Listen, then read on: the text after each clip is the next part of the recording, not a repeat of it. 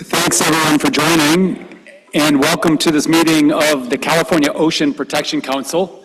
My name is Wade Crowfoot, and I serve as chair of the council and secretary of the Natural Resources Agency. If you are here in person, welcome to our headquarters in Sacramento, and if you are joining us virtually, thank you for participating. I'm just going to give a quick pause to ensure that our colleagues who are managing the virtual component of this have us linked in virtually. I'm getting the thumbs up. So our meeting can begin. Let's start by asking OPC staff to take our role today. Chair Crowfoot. Here. Katie Landau. Here. Catherine Moore. Here for Senator Allen.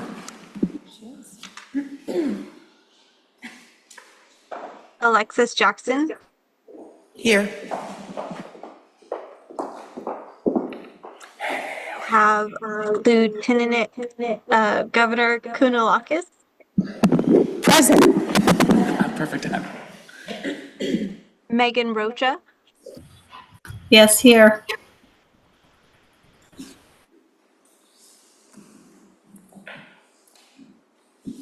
Assembly Member Addis has not joined Zoom yet.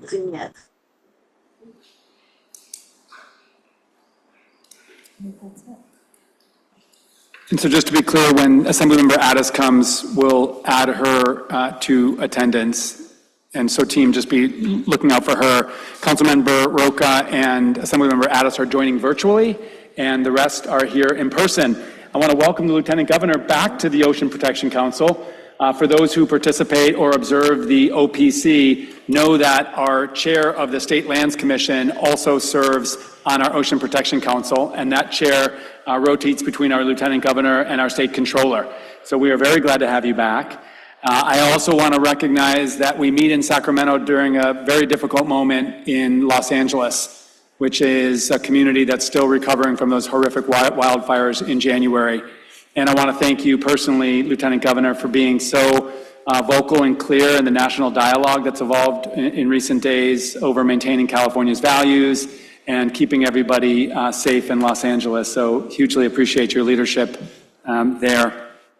So we're going to kick off the meeting with announcements from any council members that want to share what's happened since our last Ocean Protection Council meeting.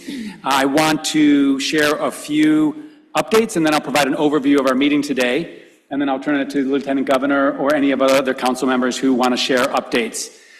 First of all, I want to thank and congratulate everyone who participated in California Ocean Protection Day, which happened on May 6th. That's an annual convening here in Sacramento that brings leaders protecting our ocean together with policymakers in Sacramento. It was a celebration of the 20th year that this Ocean Day has come together. I was disappointed to be abroad on work and couldn't participate, but our executive director, Jenn, Eckerle, and so many others participated. I want to highlight that the remarkable environmental leader, Julie Packard, received the first ever Ocean Day Lifetime Achievement Award. Of course, Julie Packard is the founder of the Monterey Bay Aquarium and the catalyst of so much ocean policy here in California. We also were proud to screen a really remarkable movie here in this auditorium in Sacramento in our headquarters called Sequoias of the Sea, which is all about the crisis that our kelp forests are facing off California, and also the remarkable work to recover them. And I believe toward the end of our meeting, the general public comment, we'll get a little teaser, about a 2.5-minute trailer for Sequoias of the Sea. I am very, very proud, and I should mention that following up on that Sequoias of the Sea film, this coming Tuesday, June 17th, actually a week from today, we are convening a virtual discussion we're calling Saving California's Underwater Forests, which is all about an update on the crisis that our kelp forests are facing, but importantly, all the work that's going into helping those kelp forests recover.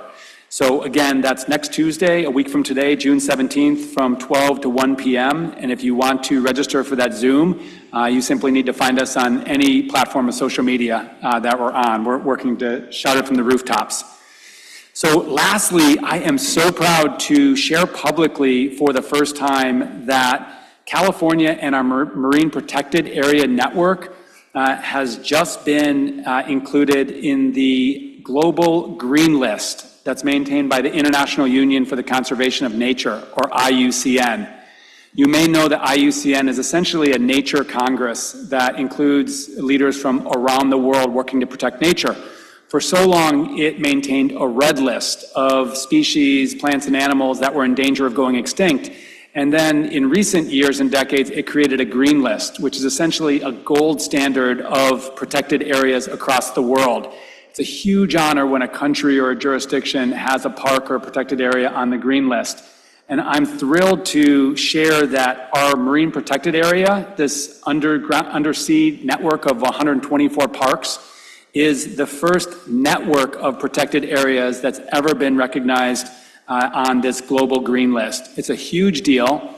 It's the product of 7 years of work led by our own Mike Escrow and colleagues from the Ocean Protection Council, and the formal recognition of this green list will happen later this year. But I think everybody that has participated in the development, the evolution of the MPA network should share credit for this award. It's something we're really, really proud of. Okay, a quick overview of a very full agenda today. I want to share that after the updates and announcements, we'll dive into federal impacts, recent federal decisions and how they impact our coastal and marine programs, significant evolving impacts. We wanted to provide some transparency, the best we know, in terms of those impacts. We're going to talk about our next 5-year strategic plan, which we plan to finalize in coming months. A draft has been recently released, and it'll be an opportunity to share an update and how we're approaching the strategic plan. That's really going to be essentially the roadmap for the next 5 years at the OPC. So that's really important for folks to plug in and provide input in coming months. We're also considering approval for a couple of important things: the Sea Level Rise Tribal Cultural Resources Funding Program, as well as the Marine Protected Area Enforcement and Compliance efforts. So you'll hear more about that. We're also talking about 30 by 30, which is the California target and now state law to protect 30% of our lands and coastal waters by 2030. Importantly, staff has, over the last year, worked to develop a roadmap on how we're going to achieve that in coastal waters, and we'll be discussing that and considering approval of that roadmap. And then we end with our consent calendar, which is a couple of small items which we can discuss, but are meant to be approved quickly. So before we go through the logistics of the rest of the meeting, I want to turn it over to Lieutenant Governor to share any thoughts she has. Thank you very much, Secretary Crowfoot. It's so good to be back and to be back with all of my fellow members of this incredibly important body. I know that we're going to be hearing a lot about the impact of the elections federally last November on California policies, programs, vision, and there's going to be a lot to unpack. But one of the things that I do just want to call everyone's attention to is some of the challenges in Southern California with legacy oil production. I don't know that there are more things that can have a more immediate negative impact on our coast than the potential for another oil spill. So we're having some real challenges down there with a couple of operators who, while the actual public policy framework and the laws haven't changed, their belief that they can challenge those laws may have. And then I also want to thank you very much for acknowledging that we're in a very difficult time right now in Southern California with ICE raids and the response publicly to those raids, as well as the federal response to our public response. And just to say in this forum, in any forum where I happen to be, how incredibly important our immigrant communities are to the culture, the communities, and the economy of the state of California. So with that, I might be stepping out early, in which case my alternate, Dr. Matt Dumla, will be stepping in my place, and he'll be able to vote and all of that. But I do also want to acknowledge that Dr. Dumla, who's my chief of staff, was just selected to lead the State Lands Commission, and very proud of him. And I'm very happy to know that his expertise on this body and as my alternate on state lands will be coming full circle around to be able to lead that body. So thank you. And again, it's great to be here with everyone. Huge thanks, and Matt, we're so also pleased that you'll be assuming that leadership as the executive officer of the State Lands Commission. It really does take a village of state agencies to protect the coast, and one of them is the State Lands Commission. So you'll bring to it great experience, partially earned as the Lieutenant Governor's alternate over the years, and so we're really looking forward to working with you. Other council members, any announcements? Okay, I will share that public comment is a really important feature of these meetings. The whole notion of making decisions through the council is to do it in public and with input. So a few words on public comment. We'll be taking public comment on items 4 through 8, and we invite comment after the presentation on each of those items. If you wish to make a comment in person, all you have to do is come up to the front and stand or sit near the podium, and we will call on those in attendance here in Sacramento first. And then we welcome public input from those joining either by Zoom or telephone. If you're joining by Zoom, you'll raise your virtual hand during the item you wish to speak. Please do that during the presentation, and our team will unmute you, announce your name, and you'll be able to provide comment. If you've called into the meeting via phone, you press the pound sign and then the number 2, so pound 2 to raise your hand. And depending on how you've accessed the meeting, you may need to unmute yourself.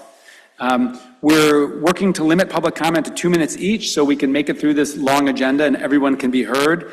And there'll be a timer on the screen to track your allotted time.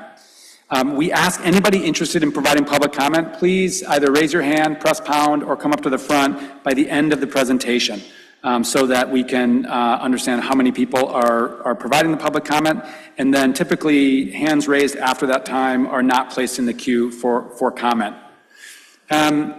With that said, I want to then move forward and invite our Executive Director, Jenn Eckerle, who serves as both the Executive Director of OPC as well as our Deputy Secretary for Coasts and Oceans here at the agency, to give an update on all that's happened. Thank you, Chair Crowfoot. I'm going to keep my report brief today, given our agenda, but I do want to provide a few highlights from my detailed report that's posted as part of our meeting materials.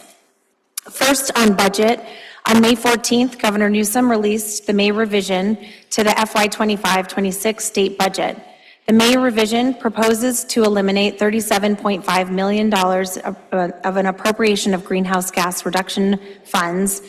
Those funds were to be allocated to the OPC in the 26-27 budget year and were to support OPC's Senate Bill 1 Sea Level Rise Adaptation Grant Program. This reduces the total amount of funding available to support local, regional, and tribal governments in developing sea level rise adaptation plans and projects. However, the climate bond, or Proposition 4, includes $75 million for this purpose, as well as an additional $134 million to advance projects that increase resilience to climate change and protect and restore our coastal and marine ecosystems. A brief update on OPC's response to the LA wildfires. The tragic wildfires in Southern California earlier this year left a profound and lasting impact on our state. Given the unprecedented nature of these fires and the proximity of the burned areas to the coastline, OPC is closely tracking potential impacts on local communities and coastal ecosystems. This has included state investments to monitor the impacts of these wildfires and to support recovery and resilience in Southern California through the development of a region-wide network to monitor wildfire impacts on aquatic habitats. In April, the LA County Department of Public Health launched a post-fire assessment dashboard as part of a broader monitoring coordination effort funded by OPC. The dashboard provides a map of monitoring locations as well as data related to air, soil, and water quality. Additionally, Ocean Science Trust hosted an expert briefing on the impacts of wildfires on coastal and ocean health, sponsored by OPC Councilmember Senator Allen and Assemblymember Irwin. The briefing explored how wildfire, smoke, ash, and debris impact coastal and marine ecosystems, as well as the current methods for monitoring these impacts. Get ready to mark your calendars. On August 14th, the 30 by 30 Partnership Summit will be held in San Diego, and we'll celebrate the halfway point of our 30 by 30 initiative. Through presentations, discussion, and connection with colleagues, 30 by 30 champions from across the state and beyond will explore themes of sustain, strengthen, and succeed. On August 15th, summit organizers are inviting partners to host field trips in the San Diego area that showcase projects that advance 30 by 30 by protecting and restoring biodiversity, expanding nature, access to nature. Yes, and mitigating and building resilience to climate change. Field trip proposals are due by June 15th, and signups will begin on July 1st. You can sign up to host a field trip by using the proposal form linked on CNRA's 30 by 30 webpage, californianature.ca.gov. And then a few quick personnel updates. In April, Jakara Anderson joined OPC as an administration and finance analyst. Where are you, Jakara? Oh, yeah. Before working at OPC, Eckerle was the concierge of this building and a fiscal policy analyst for the Children's Unit of the California Department of Social Services. Eckerle holds a BA in political science with a minor in labor studies from UC Santa Barbara, and we're so happy to have her as part of the team. And finally, I'm happy to share that OPC is welcoming 5 undergraduate interns who will help advance OPC's priorities this summer while gaining meaningful professional experience within state government. Kiani Butsley from USC Berkeley, Paige Theonette from UC Berkeley, Jacob Wagner from UC Santa Barbara, and Kate Robinson from UCLA were selected for OPC's 5th year of our 10-week paid internship summer program, which is focused on providing undergraduate college students with the opportunity to build a foundational background, professional experience, and a robust overview of California's coastal and ocean science, policy, and management work. Kiani, Paige, and Jacob have joined us already, and Kate will join us and start on June 23rd. And I think the 3 of them are listening in. Finally, Ann Larson will join OPC on June 25th through a merit-based environmental and policies internship from Stanford, the 7th year of this ongoing partnership between OPC and Stanford. I'm really looking forward to our discussion on the strategic plan on item 5, so you'll hear more from me on that in a bit. And that concludes my executive director's report, and I'm happy to answer any questions. Thanks so much, Jen, and congratulations on 5 years of the internship program. It's one of the highlights of these meetings to hear the work of the interns at the end of the summer. And it's a great model for the rest of our agencies across the state. I want to turn now to our Executive Director of Ocean Science Trust, Dr. Liz Whiteman. Liz. Oh, sorry, Alexis. Sorry, I didn't hear the call for questions. Sorry. I actually had 2. The first is that given the cuts to the budget, I was curious how OPC was thinking about engaging in the climate bond allocation conversations. And then the second question was about the advisory board, but I'll hold on that if you wanted to take the first question. So I'm clear, how is OPC engaging on the allocations? So Yes, so we've received, there's appropriations for both a portion of that $135 million, as well as the $75 million pot for sea level rise in the governor's May revision. So we're tracking that funding closely, and we will be pulling that into our strategic investments through, in combination with all of the other sources of funding to advance our priority work. Yeah, and I would just share, it's a tough budget year, obviously, in Sacramento, and so we're working on trying to balance the budget with our state legislators, and that has required cuts in many ways, like across most of our programs. I do think as you referenced, this climate bond is a piece of really good news, $10 billion, almost $1 billion of which is really focused on coastal protection. So just a note to Jenn would be to work creatively with our Coastal Conservancy and our Wildlife Conservation Board and some of the entities that are named within the bond for spending that funding around the appropriateness of interagency transfers to address some of our work. SB 1 has been so important. That's a piece of legislation, of course, that empowers coastal communities to build their long-term resilience. And so now for the first time, we have funding into SB 1. So from my perspective, however we can find ways to continue that flow of money to coastal communities that are building their resilience, that's really important. Great. And then the second question was, I was disappointed to read that the EJ Advisory Board wasn't able to meet in aggregate, and so there were kind of one-on-one check-ins. Curious about how we think about leveraging the advisory board on more like substantive issues. So like, for instance, like 30 by 30 and the conversations we're having, like how are they briefed on those, or will there ever be instances in which material is brought to them and we're hearing recommendations or insights from them on topics? Thank you for that question. That is definitely already underway. A specific example is around the work that we're doing on the Coastal and Ocean report card and soliciting feedback on exactly how we address all of those indicators, but particularly the indicators around, community benefits and equity in our work. And I think, I'm looking for Maria in the audience here, but we are working really closely with our Environmental Justice Advisory Board to think about not only how they're helping us where we are now, but where we go in the future. So they've been deeply involved in developing a biannual assessment of how we are achieving the goals in our equity plan. So really helping us ground in transparency and lessons learned so that we can keep doing this work better. And Councilmember Alexis, I think that's a good question you raise, and I think a great opportunity is really ensuring that they're figuring into the strategic plan now that it has a draft. I think we've been on a real journey to lift up these values, these commitments over the last several years, and part of that is the institutionalization, the creation of this advisory body. But your point is well taken, which is we need this to really figure in and help shape what we're doing.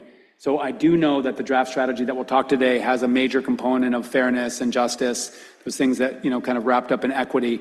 So one thing I would ask Jenn would be to make sure that the committee can figure in a fairly organized, holistic way on the draft strategic plan writ large. Because ultimately we want to take, yes, we have an equity plan, but we ultimately want to embed those priorities within the strategy. Completely agree. Thank you. Thank you for those questions. Let's move on to Dr. Whiteman. Thank you, Chair Crowfoot, council members. Diving right in. In the next agenda item, you'll hear about the impacts of recent federal actions on California's science community and the implications for our state policy and management structures. It's, of course, really, really important that we acknowledge and evaluate those impacts. And also, given what we all know about the value and importance of policies grounded in science, we also have a responsibility, particularly given the Ocean Science Trust mission, to look forward to rebuilding strategies. Some folk here might have been around as long as I have and remember back to the West Coast Ocean Acidification and Hypoxia panel and the way in which taking leadership from California and taking a regional approach led to not only a science roadmap and state investments, but also policy action at state, federal, and international levels. So we're now aiming to emulate that and have partnered with the Oregon Ocean Science Trust, the only other ocean science trust in the nation, and partners in Washington and the West Coast Ocean Tribal Caucus to spend the next 12 or so months convening in different venues and places to listen and hear science priorities looking forward. We will then lift those shared priorities, where they are shared, with a unified voice into a West Coast Ocean Science Action Agenda that can form the foundation for looking forward and thinking about aligned public-private investments and science funding structures to deliver on those priorities. I wanted to take this opportunity to link that effort to understand priority data, knowledge, technology needs into the future to the draft OPC strategic plan and reaffirm our commitment to bringing science to bear and to accelerate and advance on the priorities articulated in that forward-looking plan. So then, moving then to our current work together, I was thinking about a thread that would tie together the next set of updates. And what came to mind is that while it's initially a very obvious thing to say that science and policy are two very different things, actually the interface between them is really complex and hard. What is the science question? What's the policy question? Who is engaged? And many more things that come up.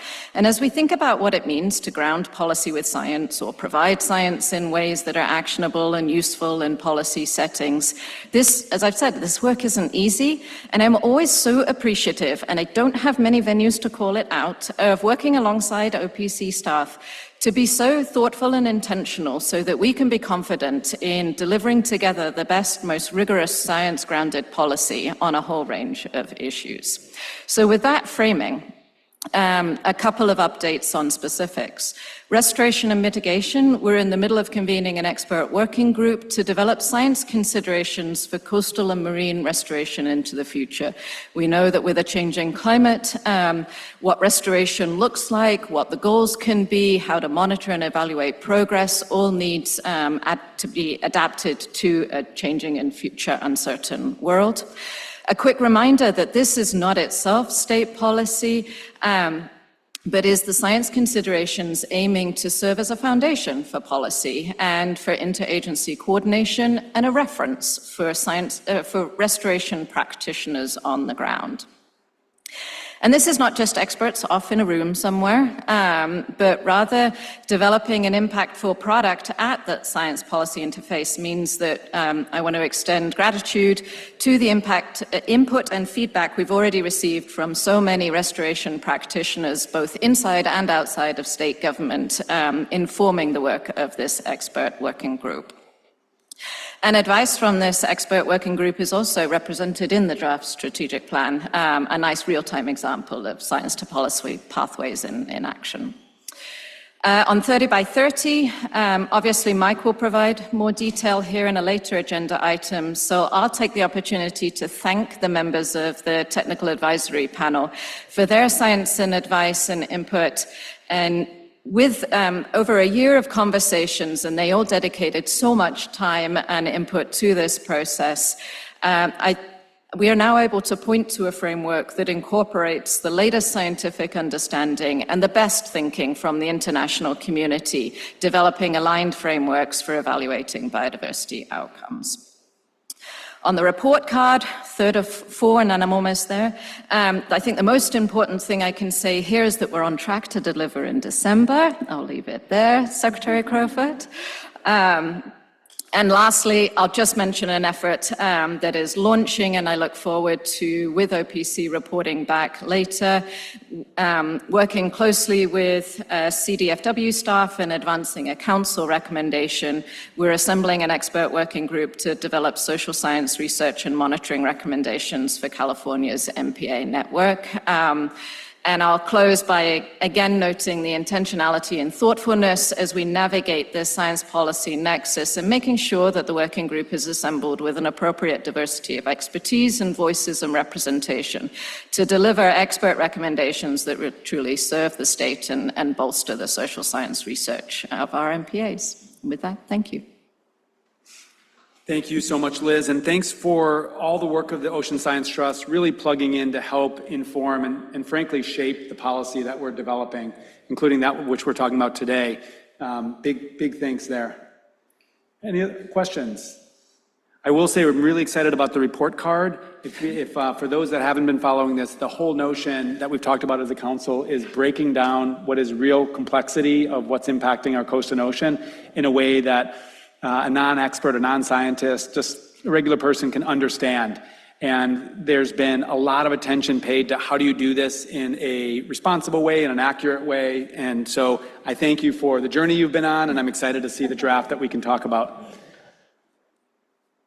All right, so then let's get into our next item, and this is an informational item. And I welcome Dr. Staci Lewis, our colleague at OPC, to the podium. We're going to talk about the impact of recent federal administration decisions and activities on our coast and ocean programs. And to me, this is a really great example of why these meetings are important. The genesis of this agenda item was actually a discussion that we had at the last meeting when we started discussing that. What are the impacts of federal decisions on the coast and oceans? And we asked the team to go off, research, understand what they could, and then come back and report to us. So big thanks for the work and look forward to your presentation. Thank you. Good afternoon, Secretary Crowfoot, OPC members, staff, public, those in person and those online. My name is Staci Lewis, and I'll be presenting on item 4, impact of federal administration activities on California's coastal and marine programs. As Secretary Crowfoot just said, he asked us to bring this to you all here in June on this update of potential impacts of federal actions. Next slide. Since January 2025, the Trump administration has significantly reduced federal capacity, resources, and services. Developed in consultation with many federal, state, and external partners, this overview is organized into 3 areas. First, the reduction to the federal workforce. Second, federal proposed cuts and funding delays. And then third, compromised federal services and partnerships. The full extent of these impacts is uncertain, as many of these changes are in progress and could be influenced by pending litigation and congressional input. Next slide. Federal agencies were directed to reduce their workforce by initiating large-scale reduction in force strategies, including eliminating positions on diversity, equity, and inclusion, terminating probationary employees, and offering early retirement and buyout initiatives. Initial Department of Government efficiency cuts reduced many agency workforces by 10% or more. Numerous leaders at many federal agencies and programs resigned, including across NOAA, where these early retirement and buyout initiatives led to the loss of 27,000 years of institutional knowledge. These significant losses will impede key state-federal partnerships critical to effectively managing and monitoring California's coast and ocean. Next slide. The President's FY26 budget request is proposing sweeping cuts to staff and programs that California depend on. Proposed cuts to NOAA would eliminate $1.5 billion, which is more than 25% of its budget, including eliminating NOAA's Oceanic and Atmospheric Research Program and cutting 25% of NOAA's National Marine Fisheries Service. If Congress approves the President's proposed funding levels, NOAA would lose most of its research capabilities to inform climate modeling. In the Department of Interior, the National Park Service is projected to lose 30% of its workforce, and the U.S. Fish and Wildlife Service cuts will be around 32%, including eliminating grants and conservation funds. Significant cuts are also proposed to BLM, the National Science Foundation, EPA, and FEMA. EPA proposes an 80% reduction in funding of its San Francisco Bay program, with impacts to wetland and watershed restoration and pollution reduction. FEMA terminated its Building Resilient Infrastructure and Communities program, or BRIC program, which provides grants to reduce risk to natural hazards and enhance natural-based solutions and climate resilience. As a result, California will lose $870 million in funding, including the anticipated loss of nearly $10 million for the Orange County Nature-Based Coalition Adaptation Pilot Project, which OPC had planned to support with cost sharing via SB1 Track 2. Another example is the loss of $18.3 million for the City of Imperial Beach Bayside Community Resilience Project, just to name a few. Finally, funding freezes and dismantling of environmental justice programs have impacted California communities. As the largest recipient of the EPA's Community Change Grant Program, California's marginalized communities, including North Richmond, Berkeley, and Treasure Island, lost $216 million in awarded funds from the EPA. Without those grants, these community resilient programs will not move forward. Next slide. There are a suite of California partnerships and programs federal actions are likely to impact, such as California's 3 coastal zone management programs, the 3 NERS, and 2 Sea Grant programs. These programs are unique federal-state partnerships that advance research and monitoring priorities, support economic drivers, and contribute to essential workforce development across the state. I will now highlight examples to the other programs. Next slide.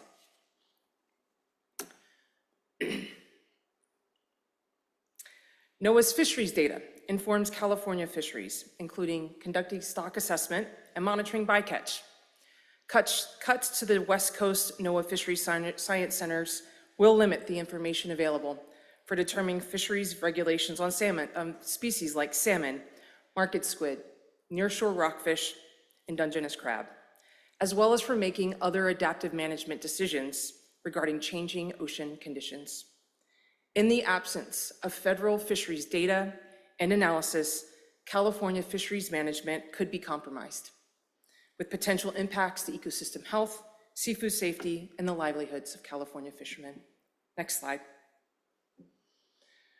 Proposed cuts to California's 2 regional observing programs, the Southern California Coastal Ocean Observing System and the Central and Northern Coastal Observing System, and the programs and the 34 institutions they support, would cause California to lose essential information needed for safe navigation, emergency response, and public health, among other services.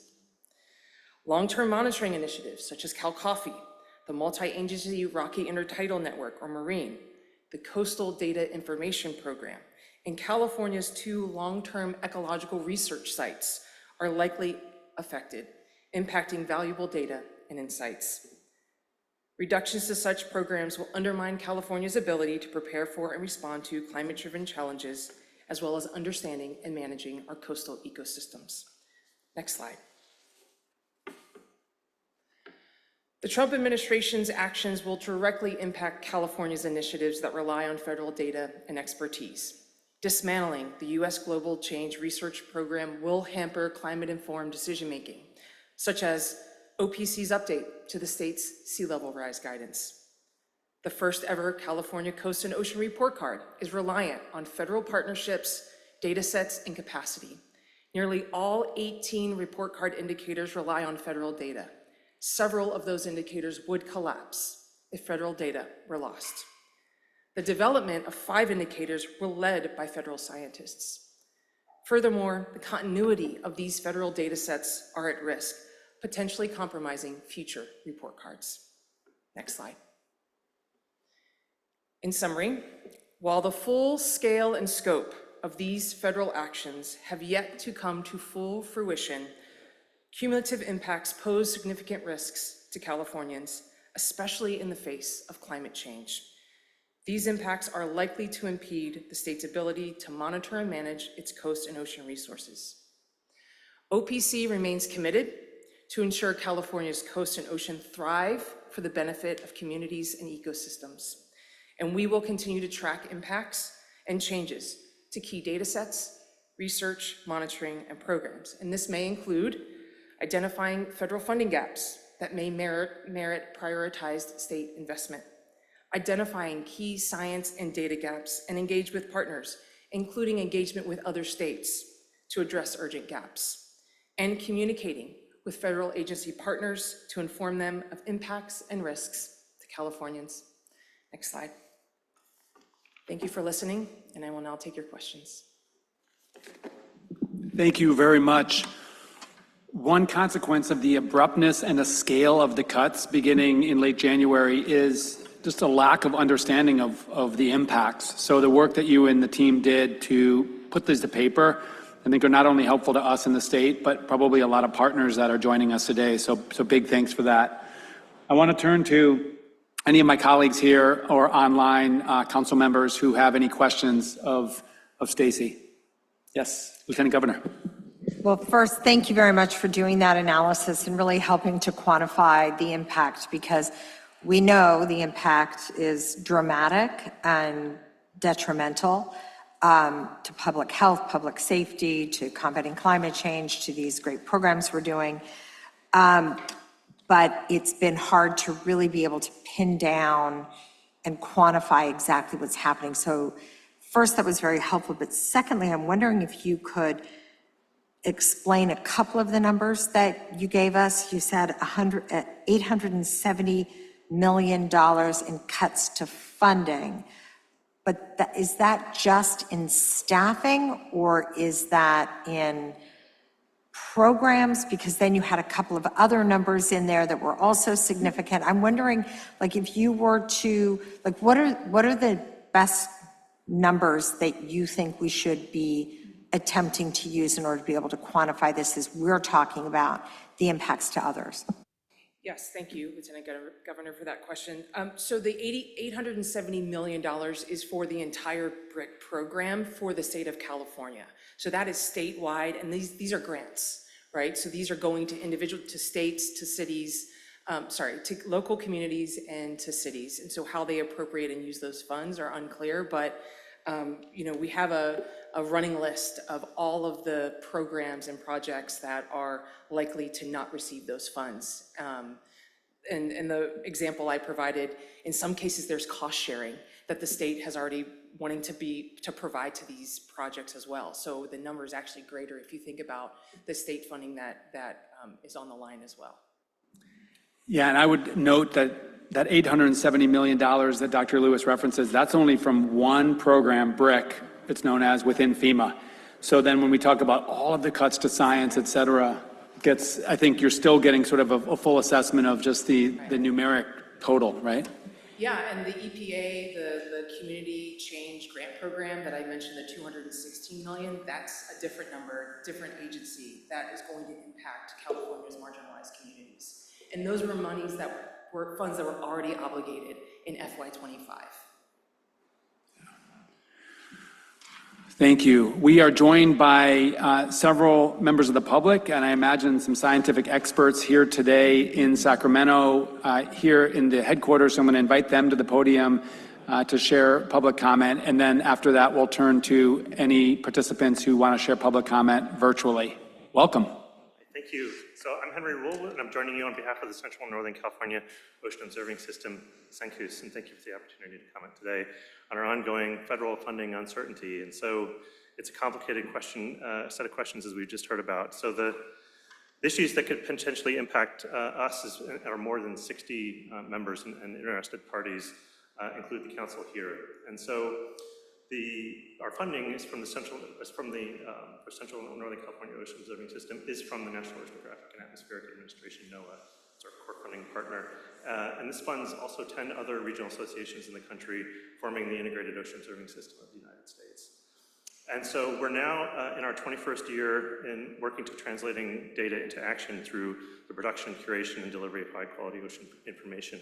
So we're also here today with our Southern California partners, SCUS. And so we work together to deliver information for California every day. And so while our systems are in many ways as strong as ever, we understand from various releases of budget guidance and more, some of which we've just heard about, that our funding carries the greatest uncertainty that we've ever faced. And so the impacts are already felt with our federal colleagues, and now I can tell you a little bit about more what's at risk with CENCUS.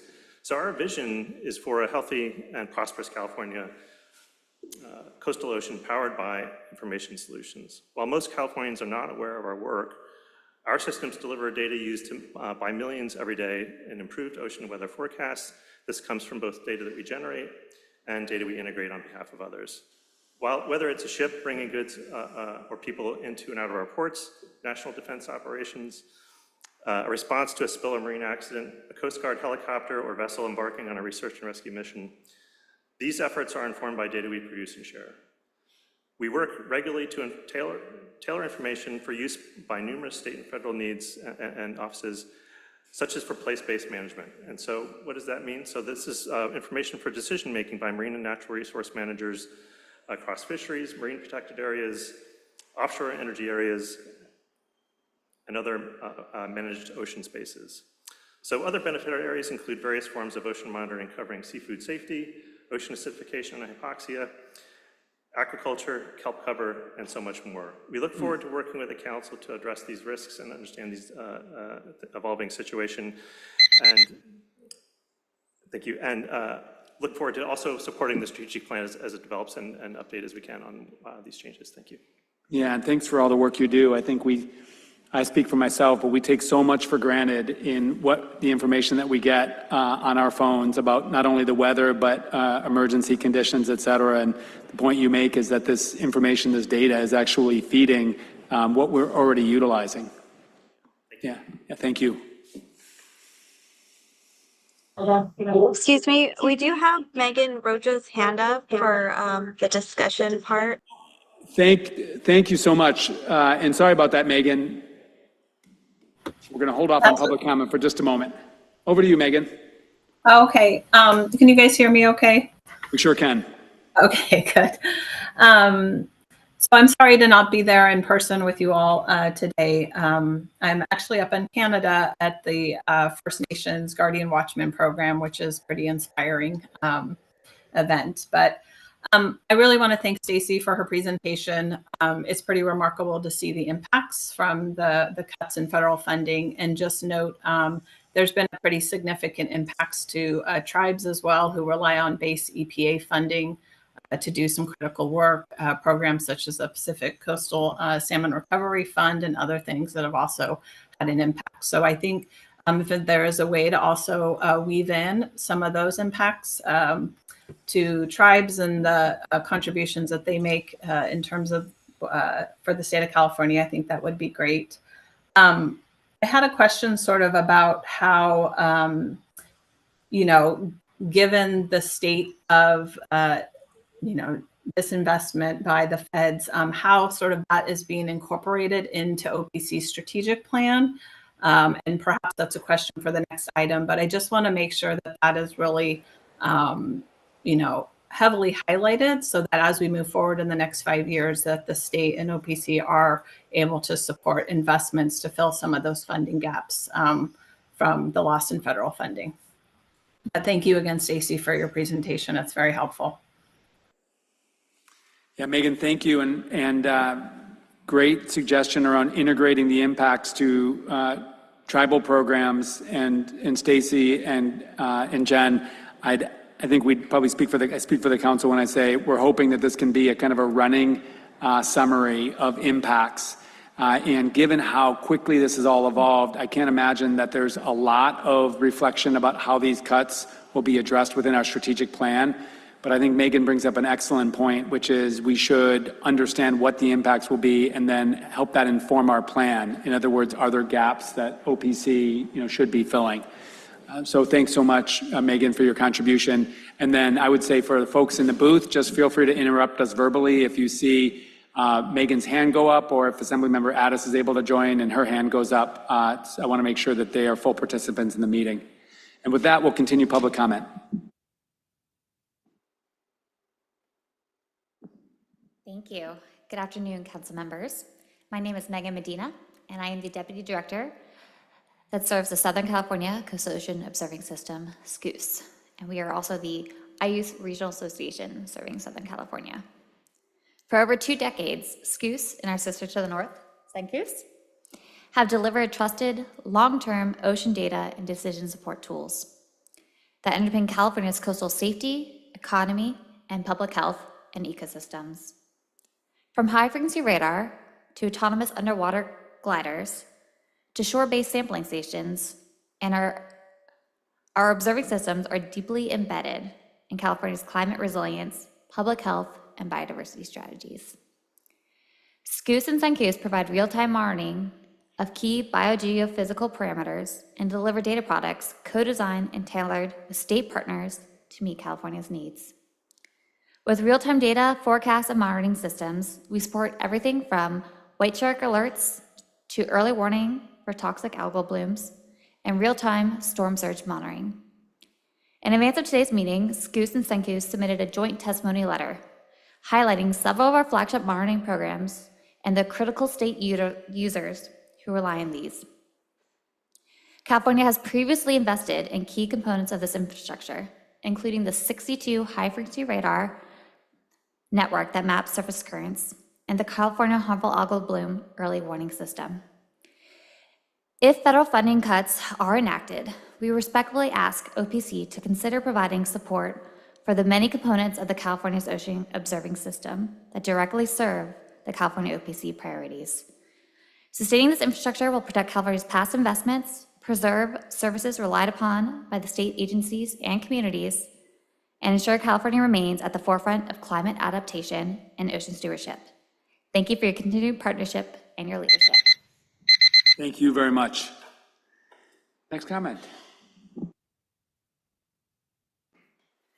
Hi, good afternoon. My name is Rebecca Schwartz-Lesberg, and I'm the president of Coastal Policy Solutions. I actually was not intending to speak on this comment, but what I wanted to share was one of the sort of unique ways that these federal funding cuts are affecting our ocean and coastal resources.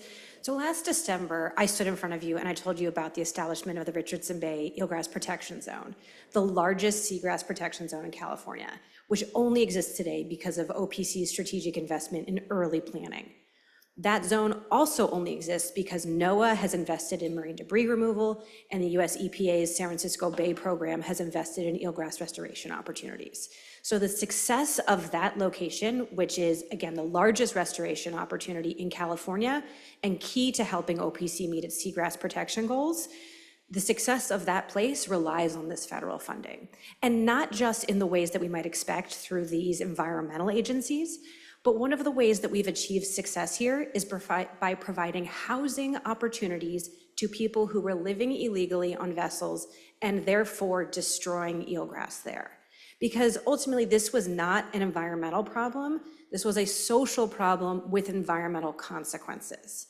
And so the cuts to the federal housing voucher program, formerly known as Section 8, will likely result in people who are currently housed losing their housing, ending up back on the streets, and in Richardson Bay, back on the water, impacting eelgrass and destroying this vital eelgrass bed.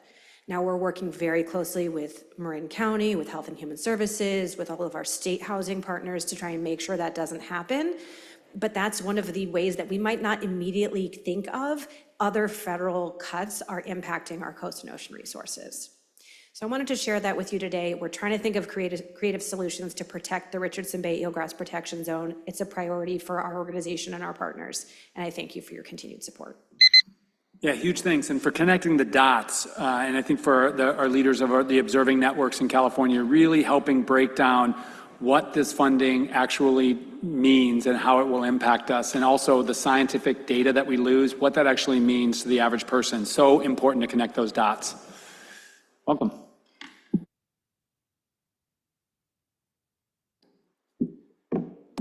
Good afternoon, Chair Crowfoot and council members. I'm Mark Merrifield. I'm the director of the Center for Climate Change Impacts and Adaptation at Scripps, UC San Diego. One of the main climate drivers affecting California, of course, is sea level rise and the effects of increasing wave impact on the coast. Fortunately, California has the best wave observing and coastal prediction infrastructure in the nation, if not the world, which provides reliable, timely information needed to assess risks, support applied research, and to make well-informed decisions about our future. For 50 years, Scripps Institution of Oceanography, through the Coastal Data Information Program, CDIP, has been the steward of that system. Data collected have been used to predict flooding in low-lying areas like Point Mugu and Avalon, to investigate chronic beach erosion in Oceanside, to anticipate cliff erosion and threats in Del Mar and Santa Cruz, to study the closure of inlets and freshwater impacts to freshwater resources in Watsonville, and to track sand nourishments at Solana Beach, and to consider wave-driven transport of pollutants at Imperial Beach. Basically, across the state, this CDIP data have been providing support. Unexpectedly, federal support for CDIP through the Army Corps of Engineers has been cut by nearly 70%. The impact on California will be severe with buoys removed from service, a reduction in processing and reporting capabilities, and the potential loss of uniquely trained technical staff. At a time when the demand for information on coastal hazards and impacts is increasing, we stand to lose a critical data source. A cut this drastic leaves few options. We believe that with strong federal support, we're hopeful that the cut will be reversed in the next fiscal year. However, without bridge support in the short term, the full program remains at risk. Thank you for scheduling this important discussion, and Scripps looks forward to continued conversations with OPC to support the continuity of this world-class wave and beach observation system. Yeah, and huge thanks for being here in person and for your leadership and the leadership of Scripps in so many ways. And as we bear down what could be another very disruptive winter of Pacific Coast storms, it's alarming that we won't necessarily have this wave detection network. That storm surges have impacted coast properties and lives in California. And so that's another excellent but alarming example of where these cuts will have impact in the coming months. So we look forward to working with you on how to address this. Let's turn to any virtual comment we have. We do have one online commenter. Sorry, now two. Christopher Voss is the first commenter, followed by Joe Campos. Christopher, you now have the floor. Good afternoon, Chair Crowfoot and council members. My name is Chris Voss, and I'm president of the Commercial Fishermen of Santa Barbara. And I want to commend the Ocean Protection Council staff and you, Chair Crowfoot, for bringing this to our attention, recognizing that things have changed rapidly in a very short period of time, and there's a need to be responsive at the state level. Obviously, as a commercial fisherman, I'm concerned with the impacts to data streams that will affect how the regulators manage commercial fisheries. I want to encourage the state to hopefully step into the gap and keep continuity for the critical data streams that are the most important. So there's a need to prioritize rapidly in ways that enable good decision-making around sustainability objectives, and then potentially discarding any extraneous data streams that aren't as critical to informing, the decision-making process. So please keep us in mind. The salmon season's been closed for the third year. Dungeness crabs struggling with whale entanglement issues. We have a host of challenges we face as coastal food producers.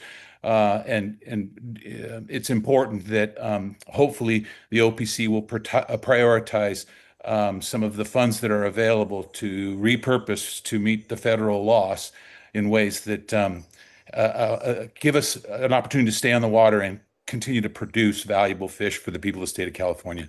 Thank you very much. Yeah, thank you. And I appreciate those comments, points well taken. And as we understand more about the impacts of the loss of federal funding on that important fisheries data, I think it's a good function for OPC to gather all who are interested, certainly including the commercial fishing associations, to understand what we're losing, how it will impact decisions around fishing seasons, et cetera, and then what we're going to do about it. So thank you, Chris. Next comment. Our next commenter is Joe Campos. Joe, you have the floor.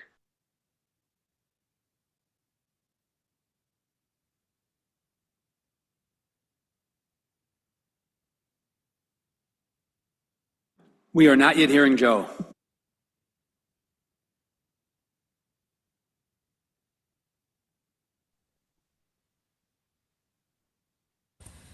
Hello, test, test.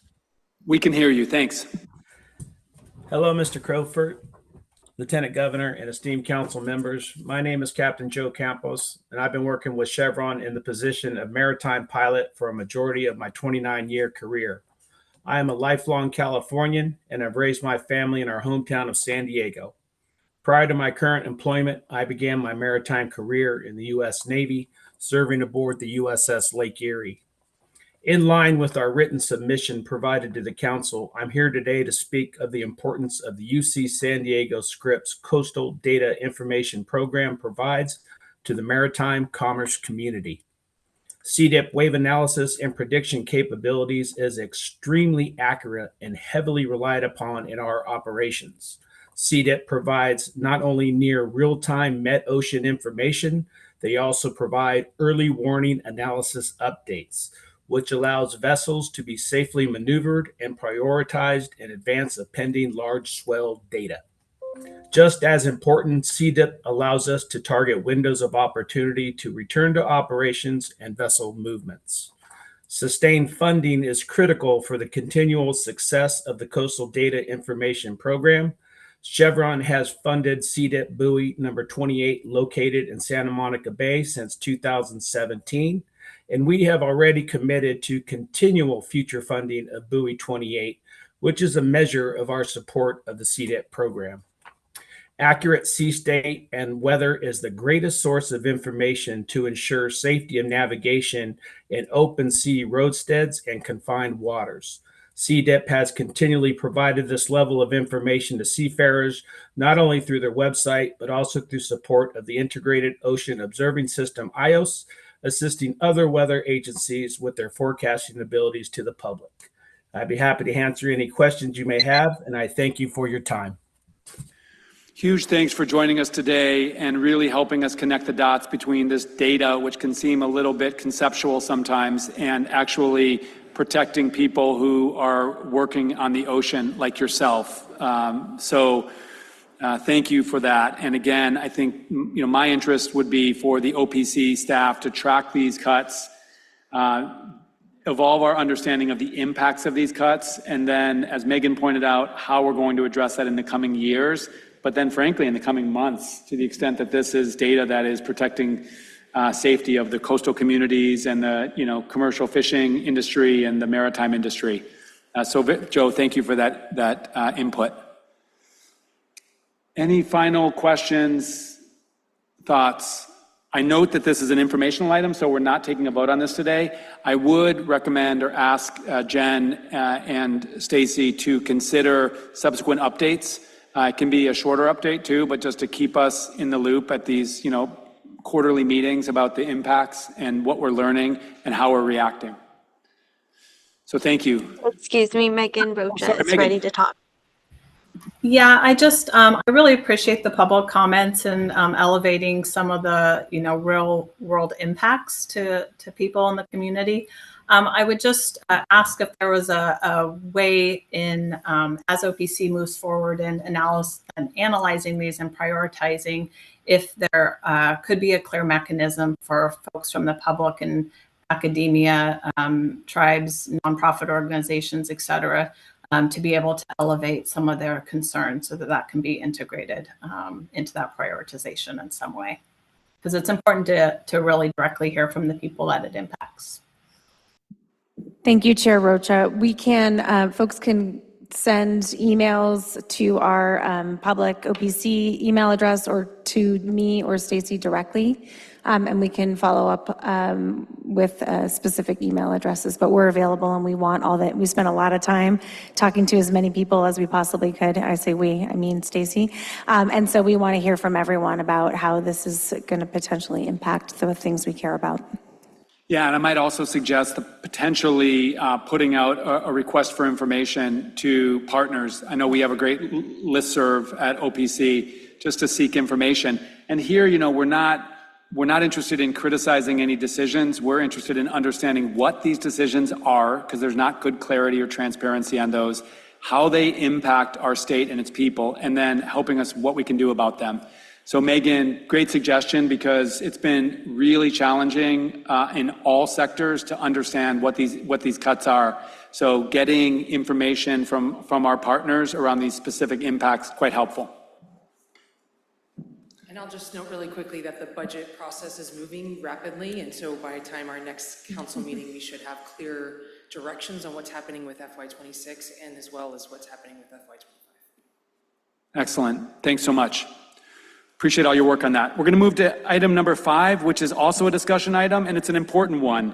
We will hear an update from our Executive Director, Jenn Eckerle, on this OPC strategic plan.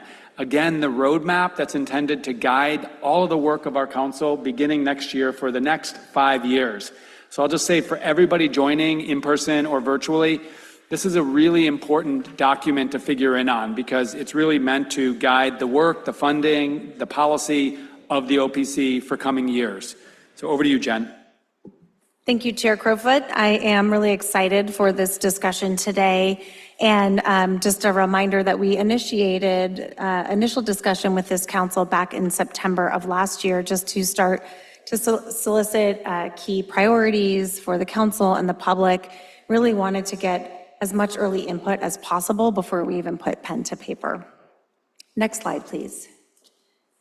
So just as a reminder to everyone, our strategic plan, our current strategic plan takes us through the end of this year and is centered around 4 key goals: climate change, equity, biodiversity, and a sustainable blue economy.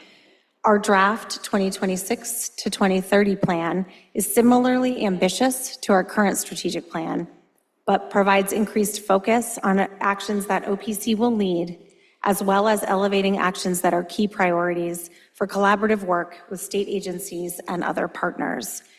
The plan provides a high-level framework of OPC's priorities and maintains flexibility to respond to new strategies and integrate emerging issues.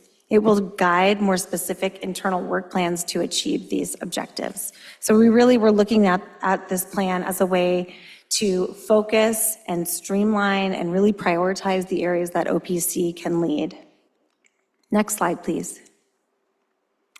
The plan, as it was released recently, was shaped through extensive outreach and engagement with council members, OPC's Environmental Justice Advisory Board, local, state, and federal agencies, tribes, conservation organizations, fishermen, community members, and the general public.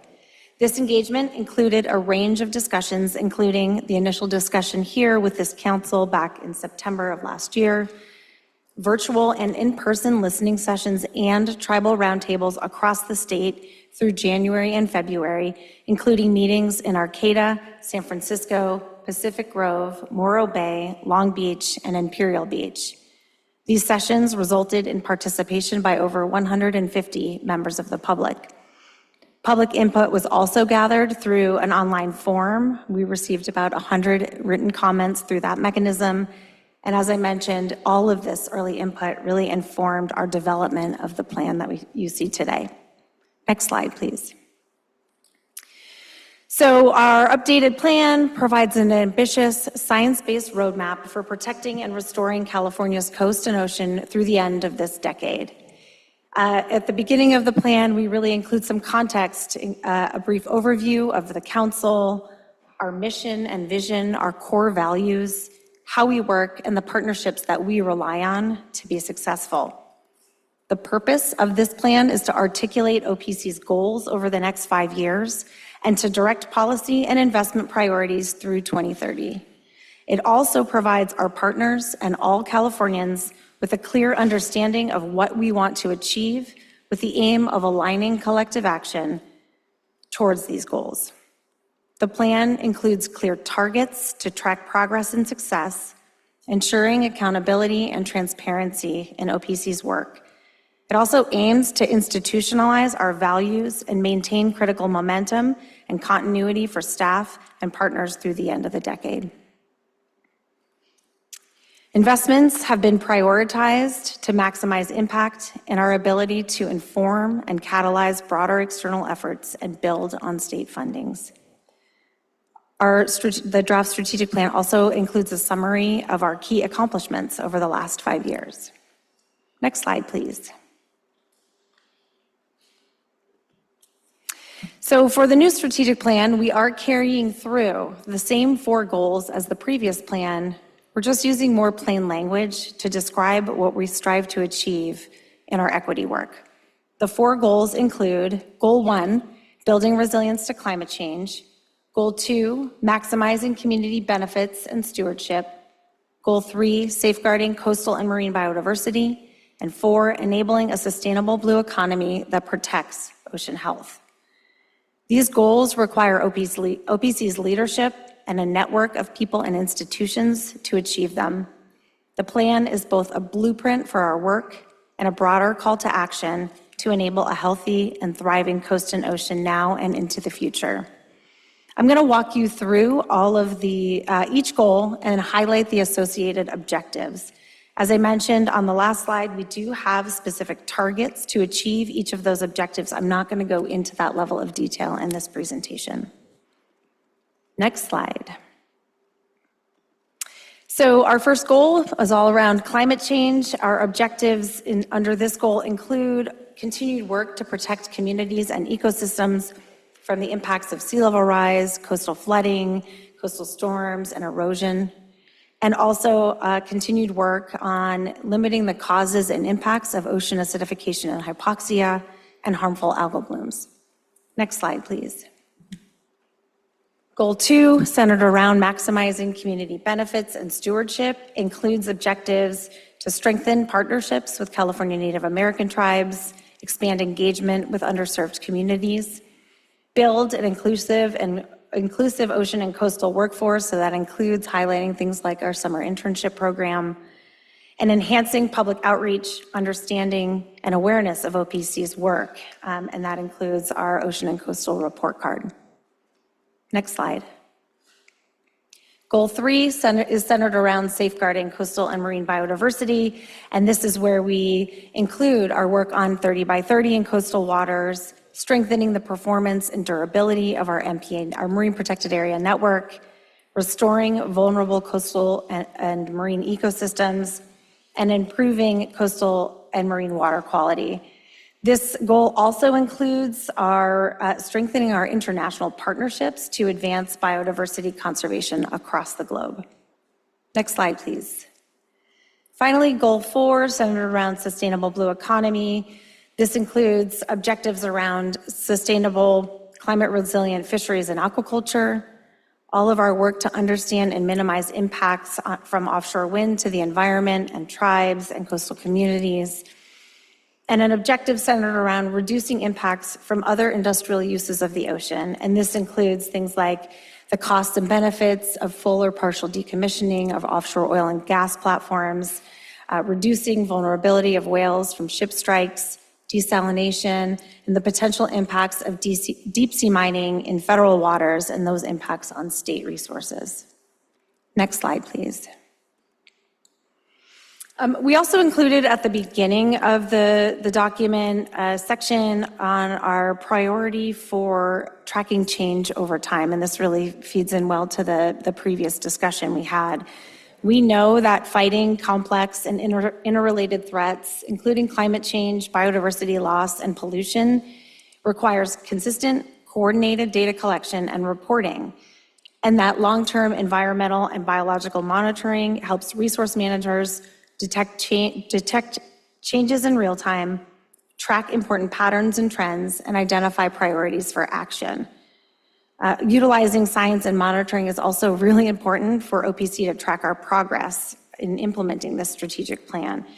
So we really highlighted a series of actions that we want to implement over the next 5 years to really help track change over time, to build on existing and successful monitoring programs, to strengthen cohesiveness, better integrate environmental and biological monitoring, and then ensure that those monitoring results are used efficiently and effectively to manage our resources. Next slide, please. So here's our timeline and next steps. We are in the dark green box on the left side of the slide. We released the strategic plan in the lead up to this council meeting for a 60-day public comment period. We have also requested tribal consultation on the draft plan over the next 60 days.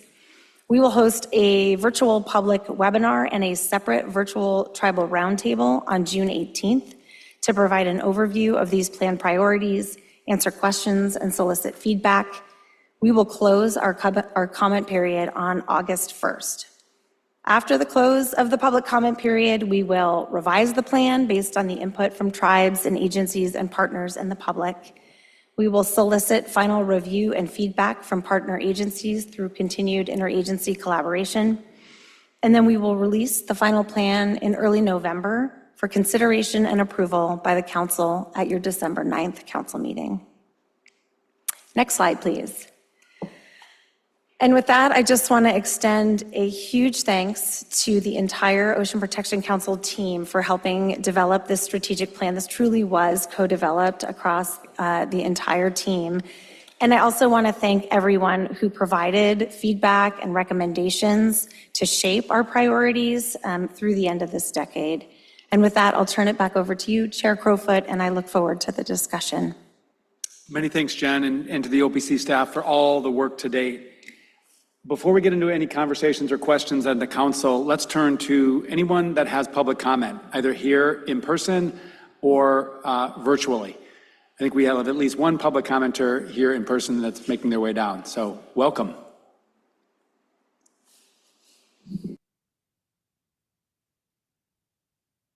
Sorry, I sat all the way in the back. Carla Garibay Garcia with Monterey Bay Aquarium. Just really appreciate the effort put into the plan thus far, and especially the intent to elevate the role of traditional knowledge in state decision-making and support tribally led monitoring efforts. We sincerely appreciate and support the inclusion of Objective 4.2 and its targets that will help understand and minimize potential wildlife, ecosystem, and community impacts of offshore wind, and are particularly supportive of the targets to establish the West Coast Science Collaborative, which will provide independent science or scientific expertise and stand ready to continue collaborating with OPC and others. At the aquarium, we've been deeply involved with SB 54 implementation, and in addition to reducing single-use plastic production, SB 54 establishes the Plastic Pollution Mitigation Fund, to which producers will pay $5 billion over 10 years to address historic harms of plastic and plastic pollution to communities and nature. In recent public workshops, we've seen industry representatives conveying their interest to use these funds for producer costs, for R&D, for compliance. But SB 54 is clear that the mitigation fund is not to be used by producers. So with that in mind, we really support Target 3.44 and are curious to learn more about OPC's plans to coordinate investments from this fund to reduce plastic and microplastic pollution, and of course address these historical impacts. We also really appreciate OPC's intention to deepen engagement with the UN, and I think that's mentioned in Target 3.52. But meeting these biodiversity goals that we have are really going to take all of us working together, and California really needs to remain a leader. So with that, yeah, thanks so much, and we look forward to sending more detailed comments in writing. Huge thanks for all you're doing. And I'll note that on Ocean Day, an award was presented to Zoe Heller from CalRecycle for her work in implementing SB 54. So we understand the importance of that towards ocean protection and health. Thank you.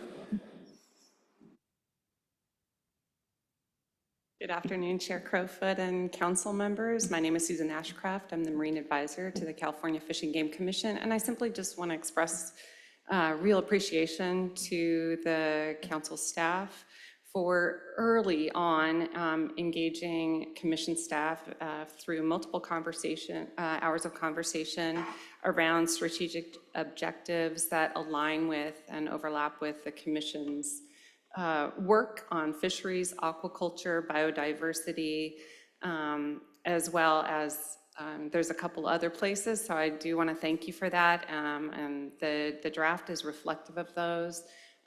We also were able to meet collectively with Department of Fish and Wildlife with staff. So thank you again for that early opportunity. We look forward to working with you. Well, and huge thanks. And it is very much of a Venn diagram of the work that you do at the Fish and Wildlife Department and the Commission to protect nature off the coast, and the work that OPC does. So thank you for that feedback. Hi, good afternoon, Secretary Crowfoot and Director Eckerle and council members. Jared Voskuhl, Director of Regulatory Affairs for CASA, the California Association of Sanitation Agencies. CASA represents over 140 wastewater agencies around California. We provide collection, treatment, and recycling of wastewater. I have three brief comments for you this afternoon, but just briefly before that, I want to thank you, Secretary Crowfoot, for your leadership and your voice. I think you've been here at least 7 years. But be what's happening right now in Southern California or the George Floyd riots, many times we come to these meetings and you always have the right word to say about what's happening outside these four walls, and that can't go unstated or unappreciated. for that leadership, and I want to thank you for that. And so kind of pivoting here to the strategic plan, as CASA, we support this plan. It seems really right-sized and right-timed with the objectives for ocean acidification, which are what we're most interested in.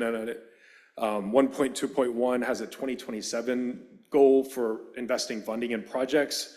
That seems right on target with some of the work that's going to happen over 2026. And then by 2030, you set a target for developing that water quality objective.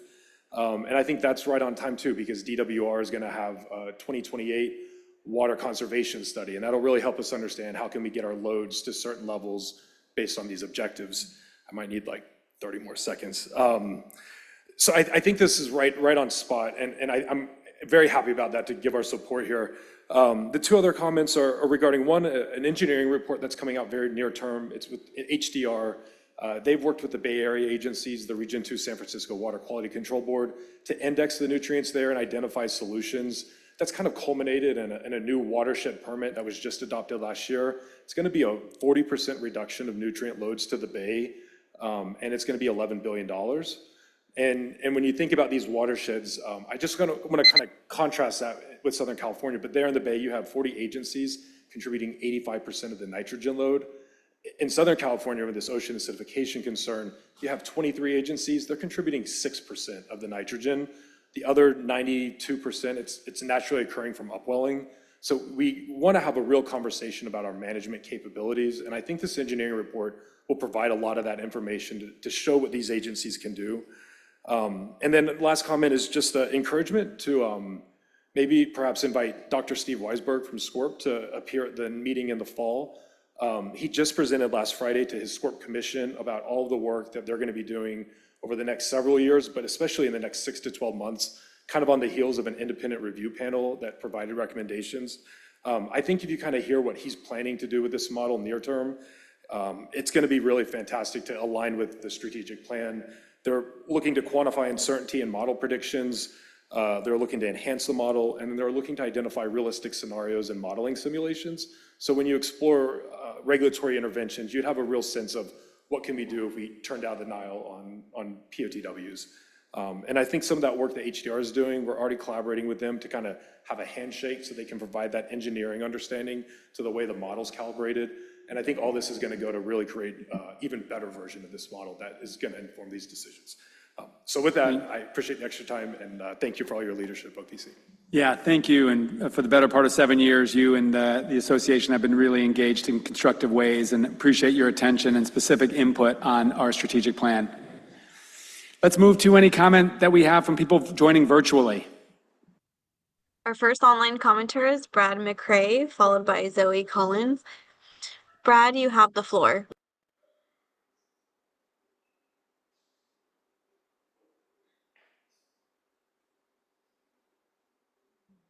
We're not able to hear you yet. Sorry about that. Is that better? Yes. Good afternoon, council members and staff. Thank you for the opportunity to comment. As was said, I'm Brad McCrae, and I serve on the board of directors of the Greater Fair Lawns Association, GFA, which, as many of you know, is a longstanding nonprofit partner to NOAA's Greater Fair Lawns National Marine Sanctuary. First of all, GFA would like to commend the OPC staff and the whole team for its ambitious and thoughtful draft strategic plan. It's really great stuff. I'm going to provide just a couple of comments today. GFA will be submitting additional written comments prior to the deadline.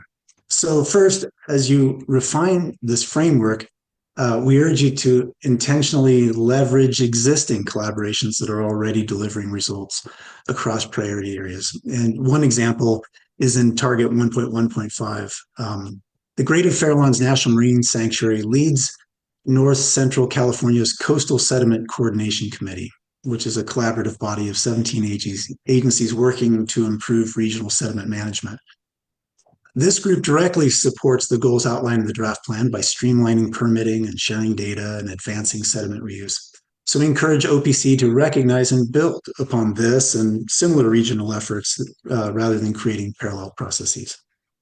And also a more simple one, sort of a specific language change in the same target. We suggest replacing the term dredged materials with the term sediment. The current term dredged materials narrows the scope and risks excluding key sources such as watershed sediment or beach nourishment stockpiles or opportunistic reuse following storm events and habitat restoration projects. We think a broader term like sediment better aligns with the full suite of sustainable management options. So that's all for today. Thank you again to OPC for your leadership and for the opportunity to contribute. Greater Fairlawns Association looks forward to continued collaboration in advancing coastal resilience across California. Thanks. Thank you. The next speaker is Zoe Collins. Zoe, you have the floor. Good morning, council members. Thank you very much for this opportunity to provide comment on your draft strategic plan. My name is Zoe Collins, and I'm part of Heal the Bay, an environmental nonprofit serving Greater Los Angeles. We look forward to providing further written comment, but wanted to take a moment to highlight some of our organization's priorities within the framework. First of all, as regional manager of the MPA Watch program, we're excited to see the council's priorities to fund at least 3 projects that advance community or tribally led scientific research and monitoring, as outlined in Target 2.2.4. And we would love to see continued dedicated funding for MPA Watch and other community science programs that directly contribute to MPA monitoring. We'd also like to voice our strong support and gratitude for objectives 3.1 and 3.2 to help lead California's 30 by 30 goal and strengthen California's MPA network. Our organization is also closely tracking the implementation of SB 54 and really value OPC's scientific guidance and policy action in bringing this landmark law across the finish line as outlined in your target 3.4.4.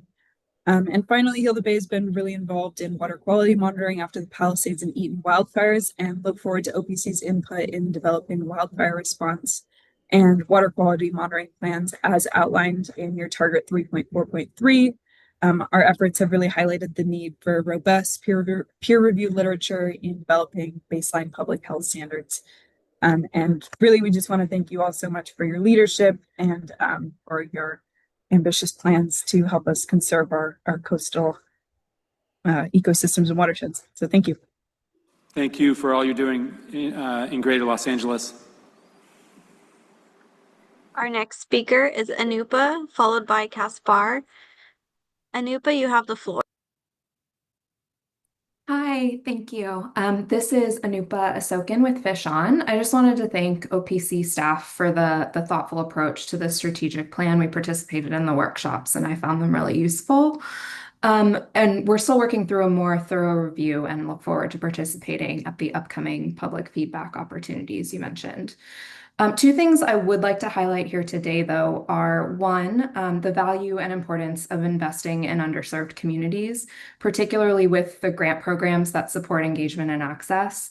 Though these are often small grants, the impact is really significant and extremely meaningful to the communities they benefit, particularly when the projects can be led from within these communities themselves. And the second point, I think there are bits of opportunity within the plan, but it's not explicitly stated.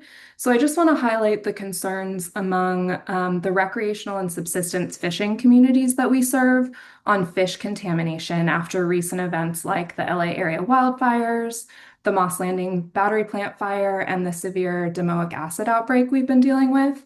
In trying to respond to these concerns, it was really difficult for us to gather information to report back to fishers on potential health and safety issues. There are many different agencies that cover different components of this, and there's a lack of capacity for nimble and timely testing and no direct source of cohesive information. So I worry that these concerns will be more acute going forward with climate and pollution issues. And so any gaps OPC can fill in both collaboration and investment to understand and track fish contamination and health would be extremely helpful and directly support the most vulnerable among our fishing community. Thank you. Thank you, Anupa. Our next speaker is Kaspar Kazazin, followed by Sandy Ellsworth. Kaspar, you have the floor. Hey, can you guys hear me? Sure can. Oh, great. Okay. Yeah, so I'm Kaspar Kazazian here with California's Surf Fishing, representing shore fishermen all along our coastline. We participated in one of your earlier workshops, along with Fish on Conservation, and it was enjoyable to be part of the process. We want to thank you guys, OPC, for your draft strategic plan. As California surf fishing, we appreciate opportunities to connect more people to the coast, and we believe OPC's small grant programs are an important investment. For many children, surf fishing is often their first opportunity to enjoy the wonders of the ocean. It is an important part of their long-term well-being. We believe in bringing underserved communities to the coast and teaching them surf fishing. We hope for more opportunities to support that in partnership with the state. Thank you so much. Thank you. The next speaker is Sandy Ellsworth, followed by Tina. Sandy, you have the floor.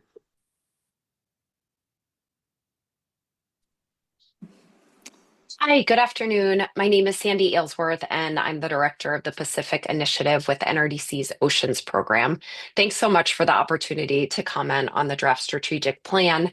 We will follow up with further comments in writing, but just wanted to highlight the component of the plan that includes plastics and microplastics today. For OPC to achieve its mission, it must address the threats of plastic and microplastic pollution. These threats touch on all four of OPC's overarching goals, but we notice that it's only mentioned once in the draft strategic plan. We appreciate that OPC included the target 3.4.4 to advance coordinated state investments to effectively reduce plastic and microplastic pollution under Objective 3.4. which says that it will protect and improve coastal and marine water quality. We urge OPC to include additional targets and objectives to the strategic plan that address plastic and microplastic pollution. For example, OPC could include metrics on plastic and microplastic pollution in the updated report card on the health of California's coast and ocean noted in Target 2.4.1. Add an additional target aimed to reduce plastics chemicals known to be harmful to the marine environment to Objective 3.4. OPC could add an additional target aiming to reduce ghost gear in California's waters to Objective 4.1 and add language and additional objectives to Goal 1, since research is showing that microplastics may impact the resilience of marine ecosystems to climate change and may also lead to increased ocean acidification. California is a leader in addressing microplastic and plastic pollution, and this leadership should be and can be reflected in OPC's 2026 to 2030 strategic plan. Thank you. Thank you, Sandy. The next speaker is Tina Calderon, followed by Jessica Gravel. Tina, you have the floor.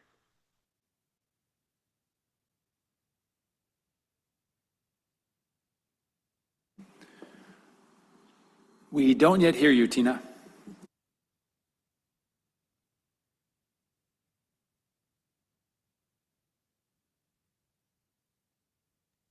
We can come back to Tina. Next speaker is Jessica Gravel.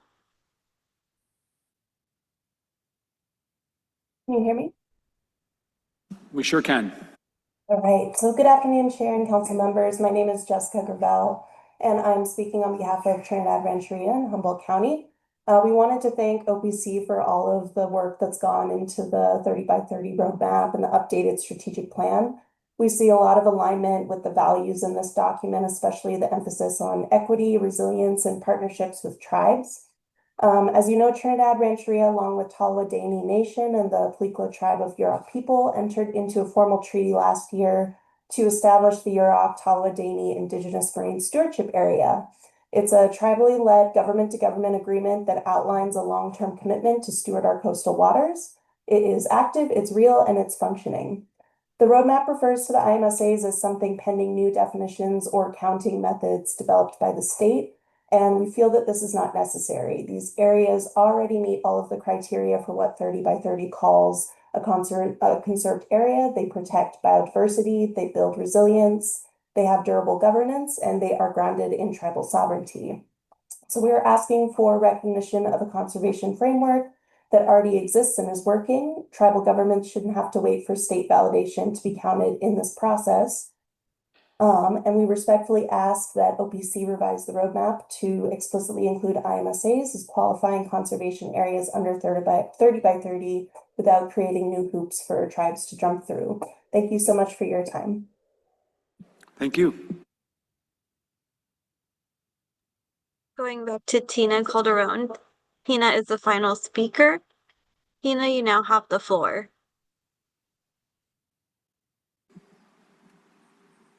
Okay, can you hear me? Yep. Oh, good. Good afternoon, esteemed Ocean Protection Council members. My name is Tina Calderon. I'm a Chumash and Tongva culture bearer, and I work for Sacred Places Institute for Indigenous Peoples. Sacred Places Institute for Indigenous Peoples, or SPI, is a California Indigenous-led grassroots environmental justice organization based in the unceded ancestral homelands of the Tongva people, also known as Los Angeles, California. Our mission is to build the capacity of Native nations and Indigenous peoples to protect sacred lands, waters, and cultures.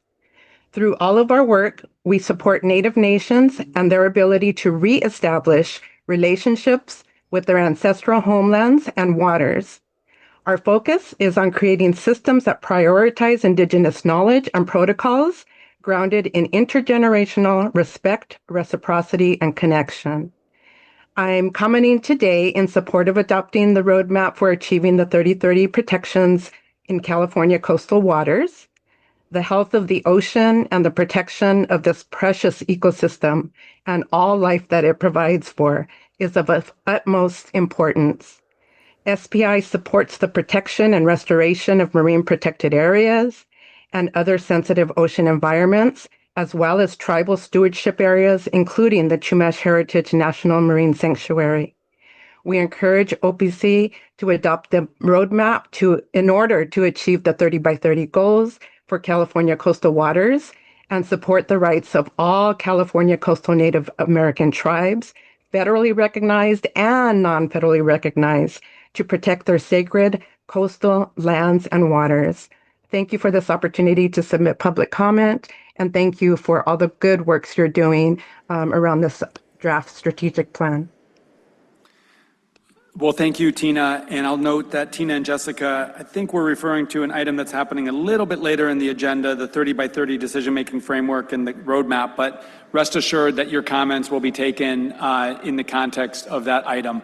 And I believe that's the end of public comment. And so I would turn to any council members with any comments or guidance to Jenn, Lieutenant Governor. I just can't quite believe that it's already 5 years. But I really want to commend you for the focus on principle or priority number 4, which provides expertise and resource from OPC in following and providing feedback on specific uses off the coast, whether it's offshore wind or desal. There are always going to be proposals for further uses, and for us to be the kind of body that has the resources to make those kind of fact-based evaluations of impacts, I think is just going to be very important going into the future. So thank you. Great update. Yeah, I appreciate and agree with that. I'll just share a reflection now. First of all, I'm a +1 on your comment, Lieutenant Governor, about the fact that it's been 5 years. It's a little bit hard to imagine, but I'm reflective as we get deeper into the work over the years. And from my perspective, the 4 pillars are really solid, and they represent the breadth of the work of the OPC. I think, to me, in a resource-constrained environment where we can't do everything, I'll be interested in understanding how we optimize the funding and our attention, our staff time, et cetera, because we can't be all things to all priorities. So I think it's really important to have a strategic plan with breadth, because also we're kind of framing out the work that's happening across state government and beyond. And I think it's really important to understand where we can move the needle. To avoid the proverbial simply spreading the peanut butter across 42 different objectives. I think we have to have broad funding and attention and understand where OPC can make the greatest difference.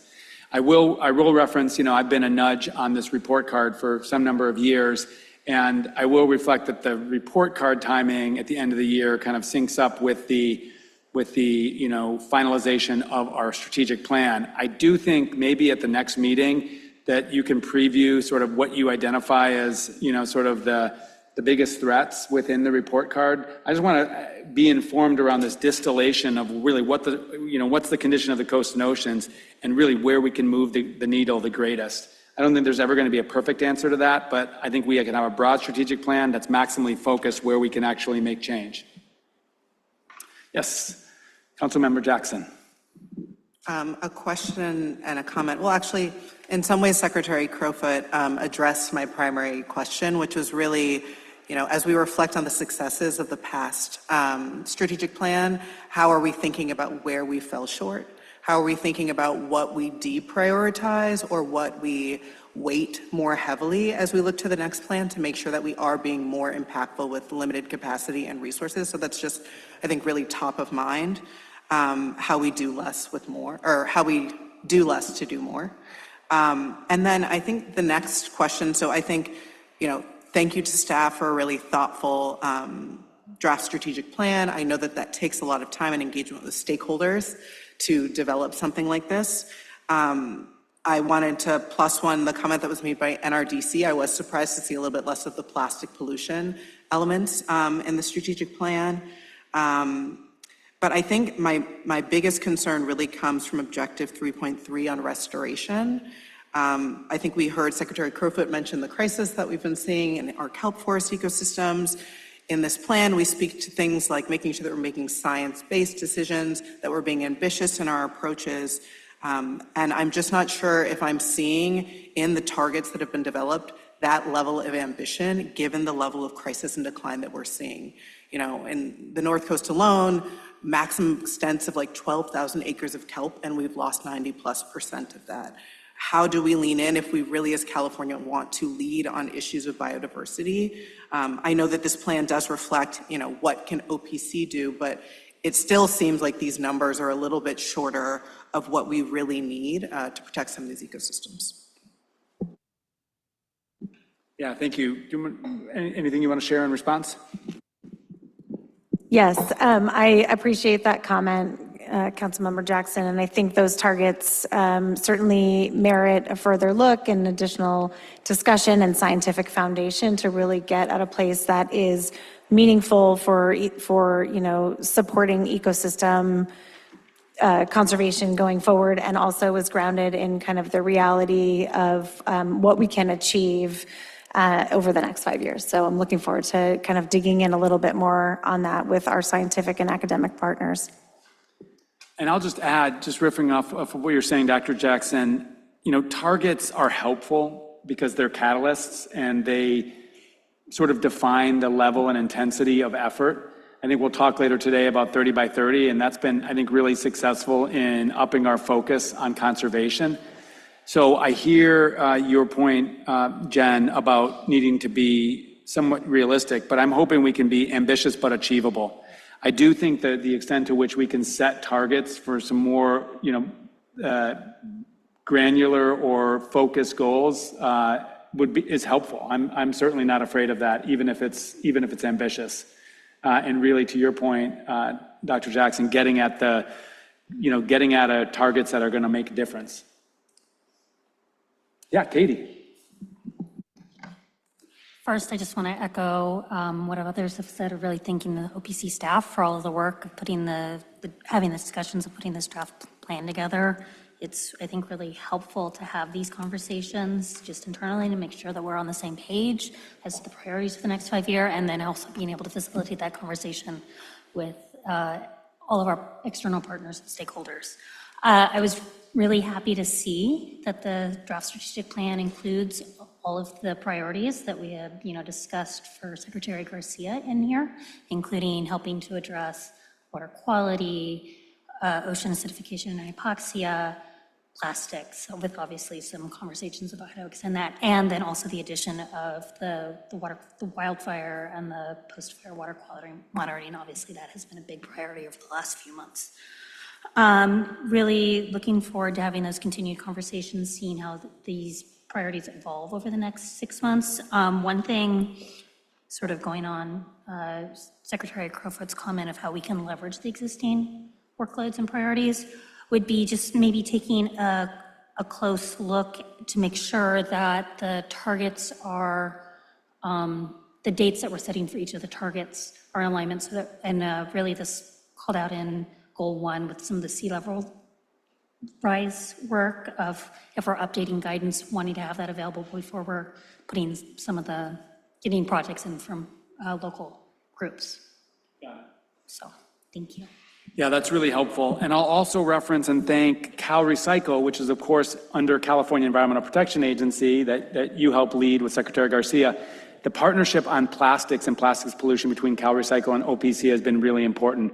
So I'll just make note that we're getting obviously input from both the council members as well as the public around where can we focus a little bit more, put more emphasis on plastic pollution.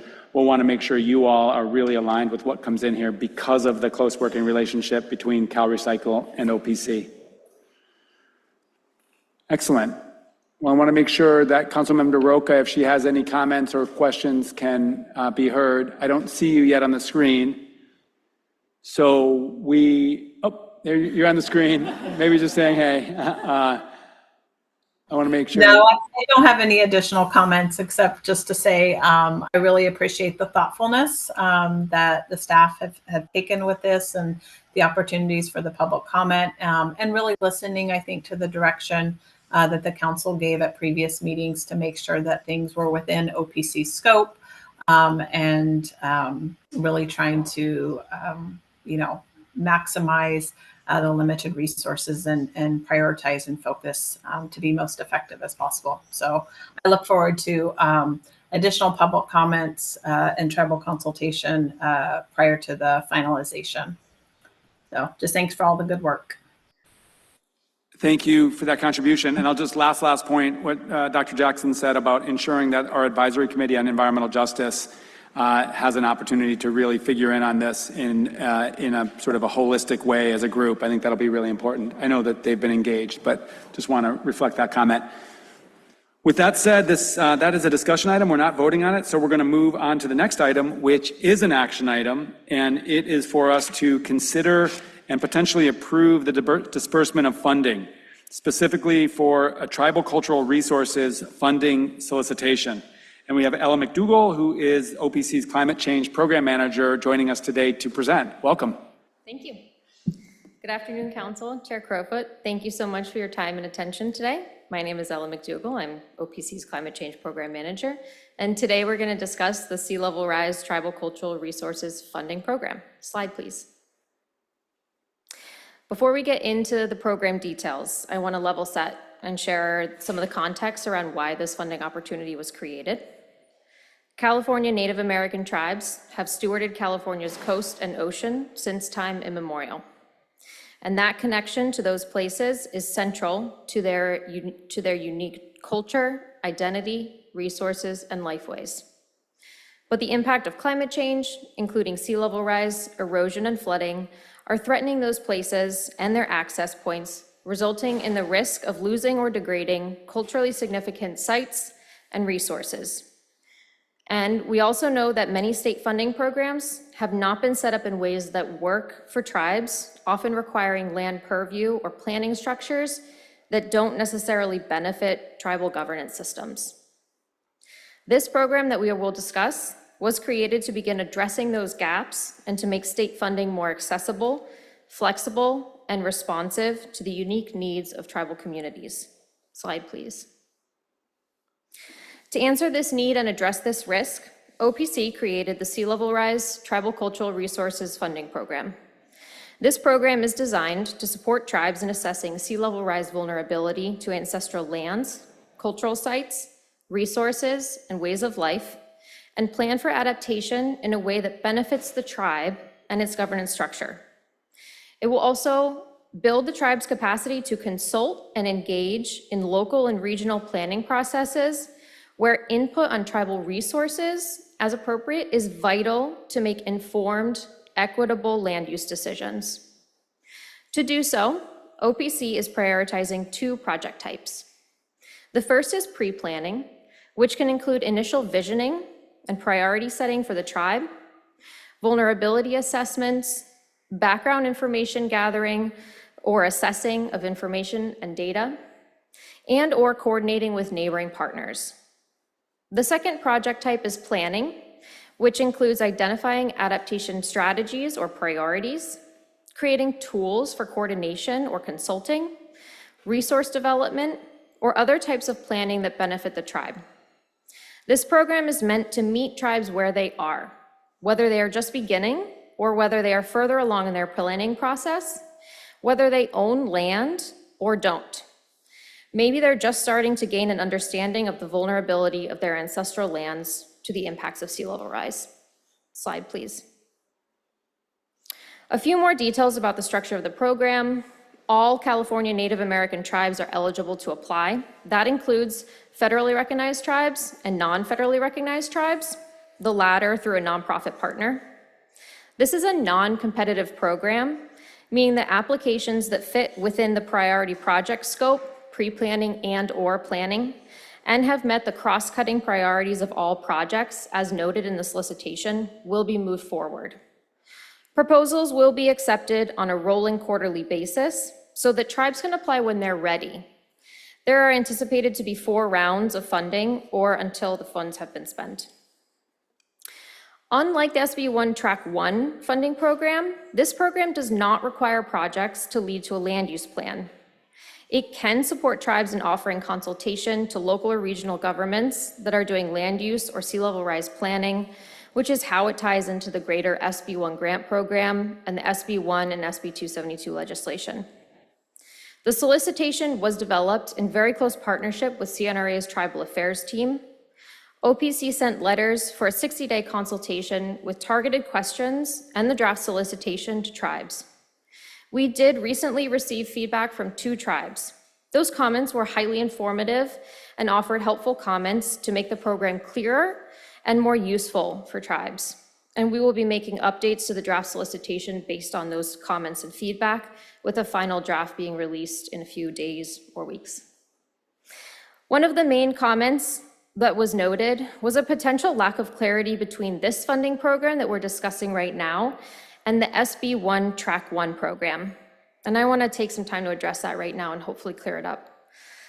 SB1 Track 1 projects must clearly lead to the development of a land use plan that aligns with the OPC's sea level rise criteria that was developed for the SB1 grant program for the Outer Coast, or BCDC's Regional Shoreline Adaptation Plan guidelines for the Bay Area, which would generally require land purview of tribal land. And we know that that's a burden that tribes often can't get over. Track 1 of SB1 includes a tribal set-aside that is specific for tribally led land use projects or a project co-created between a local government and a tribal government. That is unrelated to the funding source that is used for this specific program. This tribal resource program that we are discussing today does not require the development of a land use plan, but it does encourage tribes to address sea level rise vulnerability in a way that is useful to them and will also allow them to consult on land use plans that encompass their resources or ancestral lands. I also did not include this on the slide, but we have a technical assistance program that supports the potential applicants and grantees for the SB1 program, and that will be open and available to these grantees as well. Slide, please. To wrap up, staff recommends the approval and authorization for up to $5 million for the Sea Level Rise Tribal Cultural Resources Funding Program to support tribally led sea level rise vulnerability assessments and adaptation strategies to protect cultural resources. This project supports OPC's strategic plan, current strategic plan, objectives 1.1 for sea level rise resiliency and 2.1 engagement with tribes, as well as goals 1, 3, and 4 of the OPC equity plan, and the majority of the guiding principles within the tribal engagement strategy. Slide 6, next slide. That's it. Thank you so much, and I look forward to discussion. Thank you so much, Ella. I want to recognize Senator Allen, who's joined us. Thank you. I know how busy it is 2 blocks away in the legislature, so it means a lot that you're here in person, and I'll note that you had your capable staff representing you to date. So welcome. Well, we just finished Budget Sub 2, which is your budget. So it's a. I hope it was a very successful conversation. So we'll see how that all goes. But thank you, and it's my pleasure to be here. And I love the work of this wonderful council. Excellent. Thanks so much. And we were welcoming Lieutenant Governor back, who is on her rotation as chairing state lands. And we were reflecting on it's been 5 years since the creation of the strategic plan that we're now almost concluding. But big thanks, Ella, for that presentation. Let's move to public comment. If there's anyone here at the headquarters building in person that has public comment, doesn't look like that, so let's go to any virtual public comment. There are no online public commenters. So the one question I'd have for Ella is, if I'm understanding there may be overlap with the SB1 tribal set aside in that a tribe that is planning for sea level rise could avail itself of that SB1 funding, but it would necessarily need to lead to a land use plan. This is a more flexible pot of funding in that a tribe could work to utilize this funding if it was developing a land use plan, but wouldn't have to. Is that fair? Yes, if a tribe were to create a land use plan, we would encourage them to follow the Track 1 funding. If they are not going to create a land use plan, they can come up with essentially their own format that works for them for an adaptation plan, whether it's a matrix of priorities, strategies that they would like to look into. It's much more flexible so that it's useful for them. Got it. I did want to compliment you for an aspect of this grant program that we're really trying to encourage across our agency, and that's the rolling applications. Too often in the past, grant applications have been only allowed under a very certain limited time window. So if you're a local government or a tribal government or a conservation organization, you might have to wait 2 years for an opportunity for funding when you actually have a present opportunity or need. Our Wildlife Conservation Board and our Coastal Conservancy have pioneered this idea of a rolling application so that as an entity has a need or a desire to access the funds, they can reach out to the grantor. That's a really big deal, and I'll mention, Senator, given that you were a leader on Prop 4, the climate bond, we're really trying to move more, if not all of our programs under the climate bond to that type of flexible time frame to really enable entities to utilize the funding when they need it, particularly if they're blending funding from different pots of funding. It's really important to have that flexibility. So thanks. I know it seems like it's an evolution or something fairly new at the council, so I appreciate it. Any questions? Yeah, Megan. Oops. Yes, thank you. I may have overlooked it, but I don't recall seeing in there how much per project, if there's a cap that's included on what could be requested per project. Yes, thank you. That is one of the details that I didn't put up on the slide or include, but it is anticipated the projects will be between $250,000 and $750,000, but that is flexible and we're open to going below or above. Okay. And then I just have some suggestions, and I don't know how this gets incorporated prior to it being voted on. But the recognition that both federally and unfederally recognized tribes can apply. I think it's just important to note in there that for unrecognized tribes that they should be included on the Native American Heritage Commission list. That's not explicitly mentioned in there. And then just ensuring that tribes are only applying for projects within their own ancestral territories. I think that's also a really important point. Also, sort of what we have seen happen in the other SB1 track is tribes that have applied have said they would do outreach to other tribes within a shared territory as part of the project. I encourage that to happen upfront in the proposal development stage and be a requirement. If a tribe, that has a shared ancestral territory does not want to participate, that's fine, but that outreach needs to happen upfront. And I don't think that that's very clear in the grant guidelines. So I encourage that language to be strengthened. I also note the request for a limited waiver of sovereign immunity for federally recognized tribes, which seems unnecessary in this because it is only planning project. So the 3 areas where that limited waiver would be required are really not applicable, if I understand the guidelines appropriately. So I would encourage that to be stricken. And it also requires a different burden for federally recognized tribes in terms of post-monitoring of the project that's not also included for the unrecognized tribes. So it creates a little bit of inequity there. So, so I would just encourage those changes to ensure that there is no sort of misunderstanding as tribes try to apply for this funding. Thank you so much for those comments. I've written them all down. One thing that I did want to share that we're doing that will be new for this funding program is we are going to offer consultation on all of the projects before we take them to the council for approval. So that will hopefully broaden our engagement and outreach and ensure that those projects are well developed and considerate of other tribes. So I'm tracking. Oh, sorry, can I just ask a follow-up to that? So that tribal consultation will be generated from the NAC list. Is that the intent? We don't have a certain procedure set yet. So we're open to suggestions and we're going to be developing that soon. Yeah, I would encourage that because otherwise it really creates this burden on staff to sort of know the very dynamic landscape of Indian country in California. And that's, not a burden that staff should have to bear. So I encourage you to use that formal process to the Native American Heritage Commission to identify tribes that you would then do consultation with within those ancestral territories. Thank you.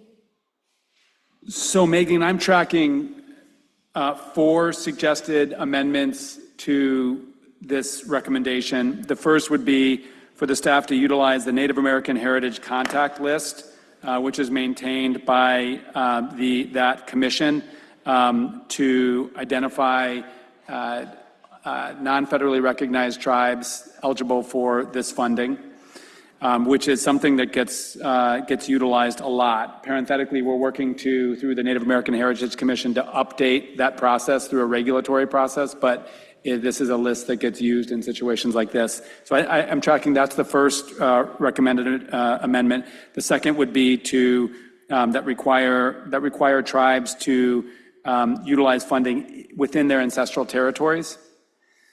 Third is that requiring outreach to any tribes that share homelands at the beginning of the proposal development or pre-proposal submission.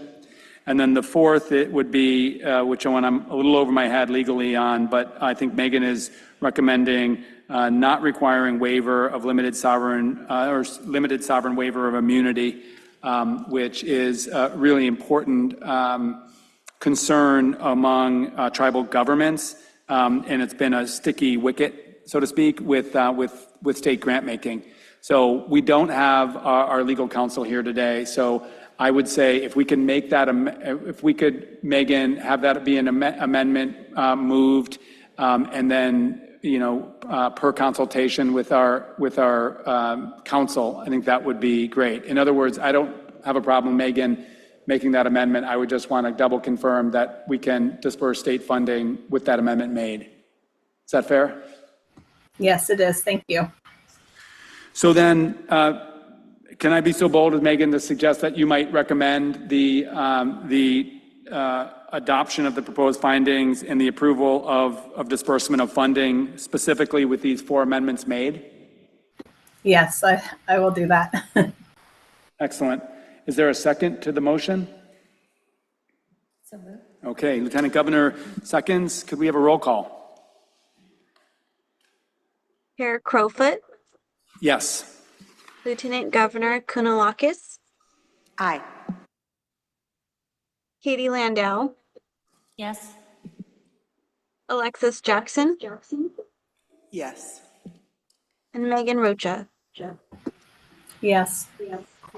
The motion passes. Thanks so much. And before we move to the next item, I just want to thank Lieutenant Governor for being here. As we talked about at the top of the meeting, it is a consequential day and week in Los Angeles. Our thanks to you for your leadership with Governor Newsom and our legislators, really putting California values forward in this national dialogue. Understand that you need to leave to go take care of those emergency matters, but huge thanks for being here for the time you have been. Thank you. Yeah. And we welcome to the council a short timer in the Lieutenant Governor's office, Matt Domlau, who will be joining the state as the new executive officer for the State Lands Commission in just a short amount of time. Okay, we are going to move to our next item, which is item number 7. And this is an action item where we will consider and potentially adopt the 30 by 30 roadmap decision-making framework for coastal waters. And I have some sort of context-setting comments, but I'm going to hold off on those, and I'll invite Mike Eckerle, who is the Senior Biodiversity Program Manager, as well as the Tribal Liaison at the OPC, to present. Welcome, Mike. Thank you, Secretary Crowfoot. Thank you, council members. Yeah, I'm Mike Eckerle. I lead our biodiversity and tribal affairs work here at OPC. And I'm really excited. I'm really proud to be presenting our final roadmap. Many years really in the making to achieving 30 by 30 in our coastal waters today. So next slide, please.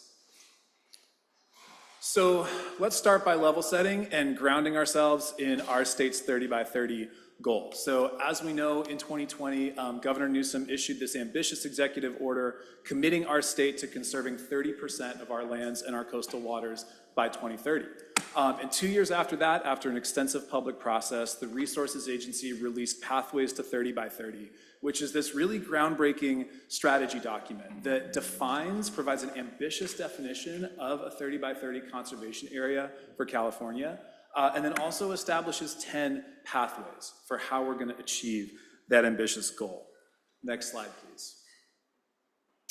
And when we talk about 30 by 30 and we talk about protecting biodiversity as that primary key objective of the initiative, what we're really talking about is protecting California's really incredible diversity of life, from individual species all the way to entire ecosystems. But there are other priorities in Pathways to 30 by 30 as well, expanding access to nature and building resilience to climate change. And I think when you look at Pathways, what really shines through to me is that this is a document that supports conservation action that helps people and nature thrive together. So for us in the ocean, what that means is that conservation actions, 30 by 30 conservation areas, can both provide a high degree of biodiversity protection, but also allow for those sustainably managed activities like fishing, boating, diving, as long as biodiversity conflicts are minimized. Next slide, please.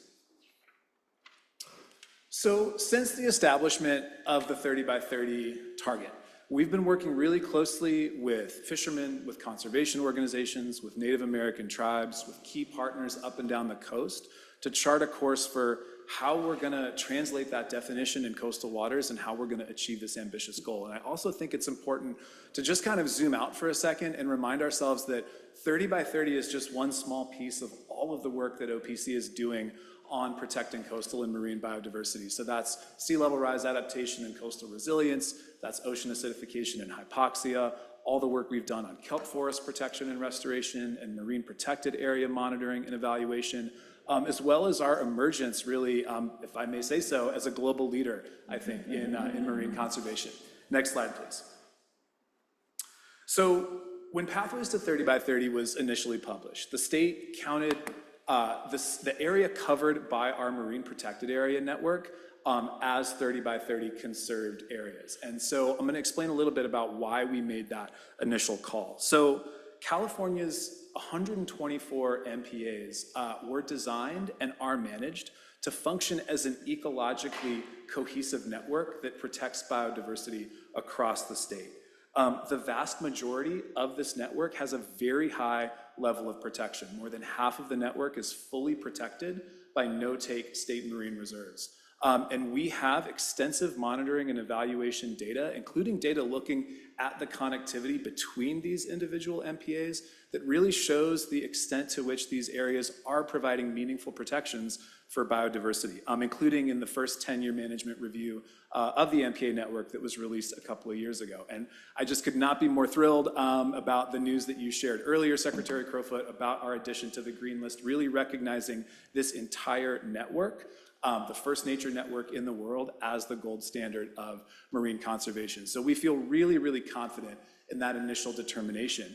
But we also realized that there was still some clarity we needed to provide. And so following the release of that Pathways document, we embarked on this process to develop refined guidance for applying this very strong definition in Pathways to 30 by 30 to coastal waters and to update our accounting of the conserved acres that we had provided in Pathways. So next slide, please.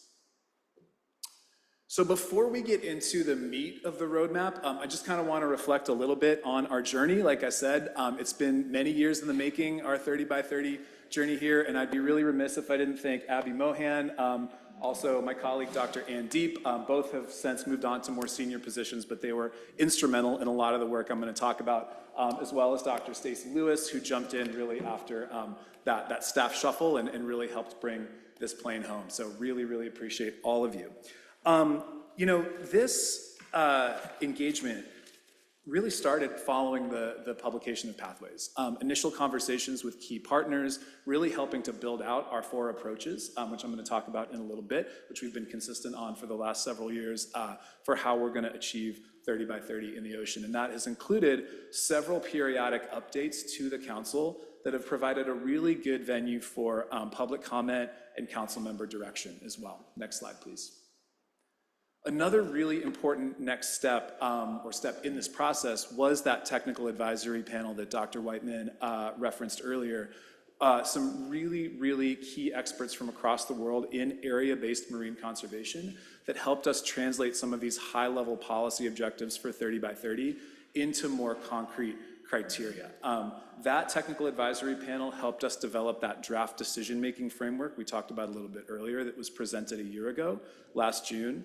And as you'll recall, the presentation of that framework launched a really robust 4-month public comment and tribal consultation period that included public workshops and tribal roundtables up and down the state. We went from Arcata to Monterey to San Diego to really hear more from tribes and local communities about their priorities for 30 by 30, any concerns they might have, and really how this initiative could benefit conservation in their specific local region. So those were really, really valuable conversations. Next slide, please. And we also had some incredible opportunities last year towards the end of that public comment period. We held a dedicated public workshop at the 30 by 30 partnership last summer that was really productive. We also had the incredible opportunity to discuss this framework with international partners at the United Nations Biodiversity Summit in Colombia, and really heard a lot of really admiration for the level of ambition that California was setting with this decision-making framework. Next slide, please. So we summarized all of that. Oh, I'm sorry, back up one more slide. Sorry about that. So we summarized all of that feedback back in December and heard, again, additional public comment and council member direction. And I would just say the final roadmap really represents a tremendous amount of thought and work. And I'm not just talking about the 3 years of work by the OPC team, but really our engagement with, we tallied it up, it's more than 1,000 Californians who have directly provided input into this draft framework. And I know there are a lot of diverse opinions on how we can best get to 30 by 30. I think we're probably going to hear a lot of different opinions and thoughts during public comment, but we really interpreted this interest and excitement and level of engagement as a testament to how much people care and how much people really want to protect our coast and ocean. Next slide, please. So for those of you who are familiar with the draft decision-making framework that we released last year, you'll see not very much has changed as we start to march through these slides and talk a little bit more about the final roadmap. The fundamentals of how we're making decisions remains the same. We're using the same science-based tools in the same ways as recommended by the technical advisory panel, but we have made a couple of significant changes that I want to call out. So first, we have added a dedicated pathway for tribal stewardship areas, and we did this in direct response to comments that we heard from tribes during consultation, as well as new global guidance for recognizing and respecting what the international community calls indigenous conserved areas. So we made that change, and we also removed access and climate as determinative elements of the framework. So previously, an area that had less biodiversity protection could count if it provided access or climate benefits. We are now still obviously considering access and climate, but we're recentering biodiversity. So areas cannot count as 30 by 30 conservation areas unless they allow that or provide that high level of environmental protection. And I also think it's really critical to emphasize this roadmap is fully intended to build on, but not to replace pathways to 30 by 30. So this roadmap upholds and reaffirms all of those core commitments and priority actions that are in that document. So let's talk about definitions, the first key part of the roadmap here. Pathways, as we know, defines 30 by 30 conservation areas as land and coastal water areas that are durably protected, principally for biodiversity benefit. So note that this definition includes those two fundamental elements, right? Let's get into those in a little bit more detail. Next slide, please. So durable protection is defined in pathways to 30 by 30, essentially as areas that have gone through some sort of formal rulemaking process that can't be easily undone. So if you think about California's MPA network, for example, which was established through California Fish and Game Code, that easily meets this bar, but a temporary protection or a seasonal closure would not meet that durability bar. Next slide, please.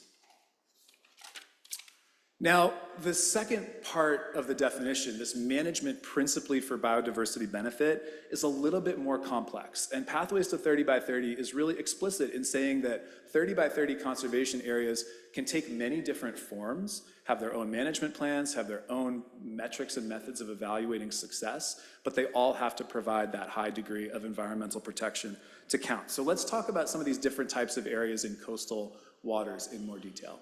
Next slide, please. So let's start with this new pathway I talked about, this tribal stewardship pathway.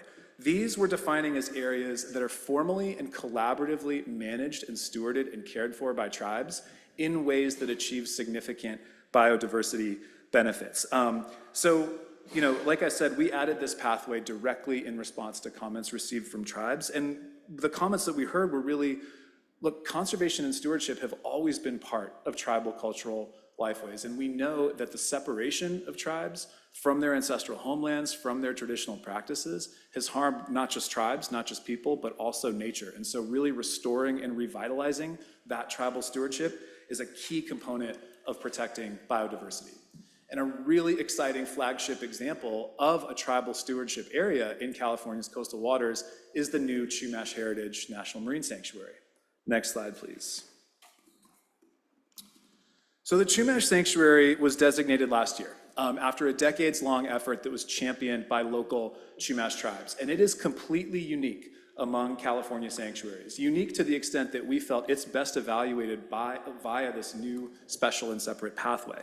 The sanctuary protects an area of high biocultural significance, which is a concept in Pathways to 30 by, that's referenced in Pathways to 30 by 30, that really accounts for that deep interconnectedness of people and of place. And this sanctuary does not just have a management plan focused on biodiversity, it has a management plan that's ecosystem-based, but inspired by tribal values. And those tribal values and priorities are woven through 12 individual action plans that are part of the management plan that focus on things like water quality, resource protection, climate change, and wildlife.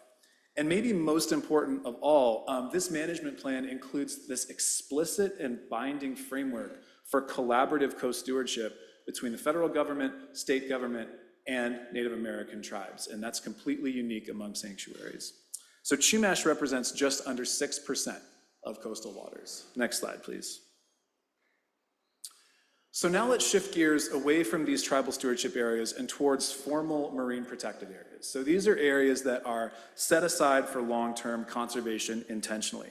And the NPA guide, which is a science-based tool, can really help us evaluate not just the quantity of protection, but also the quality of protection in formal MPAs.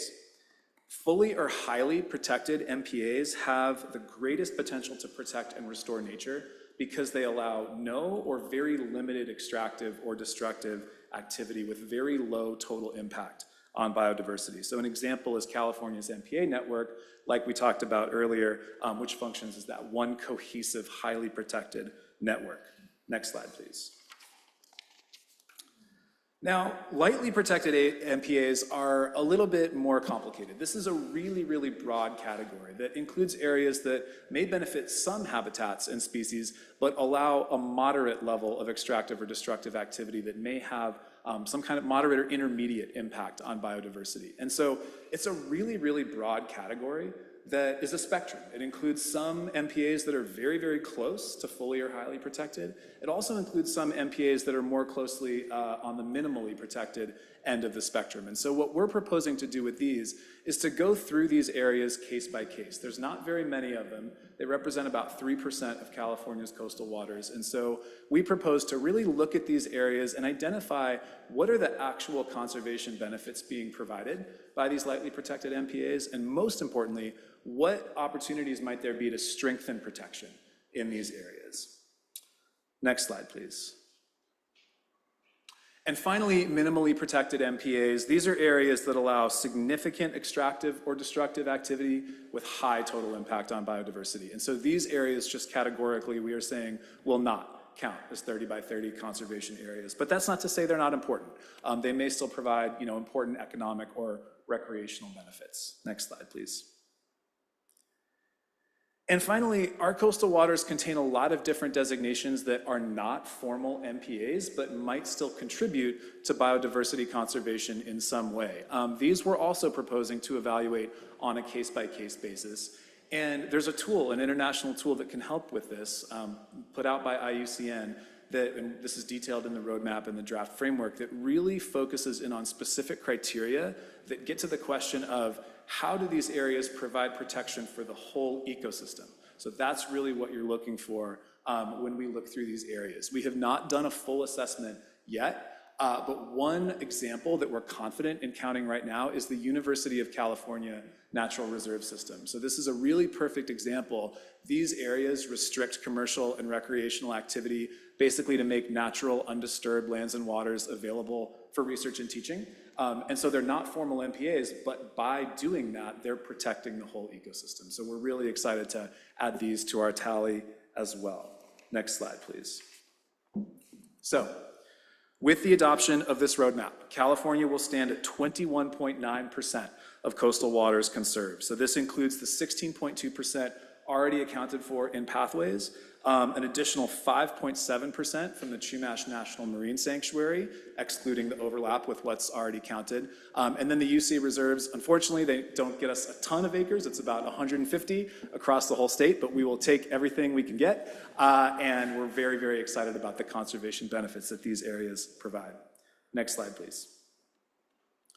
So with that number, I'm really thrilled to stand here and report that at the halfway point of this initiative, we're more than 3/4 of the way to our goal with the adoption of this roadmap. But this is not the time to take our foot off the gas. First of all, designation is only the beginning. These areas are not necessarily perfect, and there might be opportunities even in areas that are already counted for 30 by 30 to further strengthen biodiversity protection. We also, to meet our goal, have an additional 275,000 acres of coastal waters to conserve by 2030. So I'm going to go through those in a bit more detail right now, because that's really the second key part of the roadmap, not just how we're making decisions, but what are we going to do for the next 5 years to make sure we meet our target. Next slide, please. So as we've discussed over the last couple of years at many different council meetings, we've identified 4 key approaches for getting to 30 by 30 in coastal waters. MPAs are a really important part of that, but we're adopting this portfolio approach that recognizes conservation is not one size fits all. Next slide, please.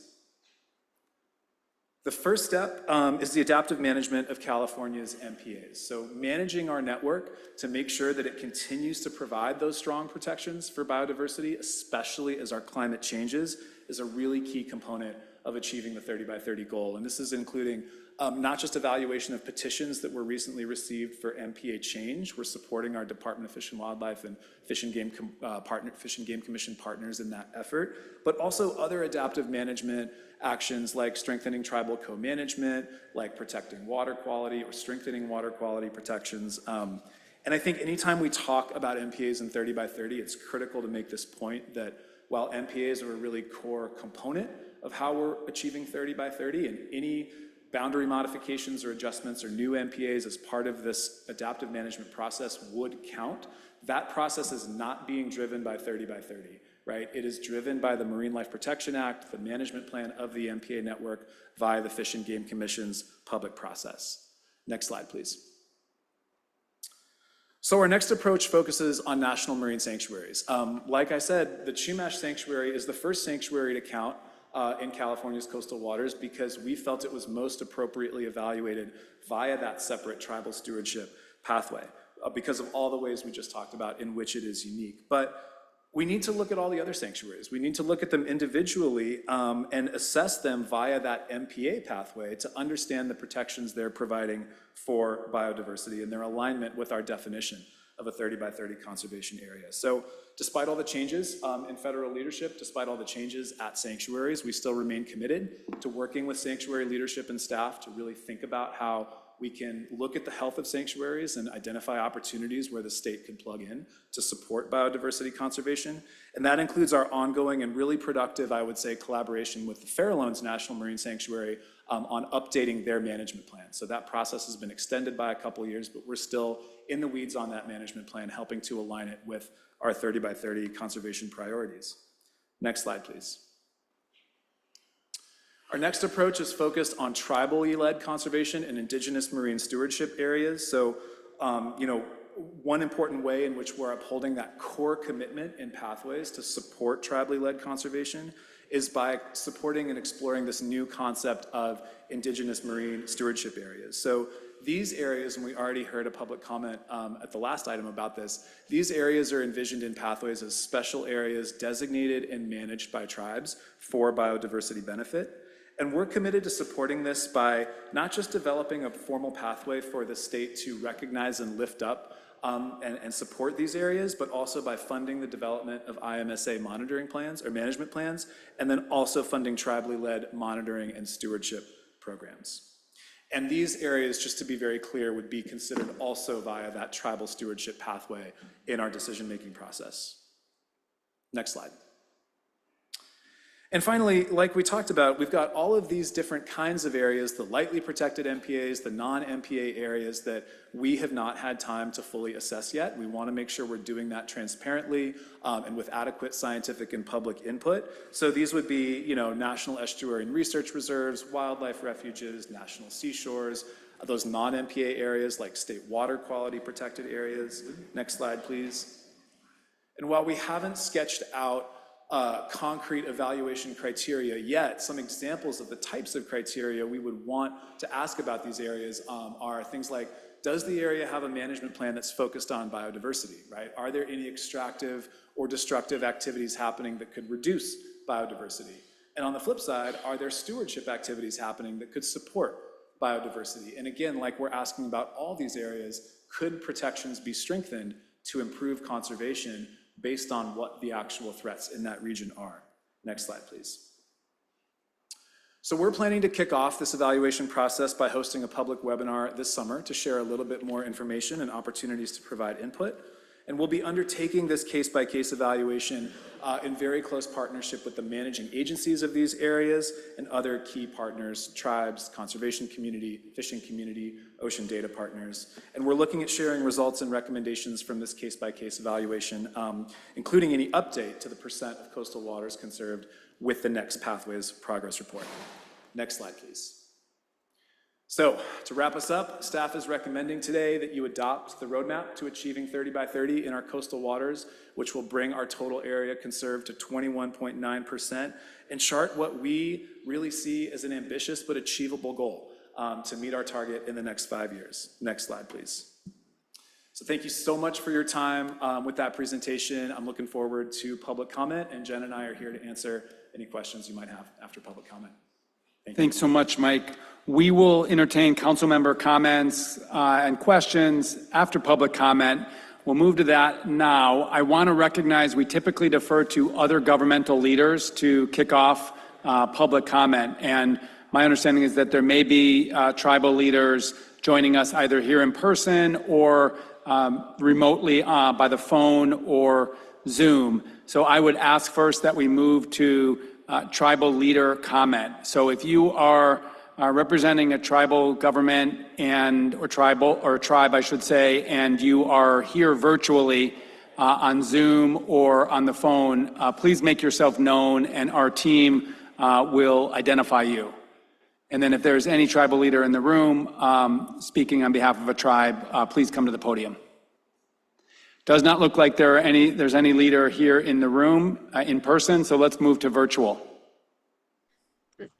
I believe we do. We'll try Violet Sage Walker. Violet, you have the floor.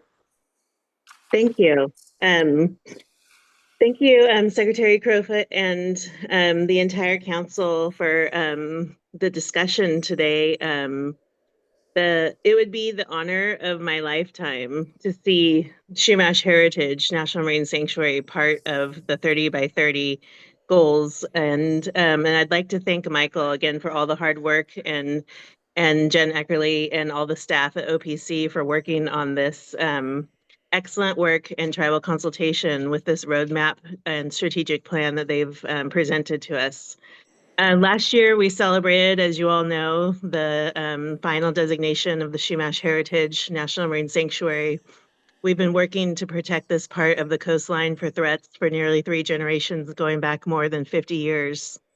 That being said, I am concerned as national leadership has removed so much of the funding, so much of the staff, and potentially co-management directives from marine sanctuaries and all protected areas, frankly, in the United States in general. Unfortunately, Chumash has not avoided some of these pitfalls that we're facing on a global national scale. I'd like to just say that I don't feel that Chumash Sanctuary has what we would consider durable protections at this point. And even though it is a new pathway for tribal stewards area to enter into the 30 by 30, it would be an example to the world of California leading the way and California tribes protecting marine protected areas completely for biocultural reasons and biodiversity reasons. At this point, I'd like to ask OPC and California to take up some of the slack and the uncertainty that we're all feeling, where the management plan may fall short of its original intentions.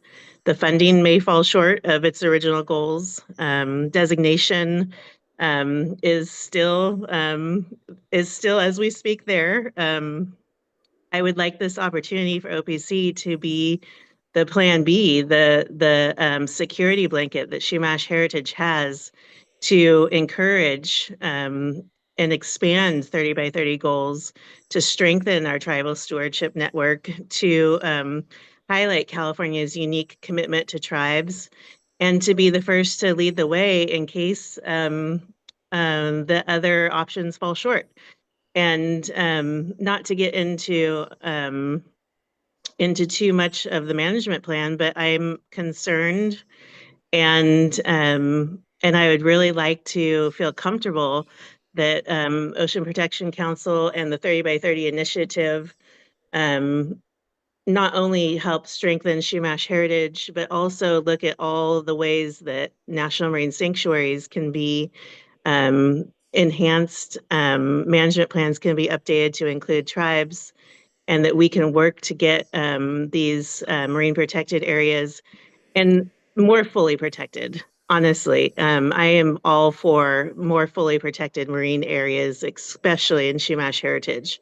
So I would like to say that I support adding Chumash heritage to the 30 by 30, but I do have reservations. There are incompatible uses in Chumash heritage. There are concerns, and I'm hoping that we could work through some of those in the roadmap for the next strategic plan, and appreciate all the work put into this initiative.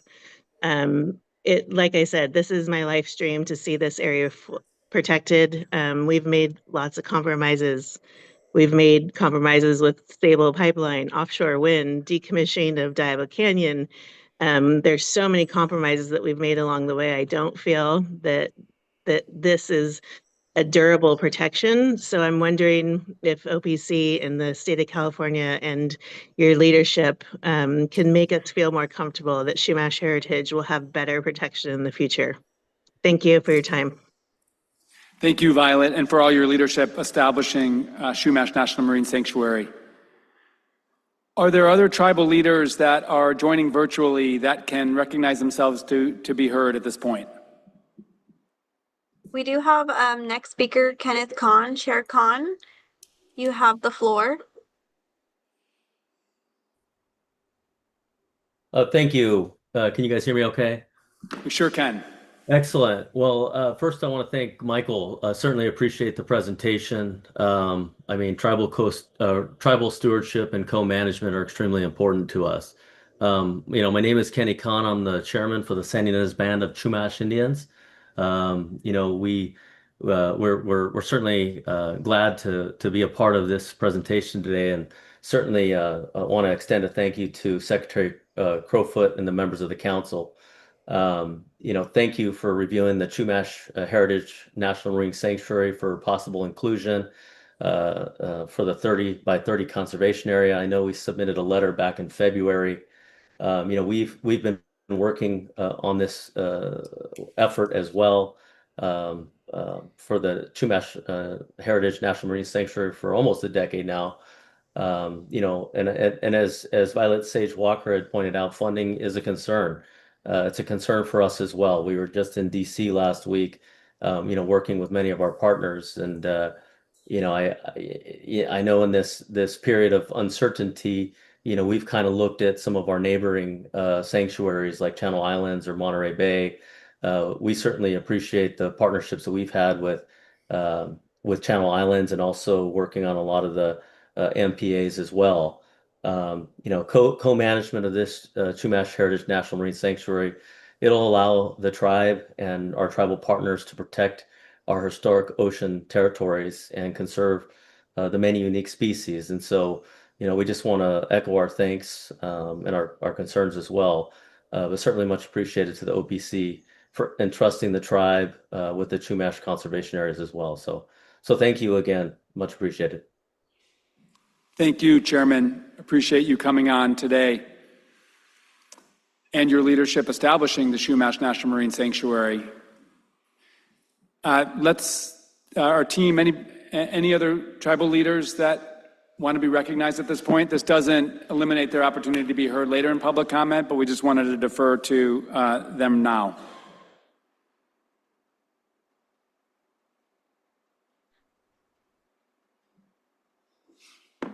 Okay, so the team, I don't think, has identified anyone else. Staff was anticipating at least a couple of more tribal leaders or representatives joining us. So I think at this point, what we're going to do is move to other comment. We typically defer at these council meetings to other state agencies to provide public comment first. So let's go ahead and do that. And then we have as much time as we need to hear all public comment, both in the room and online.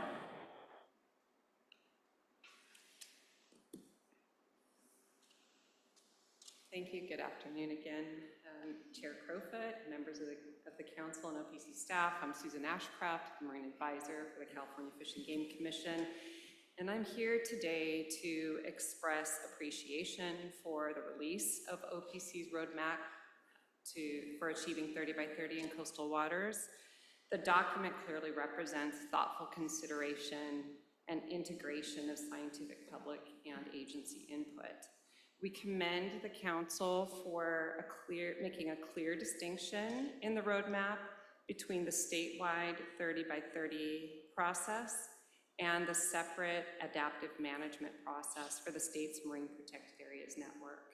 As part of the process, the California Fish and Game Commission is working hand in hand with the Department of Fish and Wildlife and OPC staff in considering publicly submitted petitions for changes to the MPA network. And while each of our efforts is distinct, both will benefit from adaptively managing and strengthening the MPA network. We support the framework's inclusion of the entire MPA network, which is an interconnected protective system not just a collection of individual sites with their individual goals and objectives. This perspective aligns with the Commission's approach to adaptively managing the network, firmly founded on science guidelines in the Marine Protected Areas Master Plan and the Marine Life Protection Act itself, as well as new information supported by OPC that has emerged from the decadal management review to support future adaptive goals, including climate resilience. We further support the Council promoting a focus on the land-sea interface in the framework, such as strategically siting and aligning state water quality protection areas and other types of marine managed areas. This approach is a key principle in the Marine Managed Areas Improvement Act and is vital for truly integrated coastal protection. We also note that the roadmap's recognition of tribal stewardship areas and co-management is a goal that aligns with the Fish and Game Commission's priorities, and appreciate OPC's commitment to evaluating how tribal stewardship contributes to collective biodiversity goals. There's much that we have to learn. In closing, I extend our sincere thanks for your vital collaboration and our shared conservation goals. They're essential to the success of those goals. And your staff's active partnership with both Commission and California Department of Fish and Wildlife has been invaluable, and it reflects the partnership-based approach underpinning our shared governance. We look forward to continuing to build on those efforts. So thank you. Many thanks to all that the Commission's doing. Appreciate it. Chair, may I interrupt? Yeah. We're getting some feedback. For those of you in the room who are speaking at the podium, if you could please get close to the mic. We're getting some feedback that people can't hear. And I do believe we have found the tribal leaders who are participating remotely. Sarah, is that right? Yeah, we can offer the floor to Sam Cohen. Sam, if you'd like to speak, please unmute yourself. Thank you very much, Sam Cohen, Chief Legal Counsel, Sandy Inez Band of Chumash Indians. I've had the privilege of working for the first 10 years on marine protected areas and my second 10 years on Chumash Heritage National Marine Sanctuary. We're pleased we're in the process of appointing a sanctuary advisory committee with our federal partners and OPC, and we thank OPC for all their support. Going forward, the Sandy Inez Band of Chumash encourages everyone to participate. Even if you weren't on the first Sanctuary Advisory Committee, there'll be reappointments, and each there will be at least 12 work plans for biodiversity and conservation, all of which will need volunteers and with technical expertise. So this will be a long-term process that will preserve tribal engagement and our partnership with the state of California and OPC for a long period of time. And we thank you again for your 30 by 30 designation.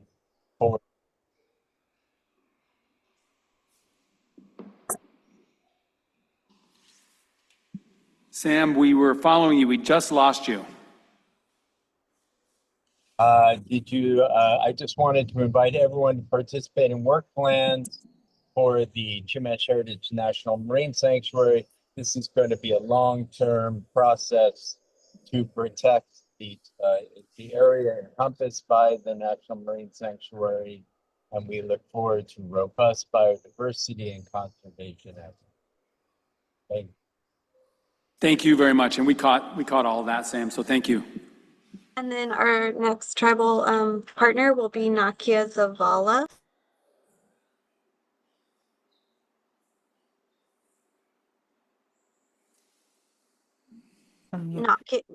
Good afternoon, everyone. Thank you so much.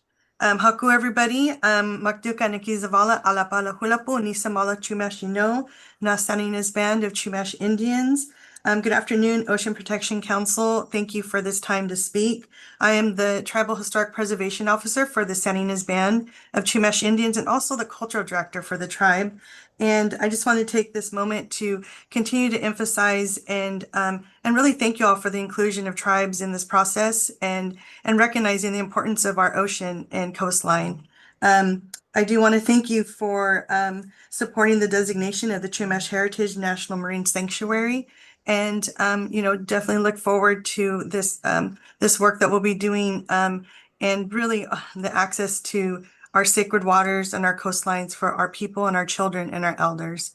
So really, thank you so much for all your work and your support. We say Kakinash, we thank you all very much. Thank you. Thank you.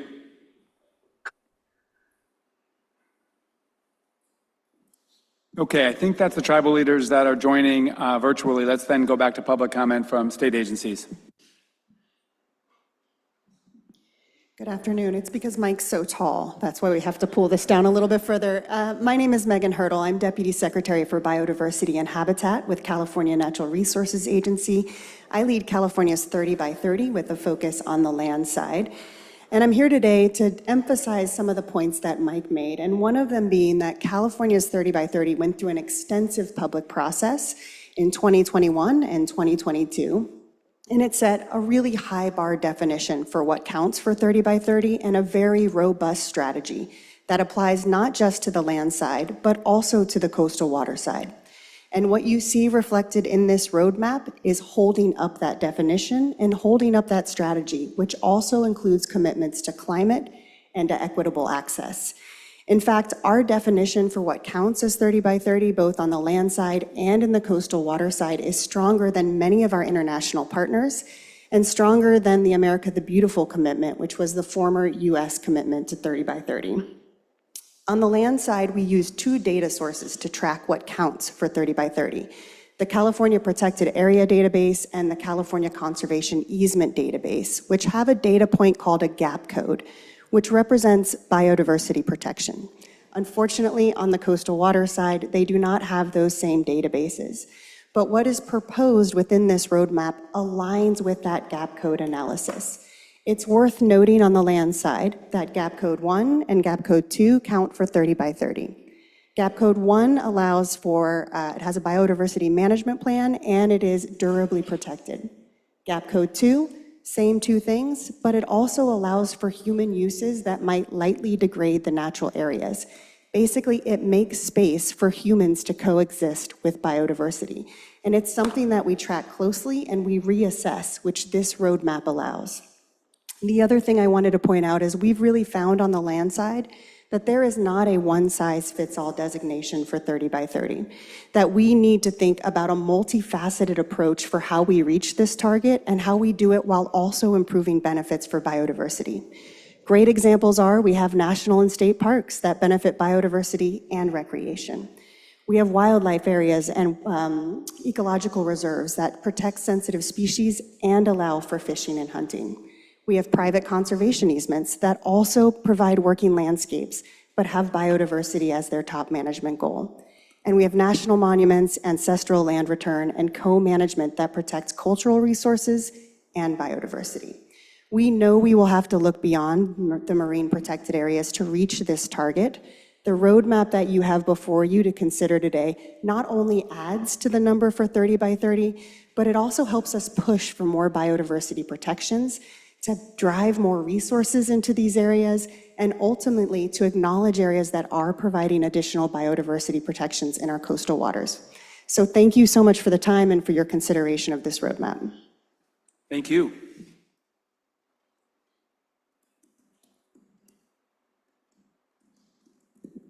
Well, Osila, and hello everyone, and thank you so much, Chair and the members of the Ocean Protection Council for the opportunity to speak with you all here today. My name is Geneva E.B. Thompson. I'm a citizen of the Cherokee Nation, she, her pronouns. I'm very honored to serve as the Deputy Secretary for Tribal Affairs at the California Natural Resources Agency and working very closely with my colleagues Jenn Eckerle as well as Megan Hurdle on the Pathways to 30 by 30. And to echo the presentation that Mike shared with you all here today, the proposed roadmap to achieving 30 by 30 in the California coastal waters is critical in us reaching that goal of 30 by 30 in the coast and ocean. But it's also critical and essential for us to meet and implement the core commitment of the Pathways to 30 by 30 strategy of strengthening partnerships with California Native American tribes. I know it's Mike and the council are fully aware what we now call as California and California coastal waters has a long history. And that history starts with tribal stewardship, tribal care of our coast and of our waters, of the species that rely on healthy coastal waters. And that care has been done since time immemorial. Tribal leadership, tribal ecological knowledge has a deep place-based science that is finely tuned to what our oceans need, what the critters, the fish, the species that rely on clean water need.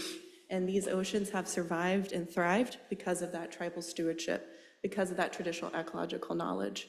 And it is through a series of historical wrongs, attempted destruction of tribes and tribal communities, the criminalization of traditional ecological knowledge, that we're seeing our oceans suffer.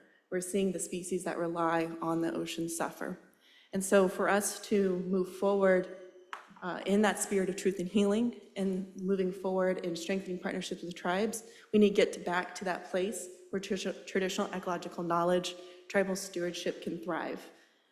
This is an opportunity for the state of California to really provide clear guidance and policy showing that the state of California is going to be there to support California Native American tribes if and when challenges present themselves, that tribes will be there at the table stewarding our oceans.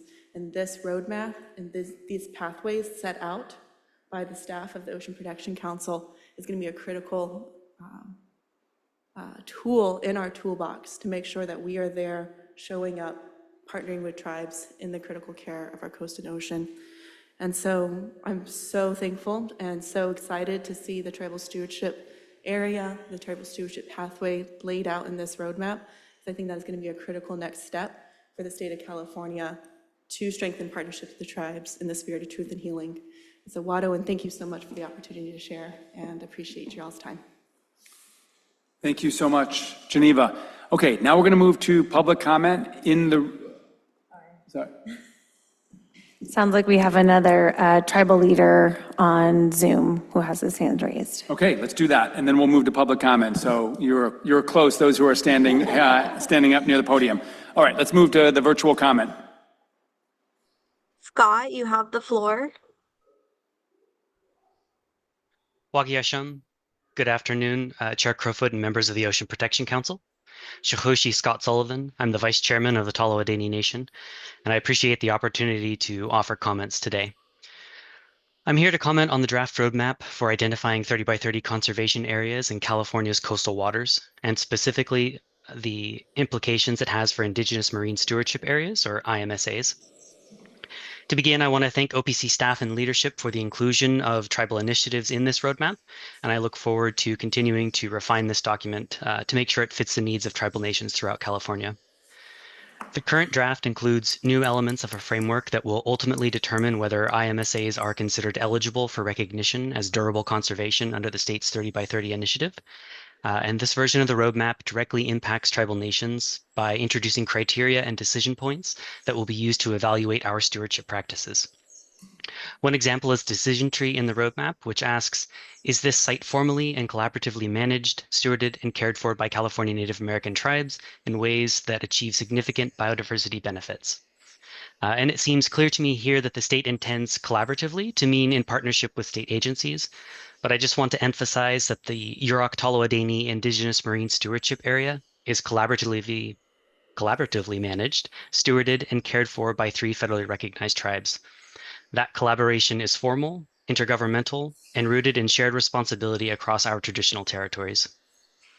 Our work is durable, it does achieve significant biodiversity benefits, and it must be recognized as a 30 by 30 conservation area. We do not need the state to examine our governance structures or decide whether our stewardship aligns with a set of criteria that has not been developed in partnership with tribal nations.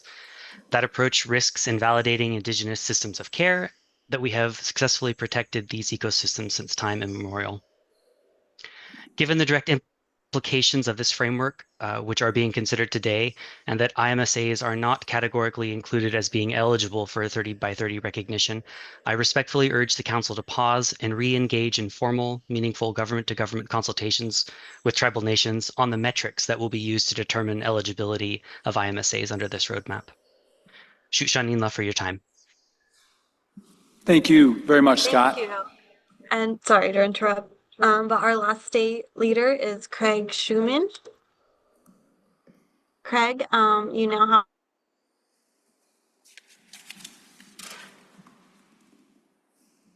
have Craig, we don't yet hear you. There you go. Can you hear me now? We sure can. Good afternoon, Secretary Crowfoot, members of the council. I'm Craig Schumann, Marine Region Manager with California Department of Fish and Wildlife. We've worked very closely with OPC staff on the development of the roadmap toward achieving 30 by 30 in coastal waters, and I'm pleased to share the department's support for the proposed approach. My thanks to Mike Escrow and his team for the collaboration and coordination throughout the development of the roadmap. I also want to give a huge shout out and thanks to Executive Director Eckerle for her leadership and collaborative approach on this and the numerous other projects they were working on together. Thank you. Thank you very much, Craig, for all that you have done to collaborate with the team. All right, let's move to public comment in the room. And those who are providing public comment online, we'll be with you in just a little bit. We maybe have about 6 to 8 people here in the room, and then we'll move to virtual comment. Welcome back. Hi, thank you. Good afternoon again. As I said, my name is Rebecca Schwartz-Lesberg. I'm the president of Coastal Policy Solutions. And over the past year, I've been working with statewide partners and scientific experts to ensure that bays and estuaries are adequately protected as part of OPC's 30 by 30 process in coastal waters. From that perspective, I want to start with and emphasize a huge thank you to OPC staff, specifically Mike and Jenn, for hearing our concerns about estuaries and calling them out so specifically in this roadmap. I also want to thank OPC staff and a previous commenter for referencing the need to improve water quality protections as part of adaptively managing our MPA network. From the perspective of bays and estuaries, I'd like to highlight 2 key passages in the roadmap and offer some open-ended questions that could be tackled at a future date, perhaps as part of the upcoming engagements described during the presentation. Number 1 is the call out within the decision tree stating that wetlands and estuaries are often threatened in ways that are not fully addressed by the existing decision tree, and that there's a need for additional assessment of these sites. So I would ask moving forward, how will this assessment of estuary sites lead to policy recommendations from OPC to the legislature and other state agencies? And relatedly, on page 12, the Conserving California Estuaries box, OPC reaffirms its commitment to strengthening biodiversity protections. And so I ask again, as we look to strengthen these protections, what kind of policy recommendations might we expect? Because I really encourage OPC to lean into your statutory authority to identify and recommend to the legislature changes in law that are needed to achieve the goals of the agency. So again, thank you so much for all of these efforts and for the opportunity to provide comments here today. Big thanks for those thoughtful comments.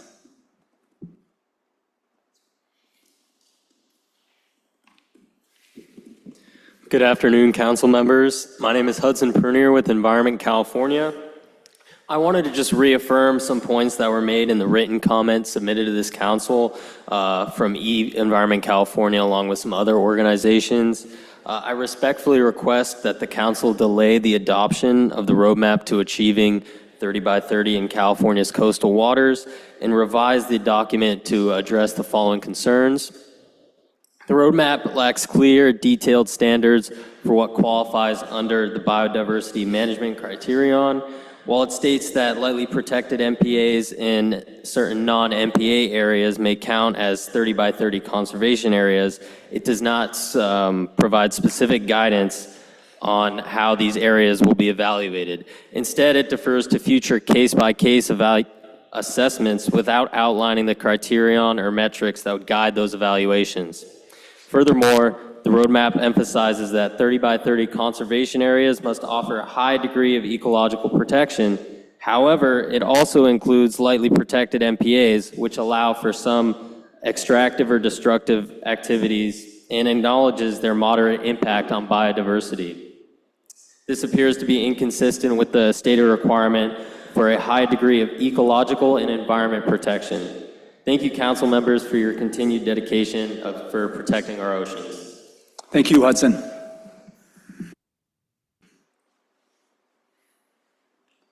Good afternoon, Council. I'm Bridget Mulcairn. I'm the Senior Climate Policy Manager with Audubon, California, and I'm going to echo a lot of what the previous comment said. As a part of the Power and Nature Coalition, Audubon, California is both grateful for and concerned with aspects of the drafted roadmap to achieving 30 by 30 in California coastal waters. Again, my comments align with the submitted written comments, so I'll keep it pretty brief. As currently drafted, the roadmap fails to adequately define what is a conserved area, and there are inconsistencies in the definition in the roadmap. The roadmap also lacks detail for what meets the biodiversity management criteria and prematurely counts some areas as meeting 30 by 30 criteria. Further, in order to improve protecting our coastal and marine ecosystems, the roadmap must expand discussion around access and clearly connect it to equity.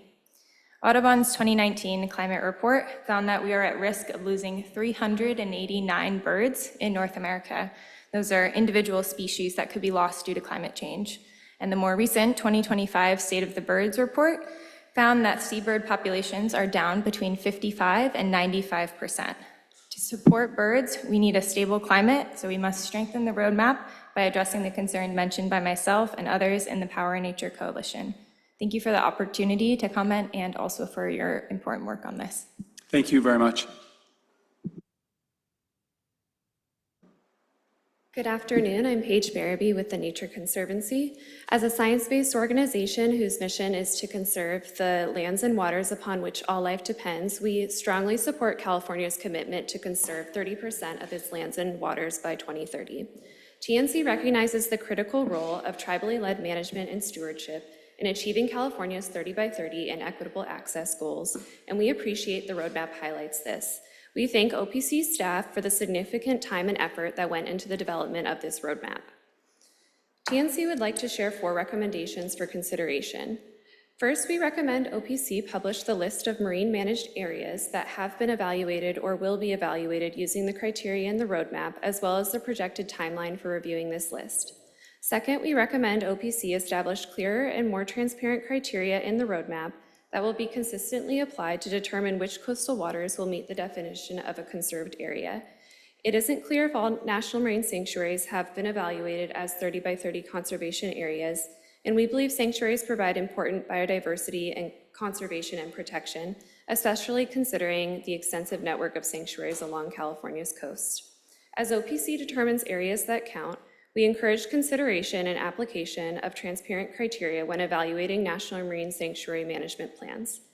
Third, we appreciate the recognition and importance and uniqueness of estuaries, and we look forward to working with OPC to establish criteria specific to estuarine areas for 30 by 30. Lastly, we recommend OPC create a robust and transparent public process for reviewing the final 30 by 30 determinations that result from applying these transparent criteria.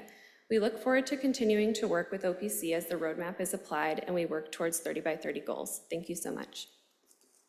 Thank you very much.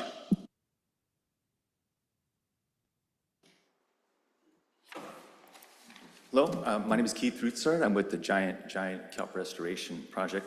And this roadmap is adding 5.7% of the inventory by declaring that the newly formed Chumash Heritage National Marine Sanctuary is protected, which is still open to nearly all forms of extractive uses in alignment with Monterey Bay, Cordell Bank, Greater Fairlawns, and Channel Islands National Marine Sanctuaries. For the ocean part of the equation, 30 by 30 is a rebranding exercise, and fishing regulations are not going to change. The ocean is broken. It is so out of balance. The urchins don't care about underwater imaginary property lines. We lost 90% of our kelp. And the sea otters have exhausted the invertebrate population and are instead eating the mussels in the intertidal. Conserving 30% of the ocean is going to cost more than conserving 30% of the land. We don't have to breathe compressed air to plant ice plant on a sand dune. Marine ecosystem services will cost money. I'm encouraged by the words in the last paragraph of the roadmap. The time is now. 30 by 30 is about more than simply designating areas as conserved on a map.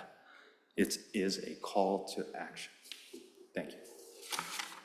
Thank you very much for all you're doing.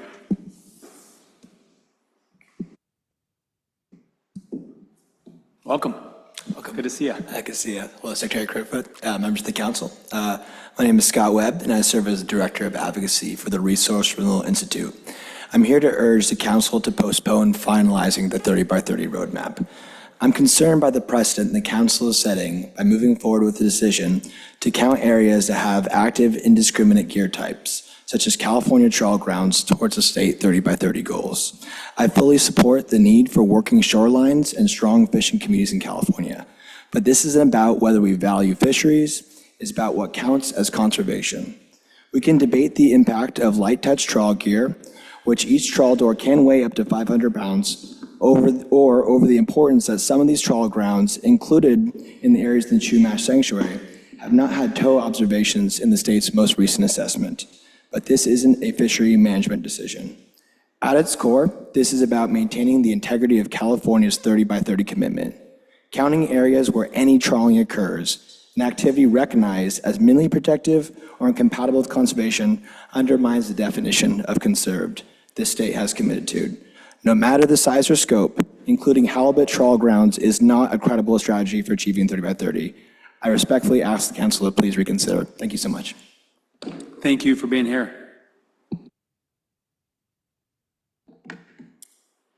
Good afternoon. My name is Tomás Valadez with Azul.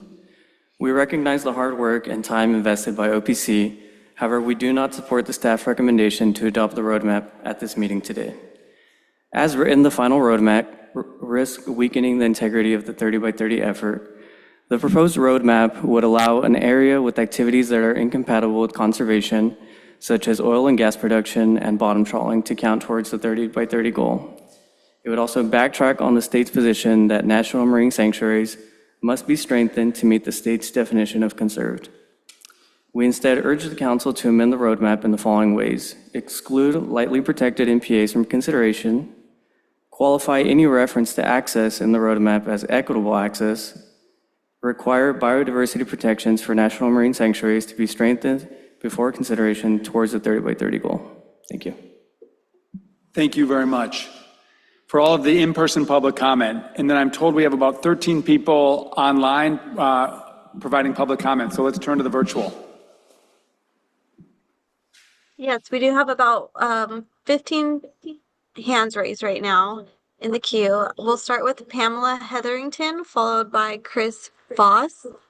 Pamela, you have the floor. Thank you kindly. Good afternoon, Secretary Crowfoot, Director Eckerle, and the council members. I am Pam Hetherington from the Environmental Center of San Diego, co-lead of the San Diego's 30 by 30 regional group from the onset. Thank you for the opportunity to speak to OPC's 30 by 30 roadmap.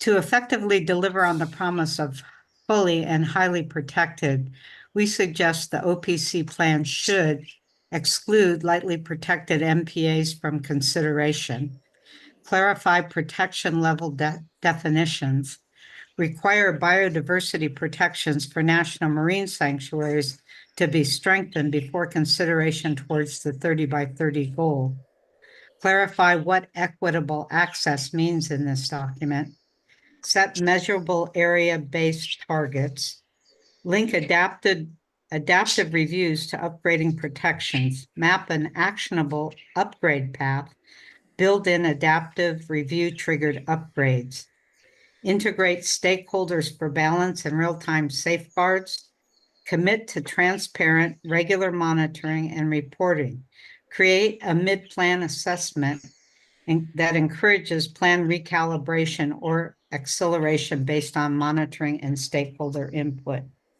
compare projected ecosystem gains about potential loss of recreational or commercial fishing zones. We appreciate your attention to our request. We look to your leadership for strong protections and a transparent process. California can continue to lead the way in ocean conservation and the global by 30 efforts with these considerations. Thank you kindly. Thank you very much.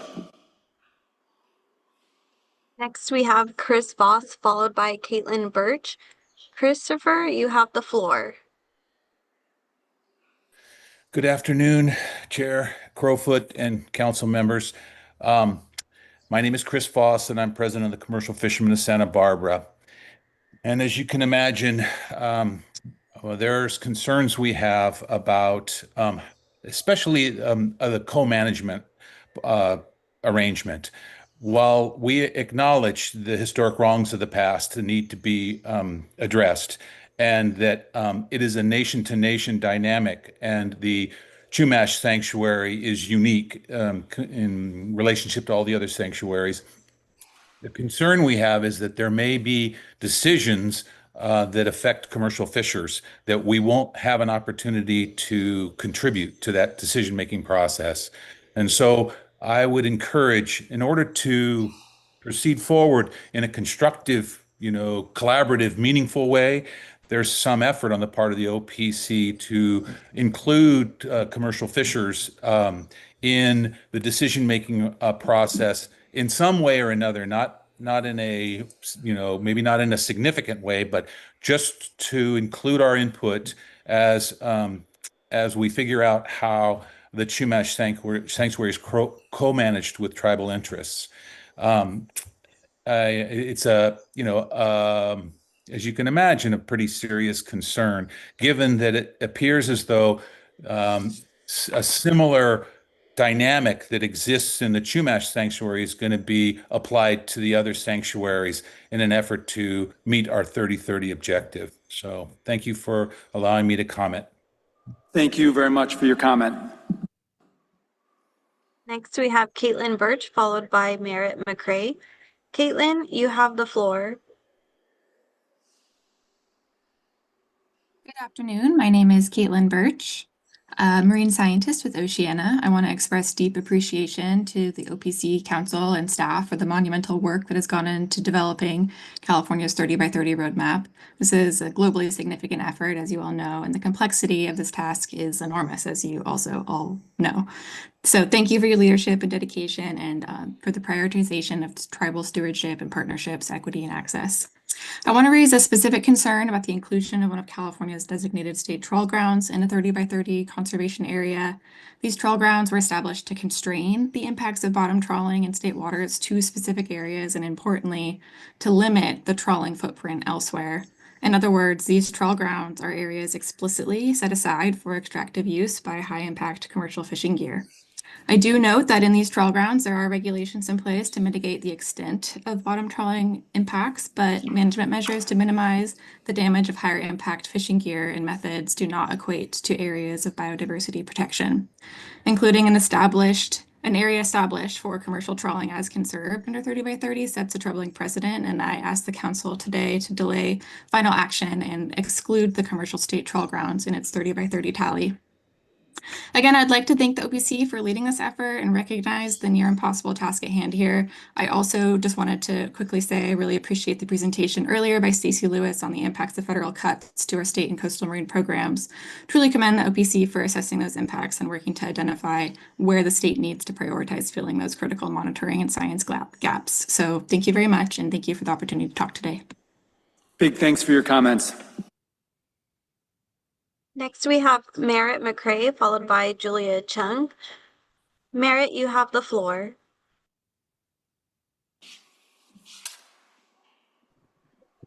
Hello, and good afternoon, Chair Crowfoot, council members.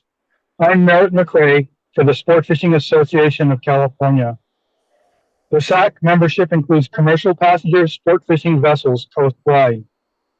First, thank you to Jenn Eckerle and Michael Eckerle and the entire 30 by 30 team for past and future efforts to engage our sector on this important topic.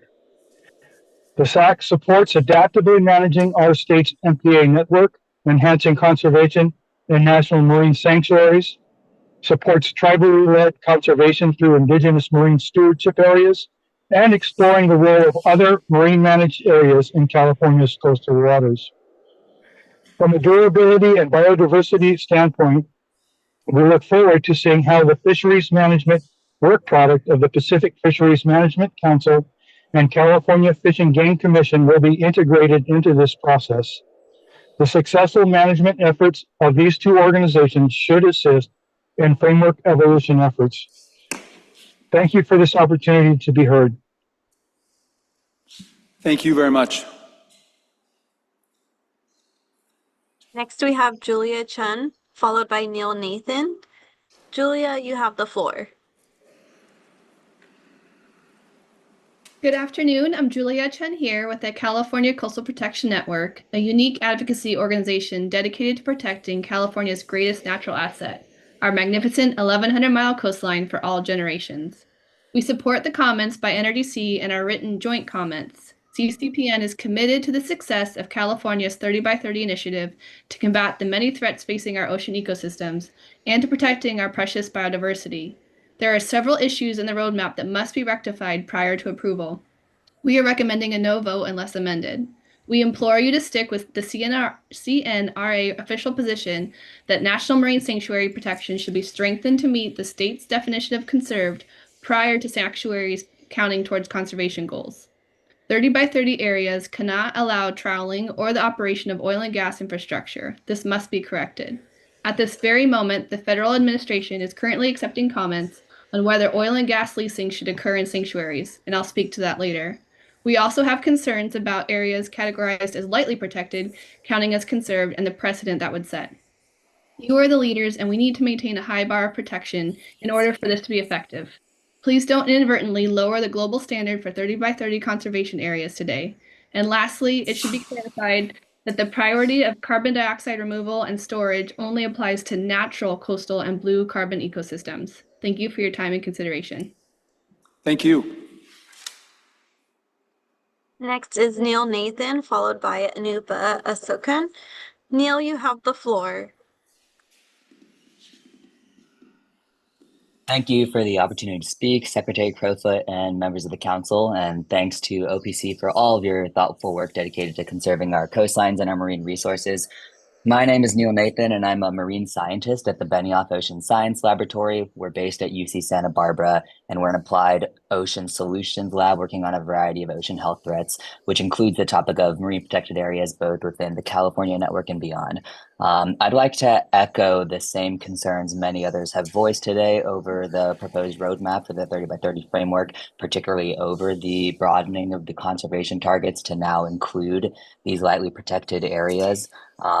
Particularly such as national marine sanctuaries. You know, these are obviously really important and valuable areas, but they are distinctly different from MPAs, from our state marine reserves, our state marine conservation areas, our no-take zones, and they deliver very different ecological and biodiversity benefits. I want to highlight some very recent research from not only 2 months ago by Horta Acosta et al. 2025 that actually looks and does a comprehensive analysis of more than 100 different MPAs. And what they found is that highly protected and fully protected areas do deliver significant benefits. They deliver higher fish biomass and higher fish density within the area compared to outside, but lightly protected areas, on the other hand, actually do not deliver these benefits, and in some cases can have negative consequences. Sometimes they found lower fish biomass, lower density within these. So I would also echo the request to pause on the approval of this, and particularly to only include these highly protected and fully protected areas at risk of degrading what that actual goal of California is, to protect 30% of our oceans. We really need to do this right if we're going to do it. And I really, again, gratitude to OPC and all of you for the hard work thus far. Thank you. Thank you very much. Next speaker is Anupa, followed by Josefina Barantes. Anupa, you have the floor. Hi, thank you. This is Anupa Asokan with Fish On. I realize there are a lot of competing views to pull together here and really appreciate Mike and OPC staff efforts to try and do so. Taking a step back, we have the 30 by 30 goal because industrial activity, overfishing, and climate change are threatening the future of our ocean, life within it, and the ability for communities to safely and equitably access natural spaces. OPC has an opportunity to show strong leadership for other state and federal decision-making bodies who have not yet broadened their views on who is a stakeholder and who should have a seat at the table for resource management.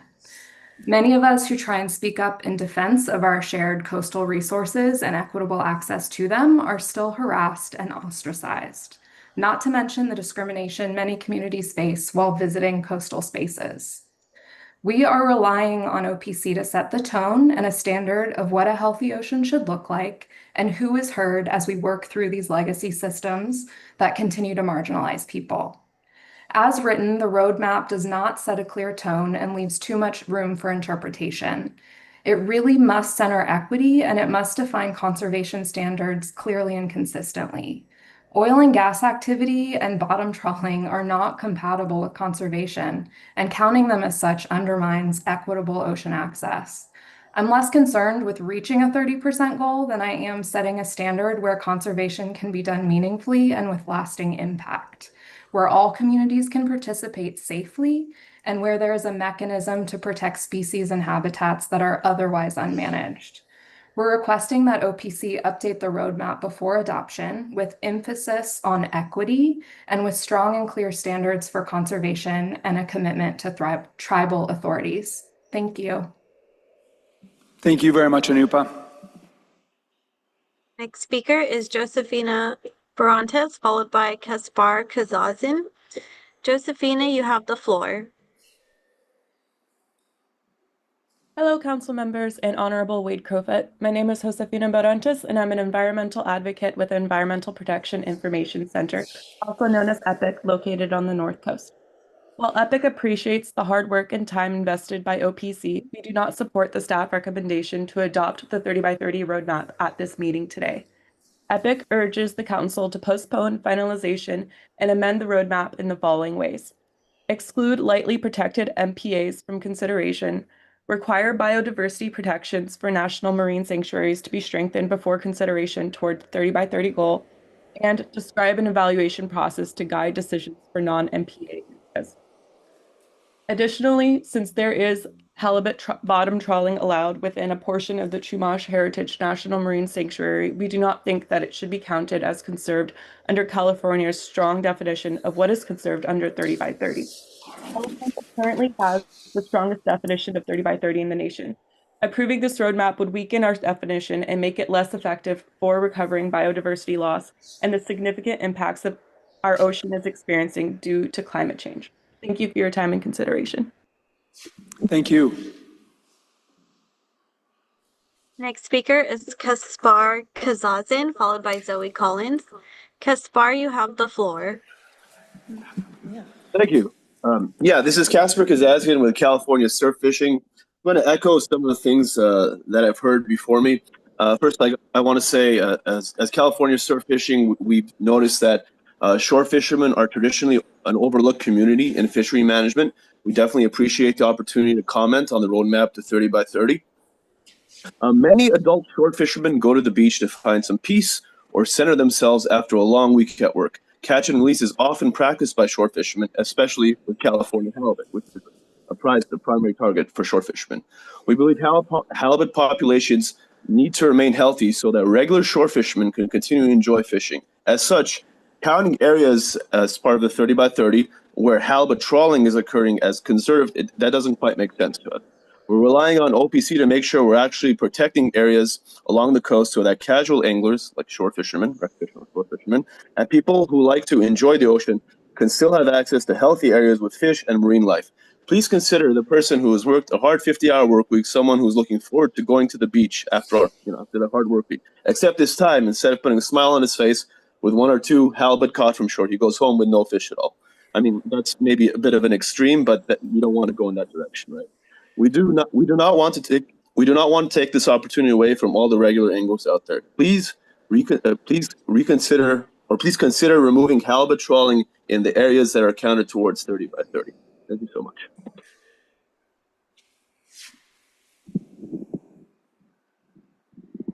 Next speaker is Zoe Collins, followed by Matisa. Zoe, you have the floor. Good afternoon, council members, and thank you very much for the opportunity to comment again. My name is Zoe Collins, and I'm here on behalf of Heal the Bay. I'll begin by sharing our immense gratitude for all of the time and work put into making this roadmap and for allowing public input. And we're very excited to see all of the thoughtful progress being made to reach the 30 by 30 goal, but we do have some concerns about the proposed roadmap that we would like to share. First of all, in the spirit of keeping the biodiversity standards for conserved areas high, we maintain that lightly protected areas should not qualify as 30 by 30 conservation areas, regardless of case-by-case analysis. We also believe that national marine sanctuaries could benefit from strengthened protections, as a few commenters before me have mentioned, which in the Chumash Heritage National Marine Sanctuary might include restricting commercial trawling, putting an end to subsea oil transportation, and dedicating funding to ensuring that this area is durably protected despite federal funding cuts. Tribal co-management and indigenous knowledge are key and intersectional with biodiversity standards, and we strongly support their integration into the roadmap. 30 by 30 represents a unique opportunity to strengthen the protections of these areas, give tribes more power and sovereignty, and truly protect the ecosystems and species that 30 by 30 is designed to conserve. And finally, to echo the sentiments of Bishon and of the other organizations, we believe that the roadmap should set a standard for equitable outdoor access and recreation. We were alarmed to not see equity mentioned in the roadmap document. Thank you again very much for your time. Thank you. Next speaker is Matisa Jangiri, followed by Lisa Damrosch. Matisa, you have the floor. Good afternoon, Council, and thank you for the opportunity to comment today. My name is Matisa Jahangiri. I'm a campaign strategist on 30 by 30 with Sierra Club, California, representing 13 chapters in California and 500,000 members and supporters across the state. While we commend the effort of the Council to conserve our critical coastal ecosystems, we do have some concerns with the roadmap as it stands today. We'd like to urge the Ocean Protection Council to vote no unless amended and postpone final adoption of the 30 by 30 roadmap until candidate areas are transparently evaluated and shown to meet the state's definition of conserved.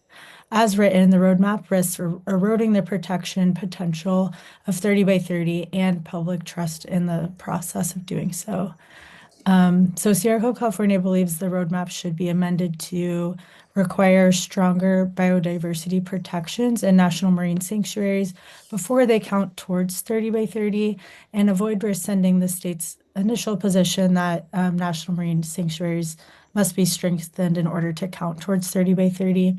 And then also to exclude lightly protected areas that fail to deliver real conservation benefits and postpone counting any areas before the final framework is finalized.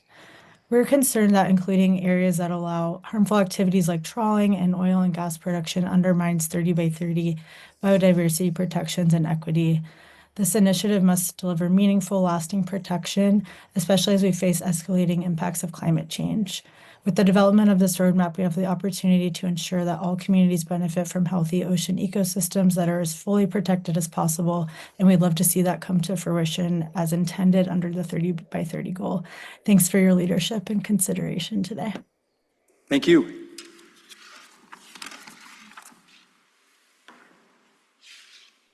Our next speaker is Lisa Damrosch, followed by Morgan Tade. Lisa, you have the floor. Hi, can you hear me okay? Sure can. Okay, great, thanks. Good afternoon. Thank you all for the opportunity to provide comment today. My name is Lisa Damrosch. I'm the Executive Director of the Pacific Coast Federation of Fishermen's Associations, PCFFA, and we represent commercial fishing families and port communities along the California coast, people whose lives and livelihoods depend on healthy oceans, and who have worked for generations to provide food and support our communities. We appreciate all the great work that has gone into this roadmap, and we see this as great progress.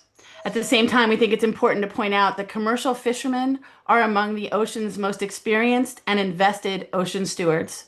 and that California's commercial fisheries are already among the most highly regulated and restricted in the world. For decades, we have faced season closures, area restrictions, gear mandates, and a constant flow of changing rules. The cumulative pressures have put fishing businesses at risk and created hardship for the coastal communities that rely on us. Ironically, the result of declining local harvest is reduced access to healthy local seafood for the people of California and greater dependence on imports from places with weaker environmental and labor standards, which runs counter to California's broader conservation goals and undermines efforts to address climate change, food security, and equity. So we support the roadmap moving forward. We do note that it would be helpful to clearly describe how existing areas are being reviewed and what standards are being applied. We also recommend that OPC publish the list of areas currently under review and provide a timeline for further public input, and continue to provide those opportunities that would help stakeholders understand what to expect and ensure the decisions are transparent and informed by the people most affected. We believe the state can achieve its 30 by 30 goals without placing any new restrictions on any of our commercial fisheries, and we look forward to continuing to engage in the process. Thank you for your time. Thank you very much. Next speaker is Morgan Tate, followed by Eva Pagaling. Morgan, you have the floor. Good afternoon, Secretary Crowfoot and council members. My name is Morgan Toddy, and I'm a legal and policy intern with the Environmental Action Committee of West Marin. Our mission is to protect and sustain the unique lands, waters, and biodiversity of West Marin, and I'm here today representing approximately 1,200 members of our Point Reyes Station-based organization. We're part of a coalition committed to advancing California's 30 by 30 initiative to protect our oceans and biodiversity. And while we recognize and applaud the hard work OPC staff have put into the roadmap, we join our partners in the belief that adopting the roadmap as currently proposed would severely compromise the success of the state's goal. First, including lightly protected areas as 30 by 30 conservation areas would not resolve the issue of inconsistent enforcement in conservation, and instead we hope you will only include fully protected and highly protected MPAs for consideration, given their ecological benefits are more strongly supported by scientific evidence. We also recommend that OPC postpone its evaluations of sites outside of the MPA network until the roadmap has been finalized and clear evaluation procedures have been established for calculating a site's biodiversity benefits. And finally, designating national marine sanctuaries as 30 by 30 areas would be premature without first requiring strengthened protections. We believe that including sites that still allow for industrial-scale commercial fishing practices like trawling would greatly undermine the purpose of the 30 by 30 initiative. We thank you for your collaboration and investment in the initiative and hope you will consider our proposed amendments to the roadmap. Thank you. Thank you. Next speaker is Eva, followed by Sandy Ellsworth. Eva, you have the floor. Hakuila. Hello, everyone. Hello, council members and Secretary Wade Crowfoot. Maxukal Eva Pagaling. My name is Eva Pagaling, ni Samalo Chumash Ino, and I come from the Samala Band of Chumash Indians, also known as Santina's Band of Chumash Indians. I come here today representing myself as one of the co-founders and president of nonprofit Ocean Origins. We are a local profit operating out of my territory, and our primary goal is to facilitate internal capacity building and empower our local indigenous communities and other communities throughout California to strengthen their role in coastal marine stewardship. Our organization is dedicated to fostering collaborative partnerships between indigenous communities, marine scientists, and academics. And we believe that by bridging that gap between the scientific expertise and traditional ecological knowledge, we can create a sustainable future for our marine ecosystems. Our organization supports the OPC 30 by 30 roadmap priorities for tribally led marine stewardship and marine conservation areas throughout the Chumash territory and within Chumash Heritage National Marine Sanctuary. I also serve as the tribal liaison for the Reef Check Dive into Science program for Chumash Youth Access, and we have a really, really enthusiastic and skilled group of Chumash and Tongva youth and young adults who are going through the scientific dive program right now. And it's been a privilege to be able to help be a part of contributing to their skills and also being able to set up a nonprofit that can help with Chumash marine stewardship. And we're really excited, again, to work within the Chumash Heritage National Marine Sanctuary and to have Chumash, marine scientific divers out in the water to help support the work that OPC has been supporting for many years now. And we just wanted to express our sincere gratitude and hope that we can work together in the future. Thank you. Thank you very much. The next speaker is Sandy Ellsworth, followed by the final speaker, Sable O. Sandy, you have the floor. Thank you. Good afternoon, Chair Crowfoot and council members. My name is Sandy Aylesworth, and I'm with NRDC's Oceans program. We very much appreciate OPC's work on the 30 by 30 roadmap and the extensive outreach that staff have conducted. However, we are concerned that the roadmap as written would not realize the 3 goals of the 30 by 30 initiative. It's for this reason that NRDC is respectfully urging a no vote on the staff recommendation today. We are supportive of the 3 conservation pathways, particularly the tribally led conservation pathway. Yet the roadmap sets differing standards for conservation for the 3 pathways, despite their shared objectives. The standards it sets are either ambiguous or below that which are shown to be in the scientific literature as necessary to yield measurable benefits to biodiversity. For the MPA pathway, the roadmap implies that lightly protected areas may qualify, despite the strong scientific record showing that fully and highly protected areas most effectively sustain ecosystem function and biodiversity. It is unclear how individual assessments will be made when determining whether a lightly protected area counts. The roadmap is inconsistent with the state's prior position that sanctuaries would need to be strengthened to count as conserved. Scientific assessments have determined California's sanctuaries are minimally protected or incompatible with conservation when examined against the MPA guide framework. That's because they allow large-scale industrial extractive activities. For instance, halibut trawling currently occurs in state waters in regions of the Chumash Heritage National Marine Sanctuary, and the Sable pipeline may be actively transporting oil through the sanctuary.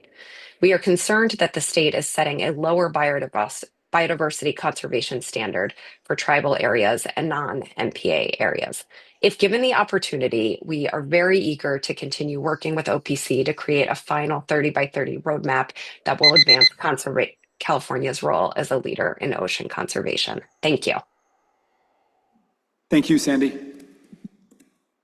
Our next and final speaker is Sable. Sable, you have the floor. Hi, thank you for the opportunity to comment. Can you hear me all right? We can. Hi, I'm the Advocacy Co-Director of the North Coast Environmental Center up in Northern California, and I'm here to express our concerns about the roadmap as it is in its current state. I want to say that we recognize and appreciate the hard work and time that's been invested by the OPC. However, we do not support the staff recommendation to adopt the roadmap at this meeting today. We urge the council to postpone finalization and amend the roadmap in many of the ways that you've already heard in public comment and written comments, including to exclude lightly protected MPAs from consideration, to qualify any reference to access in the roadmap as equitable access, to require biodiversity protections for national marine sanctuaries to be strengthened before consideration toward 30 by 30 goal, and to describe an evaluation process to guide decisions for non-MPA areas. The California 30 by 30 initiative must provide real lasting protection for our ocean ecosystems, especially in the face of climate change. What matters most is meaningful protection for our ocean, not just hitting a number.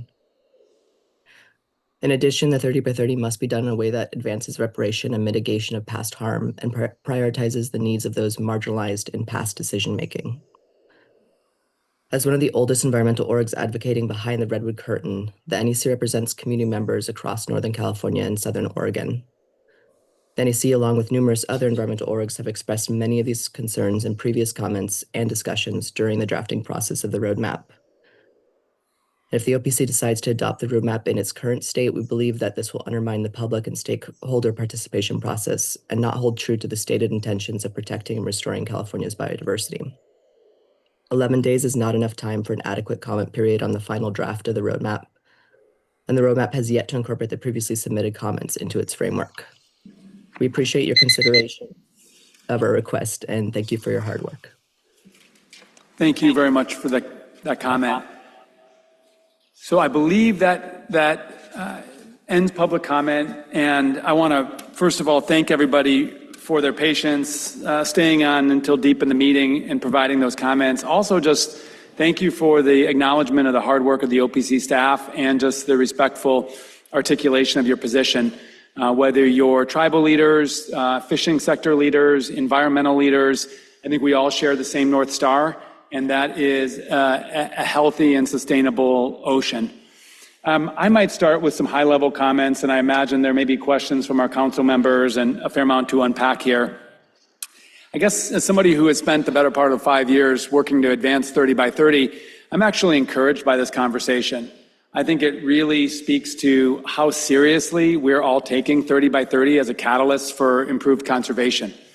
When 30 by 30 was set as a target and as an executive order, we and I worried a little bit that some would consider it irrelevant or a target that didn't mean anything, or it wouldn't be a catalyst. And I think I see by the time and attention that all these different leaders invested in figuring into this roadmap, I think that 30 by 30 has really demonstrated that it is a catalyst moving forward. So I think that's definitely a good thing.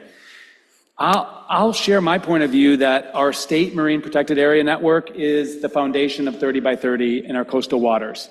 And I think from an environmental standpoint, we can be proud of these 124 networked areas. And it was validated by this inclusion in the Global Green List. And I think we'll continue to support its adaptation, recognizing that the Fish and Games process is truly a separate process than 30 by 30, but we support it continuing to adapt. I want to also acknowledge, though, that a lot of people that work in the ocean, that use the ocean, that care about the ocean, have concerns about the existing MPA network. And those voices of some leaders in the fishing community are frequent and intense at the Fish and Game Commission. And so one thing I'm excited about, and I think we owe it to everybody, is to broaden our pathways beyond just our MPA network.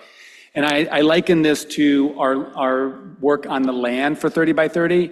Yes, we have national parks. Yes, we have wilderness areas that are protected. Yes, we have state parks.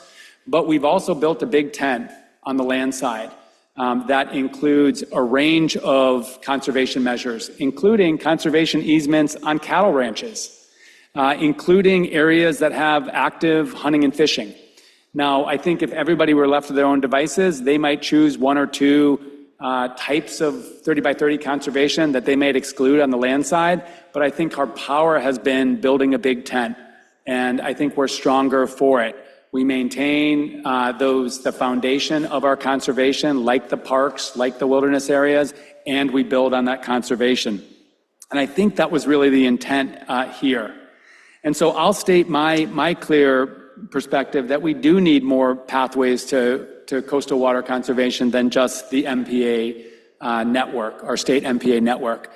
I do think we have held ourselves to high account for ensuring that those are truly protected areas. We are not in a race to check the box to 30%. If we were, we would have counted all national marine sanctuaries and called it a day. I do think there are two pathways we need to build out. One is this tribal leadership pathway. I think few would disagree with that. I think we recognize the importance of that, and we're committed to that. And then the other are these other designations, whether they're University of California reserves, national wildlife refuges, national estuarine research reserves, to be assessed in a transparent way if they actually meet the standard to protect biodiversity. And I think we'd be selling these different institutions short, and we'd be selling ourselves short if we didn't actually consider bringing those other designations onto onto the 30 by 30 in the coast. I want to speak to the tribal pathway because I hear a range of perspectives today from tribal leaders. On the one hand, we have tribal leaders that I'll acknowledge have said that these indigenous marine stewardship areas are led and defined and shaped by tribal leaders, and it's really not up to the state to determine what's considered conservation or not. And I want to acknowledge that perspective, but I also want to recognize that this 30 by 30 is our own designation. So we're not suggesting that a indigenous marine stewardship area necessarily has to be governed by that, but to count for 30 by 30, we have set this bar of a set of durable biodiversity perspectives. On the land side, we're really involved in land back, and we're funding ancestral land return. But within the context of 30 by 30, for it to count for 30 by 30, it needs to, that ancestral land return also needs to have conservation protections. And so I very much think that that's important on the marine side. At the same time, I recognize that some are concerned, well, many are concerned that we heard from today about the designation of Chumash National Marine Sanctuary as 30 by 30. And I think it's worth unpacking this a little bit. What I hear our staff saying that's different about the Chumash National Marine Sanctuary is one, a explicit focus on biodiversity, and then what's being termed as an explicit and binding framework for collaborative co-stewardship with local Chumash tribes. And I think we heard from Mr. Cohen today that that is a work in progress. There are 12 different plans, the different aspects of environmental stewardship that are being built out. And this is a step forward. It's not something that's sort of mission accomplished, but it's making progress. I think from our perspective, we believe that actually the designation of Chumash within 30 by 30 builds the accountability that we have in the state to ensure it actually meets that standard of protection, meets that vision of indigenous-led protection.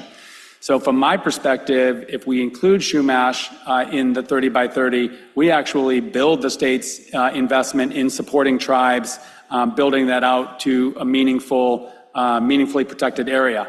And I'll say that if, as we've always said on the land side, if there is land or water that has protections, that loses protections, the designation can go in the other way, and it can actually be removed from 30 by 30.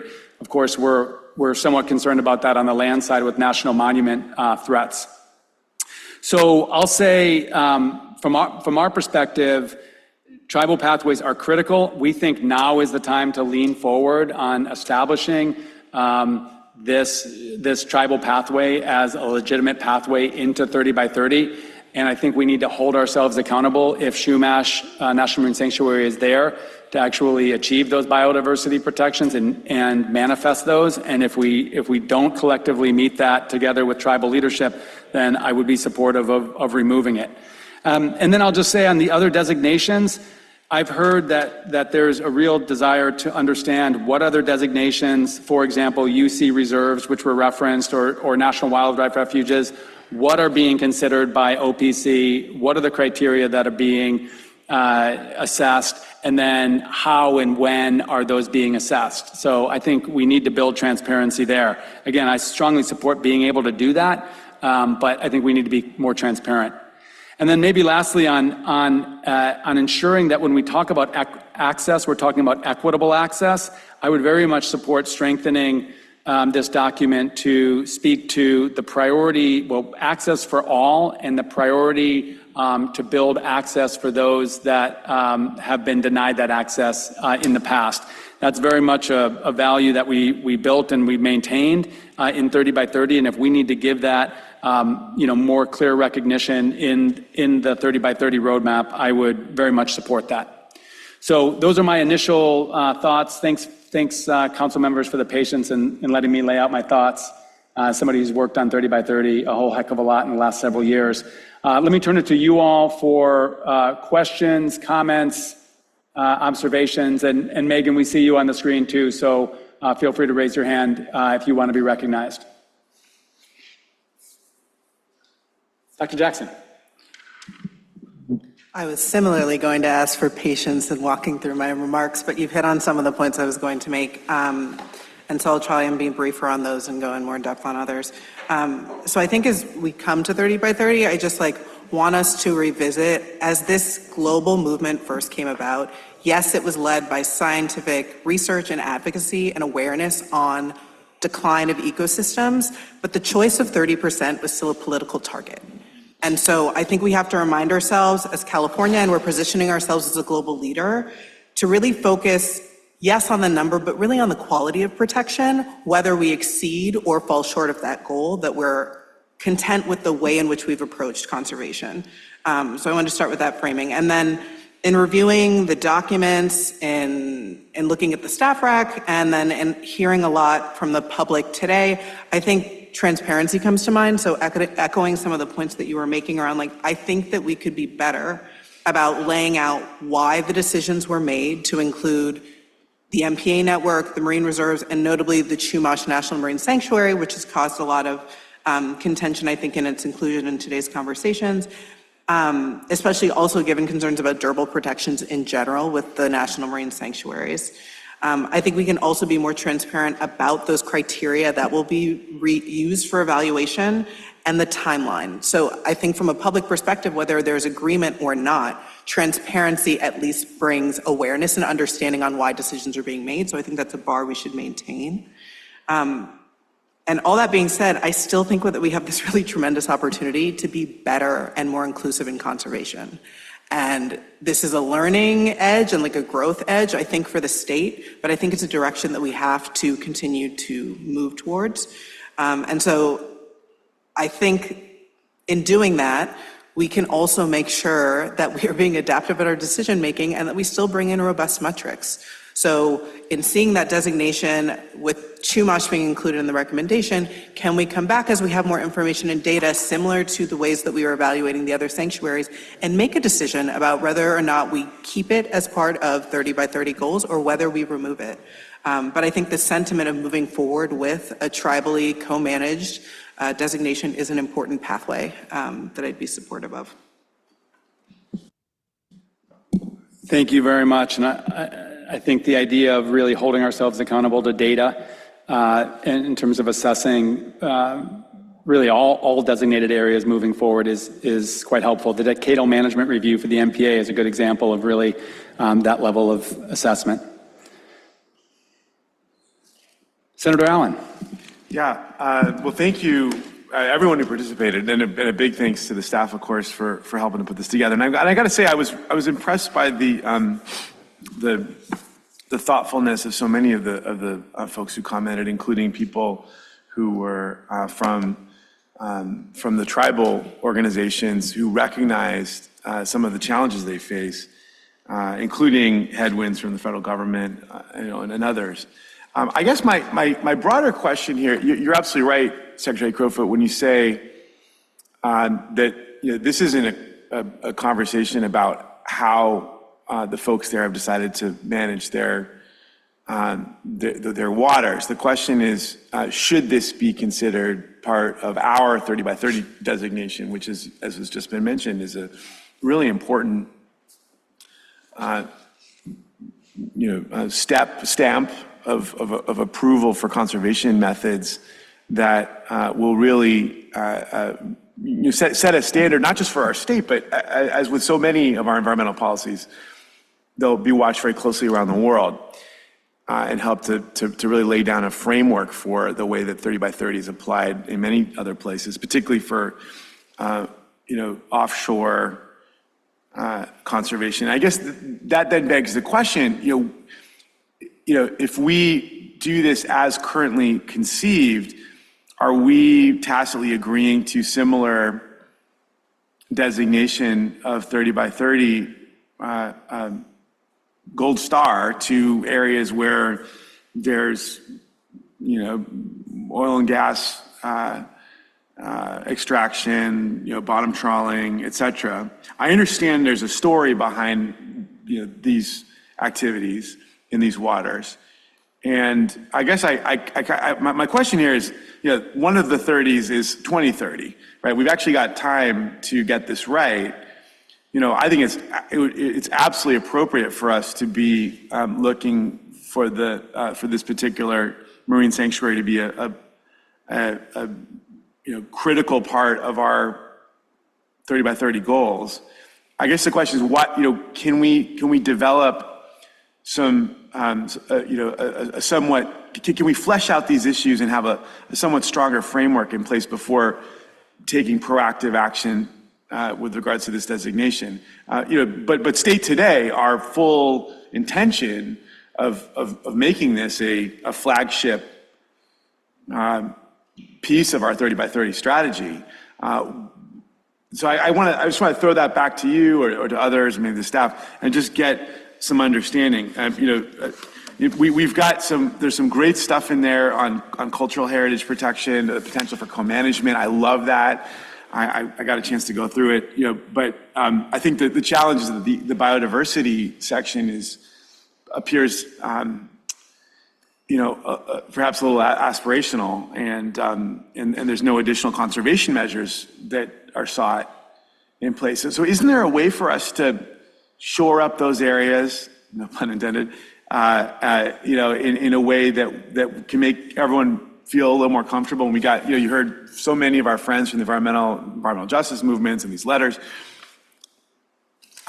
Is there a way for us to strengthen those standards, climate resiliency, especially in the wake of kelp forest collapse and sea star wasting disease, but before we take this important action? Yeah, I appreciate that observation and the question, and I guess I would just share a couple thoughts. One is, I think we need to be candid that there will be some ongoing difference of opinion around the breadth of pathways to achieve 30 by 30. Certainly on the land side there is. In other words, I've heard over months and years that certain leaders say it should be all about our state's MPA network. And that really is the pathway. And if you want to build up 30%, get the 30 by 30% to the, of the state MPA network. And I think that misses opportunities in areas, for example, like UC reserves or national like wildlife refuges. I also think it misses the opportunity for the tribal pathway. So I'm not sure if we get to a point where the Chumash National Marine Sanctuary has these 12 action plans and this biodiversity framework that are being implemented, that there are still, reasonable leaders that continue to oppose it because it includes activities that they wouldn't include. So I think maybe at this point, I'd want to at least just ask a question of our staff about oil and gas and trawling, because both of those got mentioned. It's my understanding that national marine sanctuaries prohibit new oil and gas. And the existing question on oil and gas is this attempted restart of the Sable pipeline. But I do think we should be clear that national marine sanctuaries writ large, I think, eliminate the possibility of new oil and gas leases, which is meaningful because the new administration is considering expansion.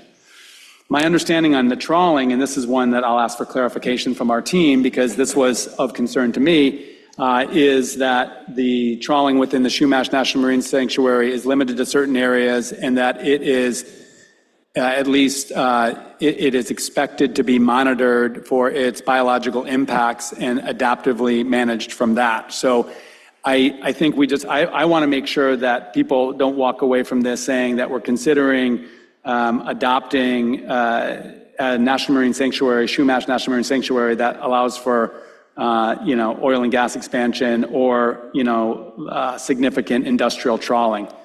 But I want to just ask for at least clarification on that because I want to get it right, given how often that was referenced in public comment. Thank you, Chair. And I'm happy to answer this, but we do have our expert from the Fish and Game Commission, if that might be more helpful. Okay. Well, I'll start, and then if I miss anything important. So the existing open California halibut trawl grounds cover about 20% of the Chumash National Marine Sanctuary boundaries within state waters. It is my understanding that the active trawl fishermen in this area, there are 6 of them. They are legislatively mandated to use light touch trawl gear, and they are legislatively required every 3 years to evaluate this fishery against 4 performance criteria that are ecologically based. So looking at bycatch, ecosystem impacts, impacts to the seafloor. The last evaluation was conducted last year, and I will candidly acknowledge that the previous evaluation was done in 2008. But the most recent evaluation did not indicate any impacts to ecosystems or biodiversity. So I think it is very important to acknowledge that in other parts of the world, industrial trawling is having significant and terrible impacts on the coast and ocean ecosystems. And I also think, and that is why when you look at the MPA guide and the international guidance there, that activity puts you into minimally protected. I also think that into a minimally protected category. I also think that we've been really focused on grounding ourselves in this international science as our foundation and also aligning it with what's actually happening on the ground in California. And we're trying to do that in a way that maintains the high bar for conservation, which is personally and professionally incredibly important to me, while also acknowledging the need for a breadth of approaches, as Secretary Crowfoot mentioned, to achieve our 30 by 30 goal in a way that supports communities and ecosystem health. So I think that's helpful information, because that's definitely information that I asked when I was getting input about or concern about those two activities. You know, Senator, I take your question around, well, you know, could we hold off, wait a couple of years, see where, and I'm not suggesting whether it's a couple of years or less time. Sorry. Well, not just see, but maybe take some proactive steps. I mean, for example, this system that's there is, we have control over some of this, right? There's I think the Fish and Game Commission, for example, could make some regulatory changes that would impact, the biodiversity protections in the portions of the national marine sanctuaries. The halibut trawling grounds, we could maybe look at some sort of legislation to modify, in a reasonable way. I don't know. I mean, we all, on our various, hats, right, in the legislature, administration, agencies, can take some steps to, perhaps not totally revamp all the activity that's happening there, but take some meaningful steps to ensure that this is a really meaningful designation, and that we're keeping it strong, not only for ourselves, but for the rest of the world. And I guess that's the thinking here. What can we do, given all of these concerns, to modify? I mean, I'll say that amidst, some of the world's strongest environmental policymaking and strongest regulations in California, 30 by 30 was not ever meant to be a driver for regulation. It sits with regulation. So on the land side, for example, there are a lot of entities that said 30 by 30 is going to be the camel's nose under the tent, and you're going to try to regulate our sector, the agriculture sector, for example, because you're going to apply 30 by 30 and then do this. And we say, no, this is actually a set of pathways that are about collaboration and expanding conservation. There will be regulation, but it's not going to happen in the context of 30 by 30. And that's actually worked well on the land side. We've expanded, I think, upwards of 2 million acres of conserved land, and that's not to take away from regulation that's happening outside of that. I feel like on this, I don't want to get too wrapped around the axle and spend, an excessive amount of time in defining what's. I think it's important to define meaningful conservation, but it's really meant to be a catalyst. So from my perspective, the MPA network is being adapted. That's happening through the Fish and Game Commission. And now this is an opportunity to instruct OPC to go out there and to build other pathways for conservation. Go out there and kick the tires on the UC reserves, which they have. Those are meaningful. Go out there and work with the Greater Farallones National Marine Sanctuary to get actually biodiversity within its management plan to be 30 by 30. lean in on the Chumash National Marine Sanctuary to actually, manifest what its commitment is. So, I mean, that's why I'm passionate about trying to get this roadmap completed so we can run down the field on each of these with the full recognition that if we come back in a year and the data suggests that actually we hold ourselves accountable for collecting data and data suggests that we're moving in the wrong direction, I don't want to count something that's not meaningful. But again, 30 by 30 as a catalyst, as a galvanizer versus, a quasi-regulatory proceeding. But don't you think we should have some kind of science-driven determinations on protection that just apply yeah. Yeah, and I think if you look at the land side, what we've identified is durably protected principally for environmental benefit.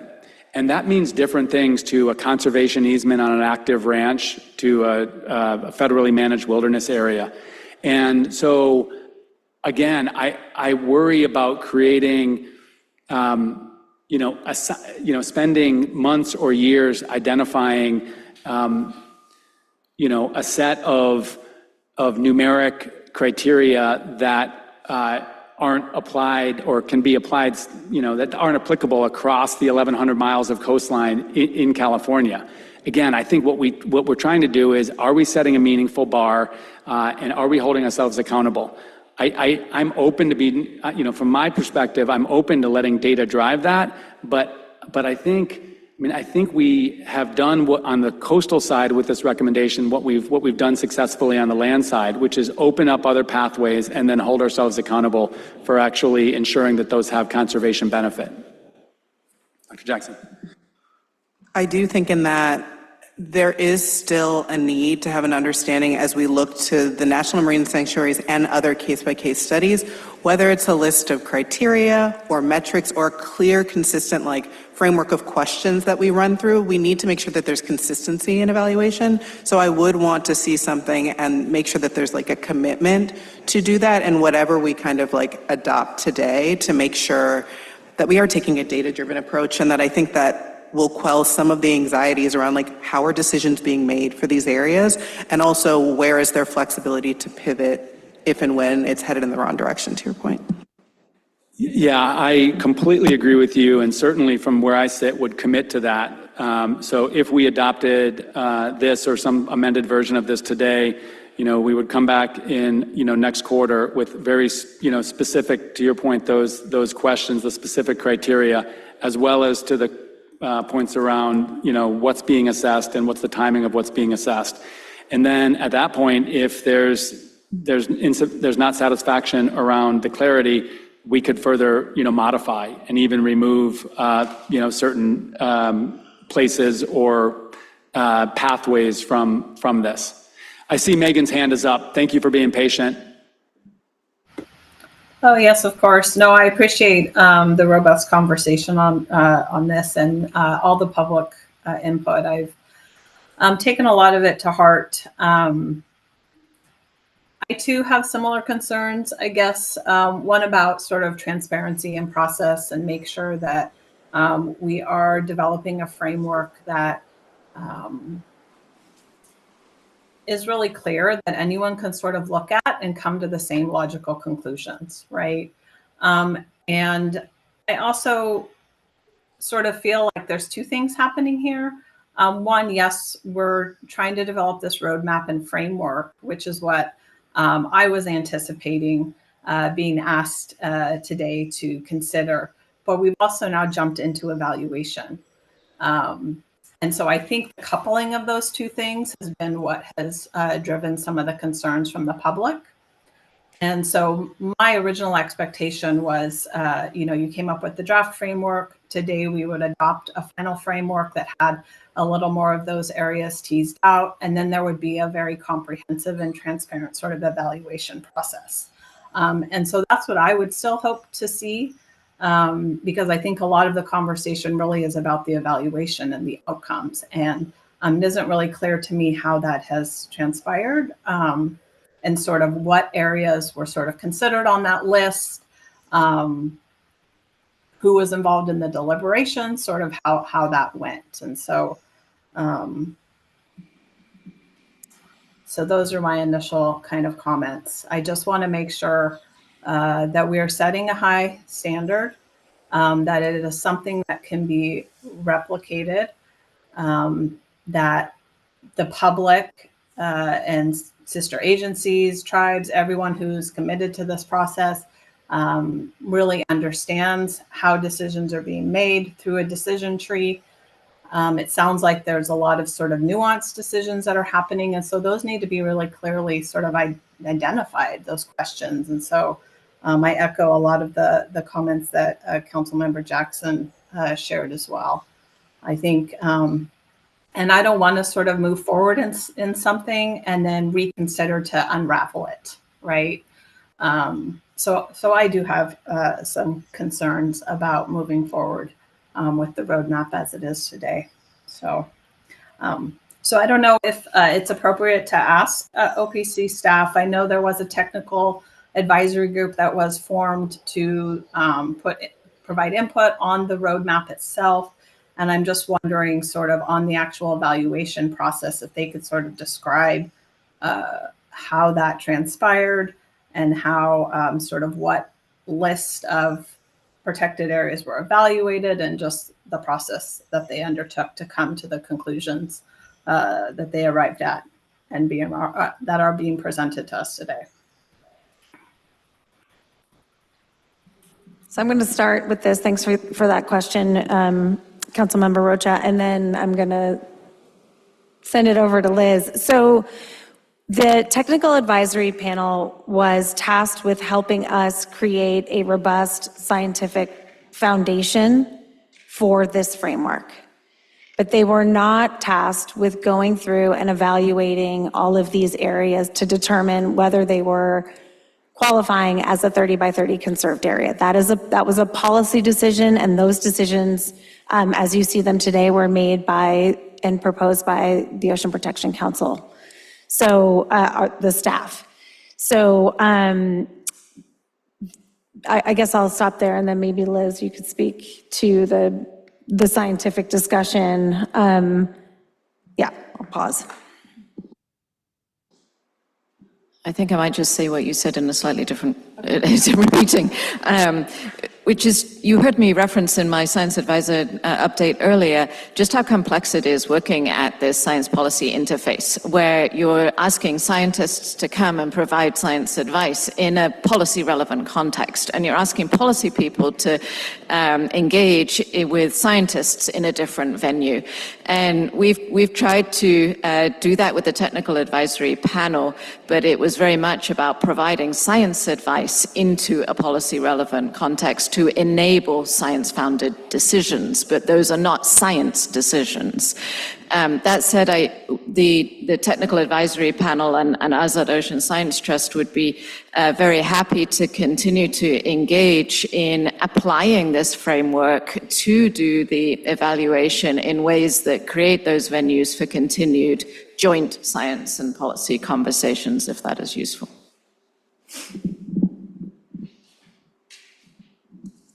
So one of the things one of the points, Megan, that you make is just, how does this evaluation happen? And well, maybe how has it happened, but how does it happen? Because I think that there's an evaluation framework that we need to be more transparent on moving forward as it relates to all of these other potential designations. Listed in the staff report include, again, national wildlife refuges, the estuarine research reserves, ocean portions of national parks and national seashores. So I would very much support, staff coming back with a proposed evaluation criteria on those. I want to draw our attention to the recommendations moving forward, and I think there's at least,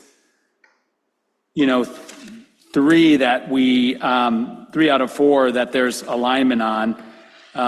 The first would be sustain ongoing adaptive management of the state's MPA network. That's underway through the Fish and Game Commission. Again, not driven by 30 by 30, but certainly in, impacts 30 by 30. So that's happening. The second would be support tribally led conservation. I think that there's strong support for that. I think there's different, perspectives on exactly how that manifests, but I think everybody that I've heard, here today wants a tribally led pathway to 30 by 30. I think there's at least, well, what I'll consider open-mindedness, exploring other designations in conserving biodiversity, but a real concern about what are the criteria, what types of designations are being assessed and under what time frame. So I think that could be fleshed out. And then this question about strengthening biodiversity and conservation in national marine sanctuaries.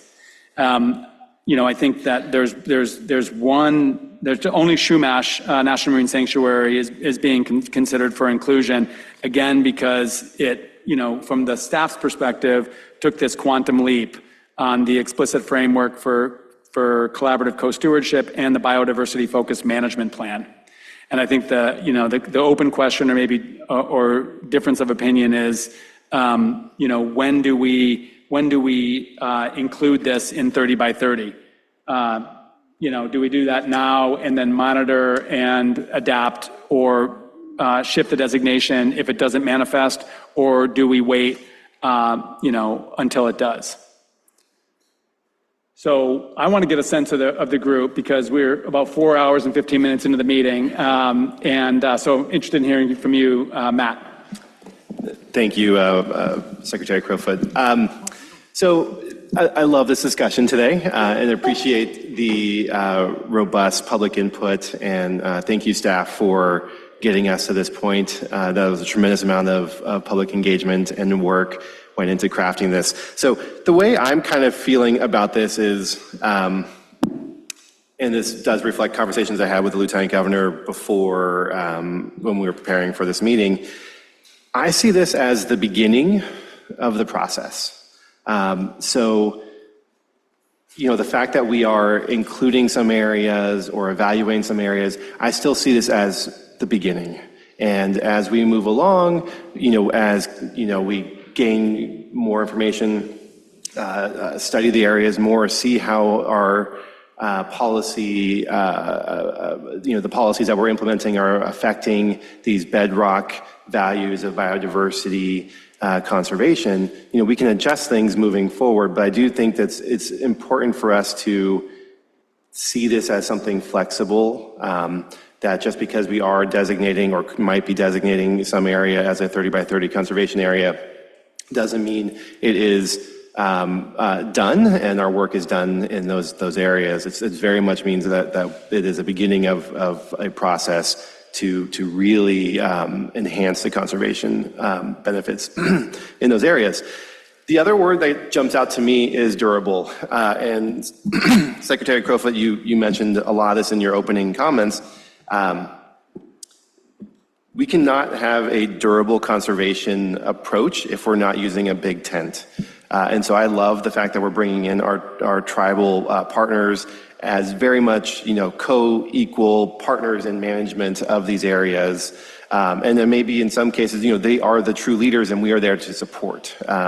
So I love that. I think, I come from a background of science, of soil science, so looking at things on lands, and what you mentioned about grazing and that being compatible with some conservation activities is absolutely true. And there are ways that we can blend some of these uses of lands, and in this case, uses of our ocean, and still maintain pretty high conservation benefits and biodiversity benefits. I think, it's on us to really look at it and make sure that we are achieving those benefits. But I think, if we approach conservation as something with a portfolio of options, we will get a lot more benefit to our biodiversity, to our ecosystems, than by perhaps looking at things from a more rigid or more narrow perspective. So I'm very supportive of this approach that is laid out in the roadmap. I do echo some of the concerns about transparency. I think that would just go a long way towards ensuring that the public and our Enviro friends and our EJ friends can feel comfortable with the decisions that are made. So not sure what action or if there's an amendment or whatever that we'd have to do to ensure that at this point. But I do think that is a value that we should ensure is reflected in the roadmap. And I think this is the beginning of a conversation. So I'm excited where we've come. I know we do have a few more years before we get to 2030. That is sort of an arbitrary deadline. So it is important that we get that we improve, and we're not just meeting certain deadlines and checking boxes and that sort of thing. So, but yeah, I'll leave it there. Excited about the conversation that we've had today and where we could go from here. Thanks so much, Matt.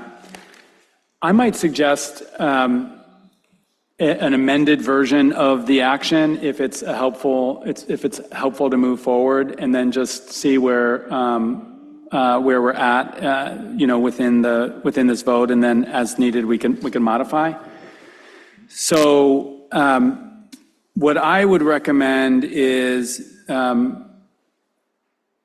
sorry, I need to find the language. Moving to adopt this roadmap for achieving 30 by 30 in California's waters with these amendments. 1, more explicitly incorporate the priority for equitable access within the roadmap, recognizing this is a core priority of 30 by 30. 2, direct staff at the next OPC meeting to come back and specifically report on the evaluation criteria that will be applied to all designations being considered for 30 by 30, which includes the time frame for designations and which designations are under consideration. And then thirdly,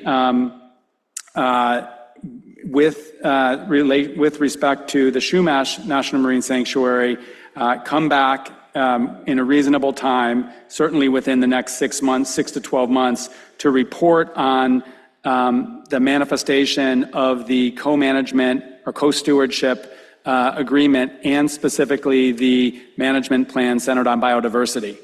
And then that would help hold ourselves accountable for if that's actually not advancing or not achieving what we believe it will achieve, then we can consider modifications from there.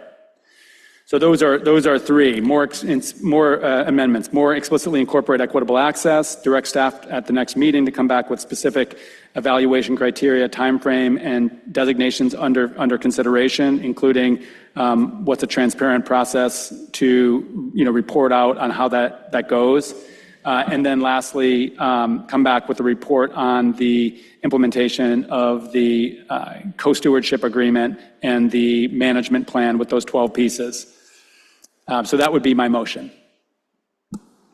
I would second that. Okay. Is there any discussion on that before we call the roll? Okay, let's call the roll.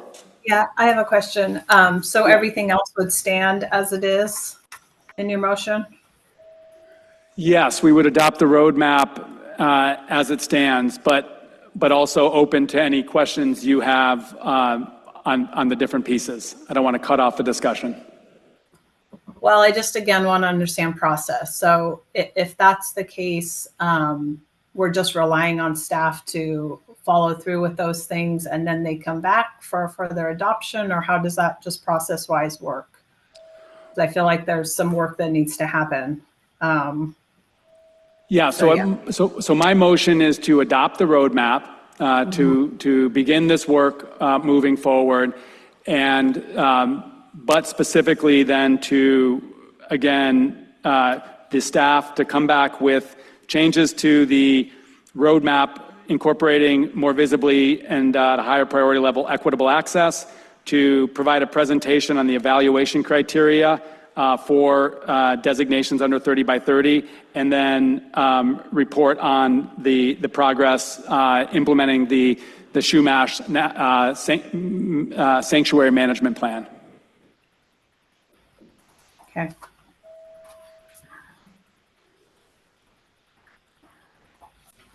All right, so I think we'll call the roll. Chair Crowfoot. Yes. Katie Landau. Yes. Matthew Dunlow. Yes. Alexis Jackson. Yes. Megan Rocha. No. Okay, so the ayes have it. Thank you very much for all the folks that have plugged into this conversation. I think Matt put it right, at least in my mind, which is we are at the beginning of this process, and I truly believe and feel motivated to actually ensure that we breathe life into this and come back demonstrating the success of expanded pathways. So we are not at the end of our meeting. We have a couple more items left, and I think that we can move through them fairly quickly. Item 8 is an action item. It's the consideration and approval for the disbursement of funds for marine protected area enforcement and compliance. Welcome back to the podium, Dr. Lewis. Thank you, Chair. Thank you so much, Secretary Crowfoot. Good afternoon again, everyone, council members, OPC staff, public participants. My name is Staci Lewis, and I'll be presenting on item 8, MPA enforcement and compliance. Next slide. Enforcement and compliance is one of the 4 pillars of the MPA management program, and improving enforcement capacity was a key recommendation of the 2022 Decadal Management Review.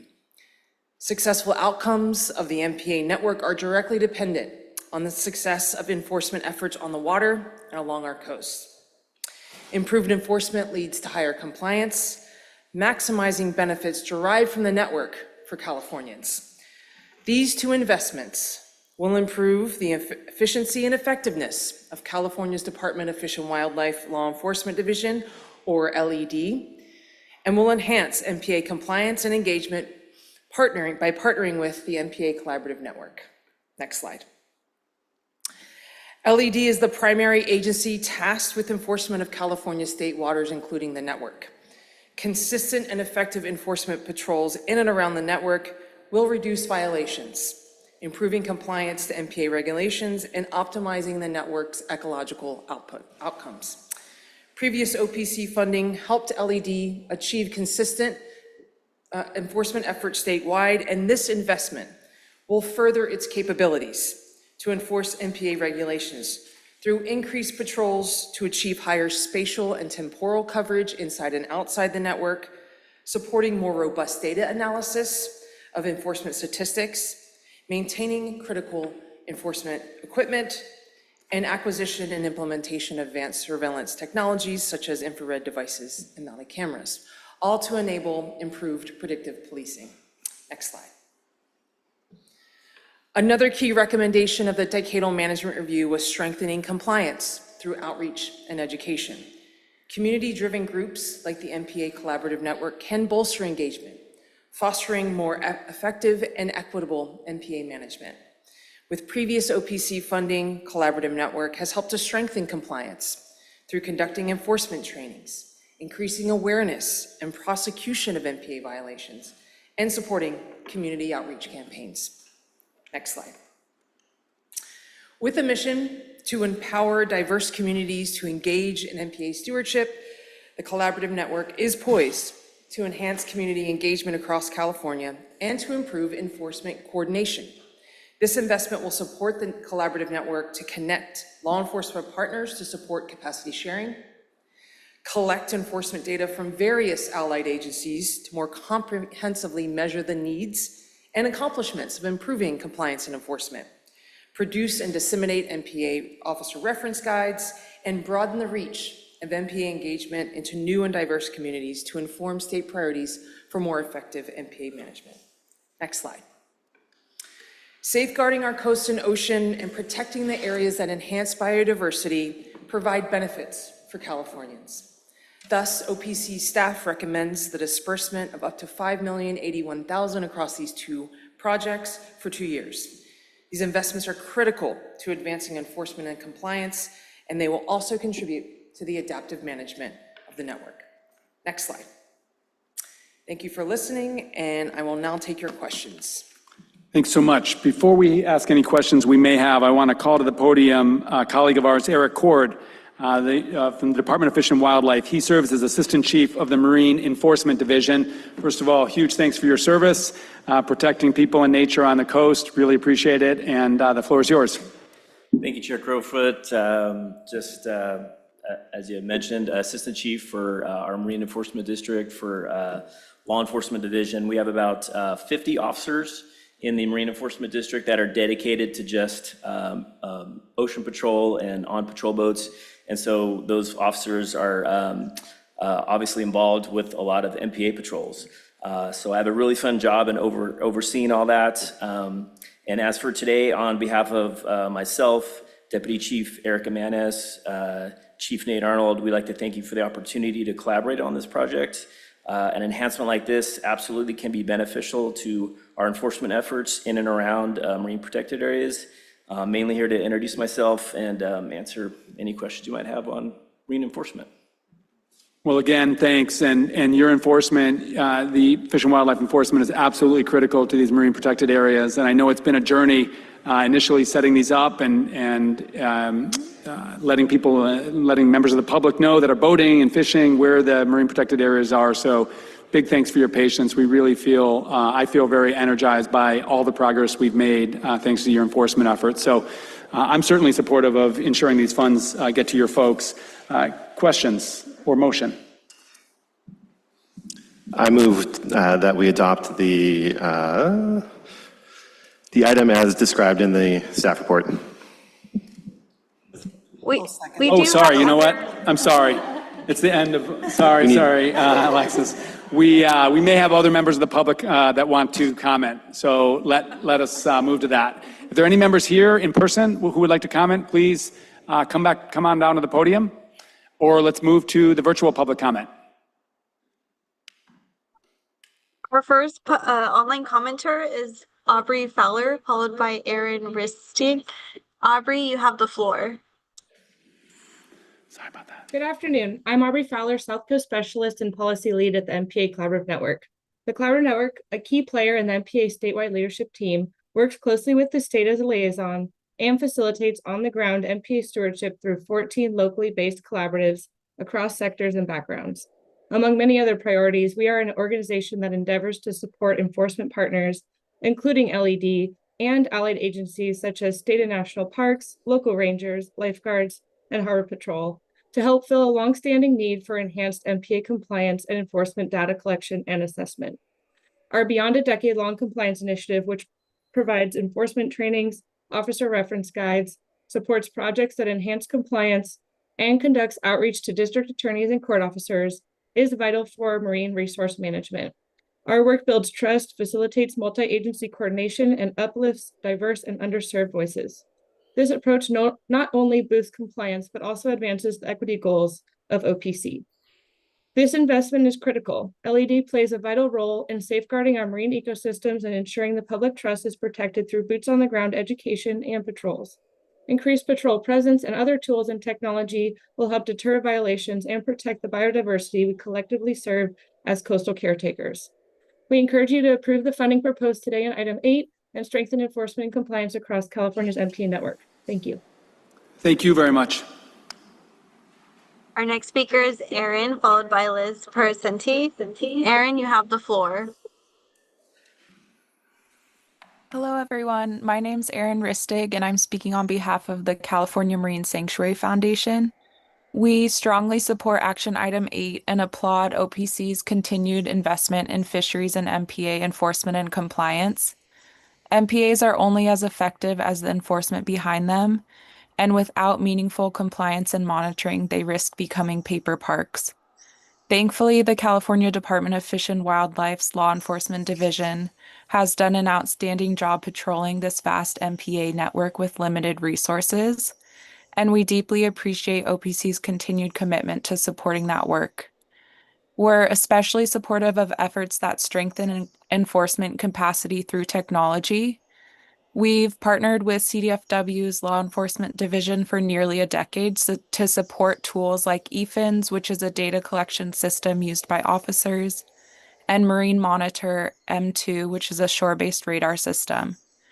We believe further investment in tools and technologies such as these will help enhance real-time awareness for officers in the field, improve our understanding of human activity within MPAs, and provide clear and consistent data for agency leaders and partners. To wrap up, we fully support the allocation of funds for enforcement that supports the critical work CDFW's Law Enforcement Division carries out throughout our state waters. Thank you for the opportunity to comment and for your leadership on this issue. Thank you very much. Our next speaker is Liz Parasenti, followed by Anupa Asokan. Liz, you have the floor. Hello, Secretary Crowfoot and council members. This is Liz Paraseni from Resources Legacy Fund. I'd like to share our strong support for this funding item. Sorry, you can hear my toddlers who just got back from daycare. I will give my comment later. We support this. Thank you all so much. Sorry about that. Thank you very much.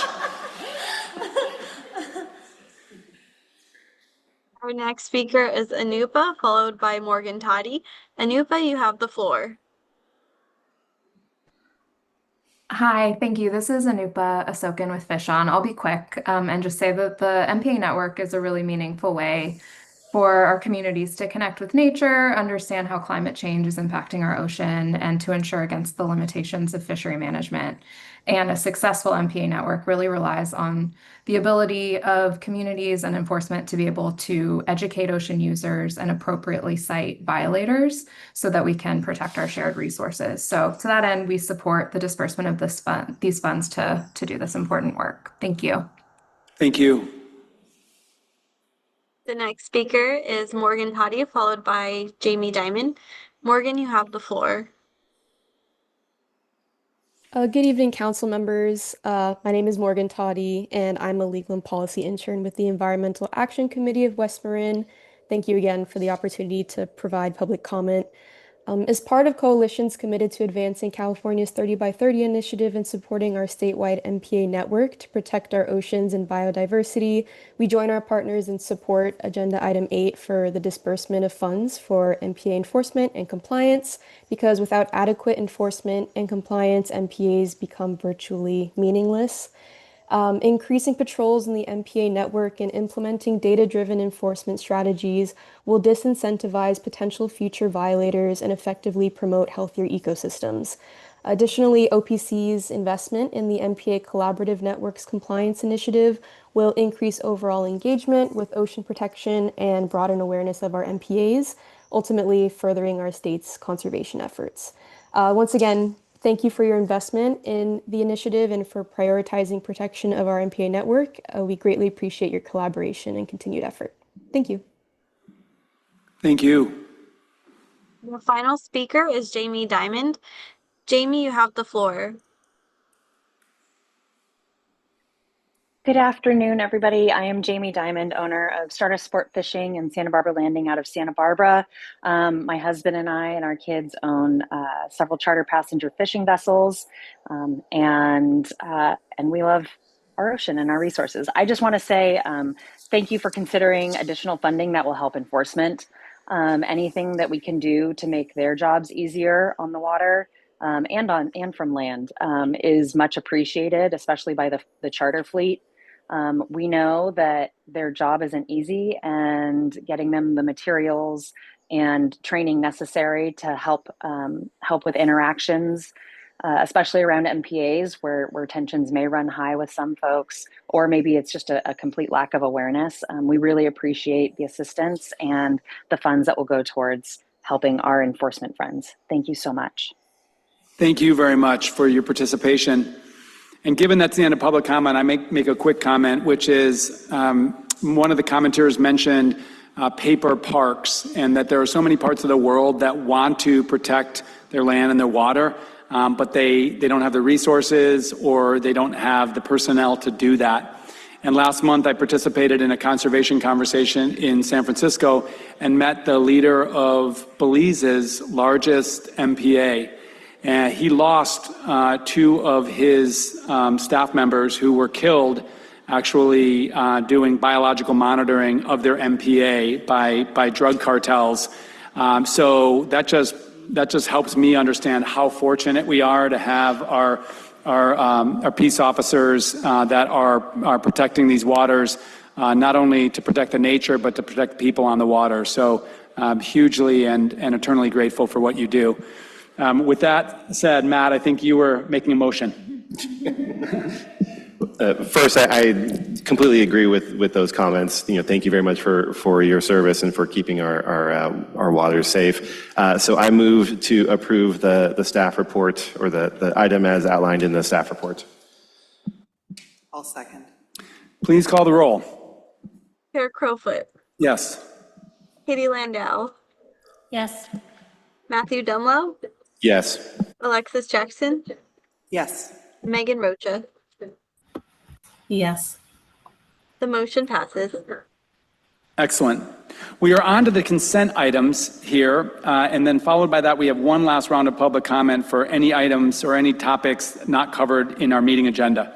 Consent item 1 is the consideration and approval for the disbursement of funds for Senate Bill 1 Sea Level Rise Adaptation Planning Grant Programs. This is just the next round of funding for this program. And then consent item number 10 is the consideration and approval of OPC General Grant Guidelines. There's information provided in the written packet, and given these are on the consent agenda, our staff are prepared to answer questions, but are not providing a presentation. So we'll look to my colleagues. They are not asking any questions. So I would consider a motion on both items, if we're able to do that, to approve these consent items. Okay, I'll do it. I move to approve consent item number 9 and number 10. Second. Please call the roll.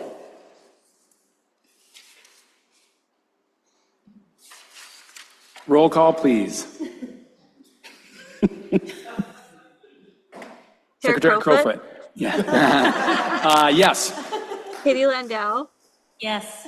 Matthew Dumlow, Yes. Alexis Jackson, Yes. and Megan Rocha. Yes.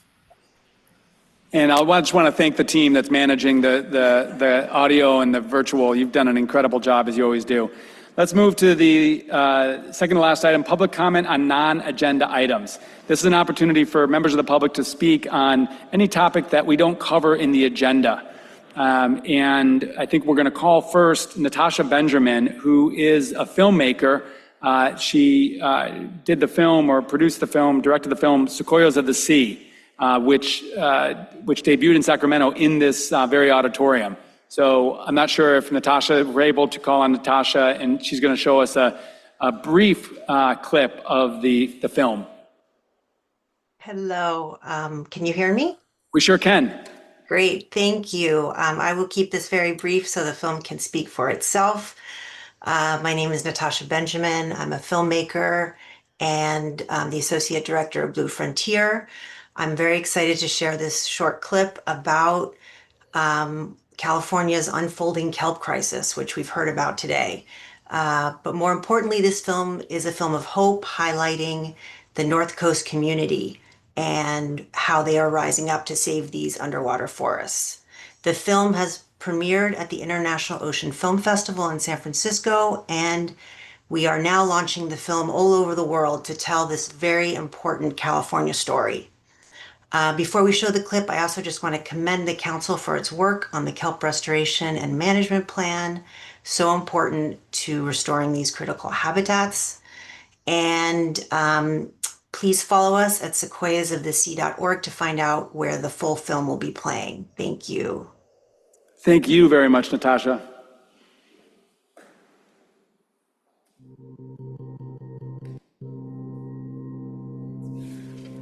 We basically lost 200 miles of kelp forest habitat.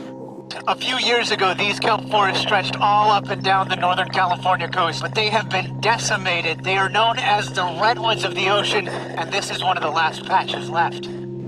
The kelp is the forest in the ocean. It's not there. It's pretty much a wildfire happened. Our red urchin fishery on the Northern California coast has been declared a disaster federally 4 years now. Without kelp in the ecosystem, it's made it really hard as a commercial diver.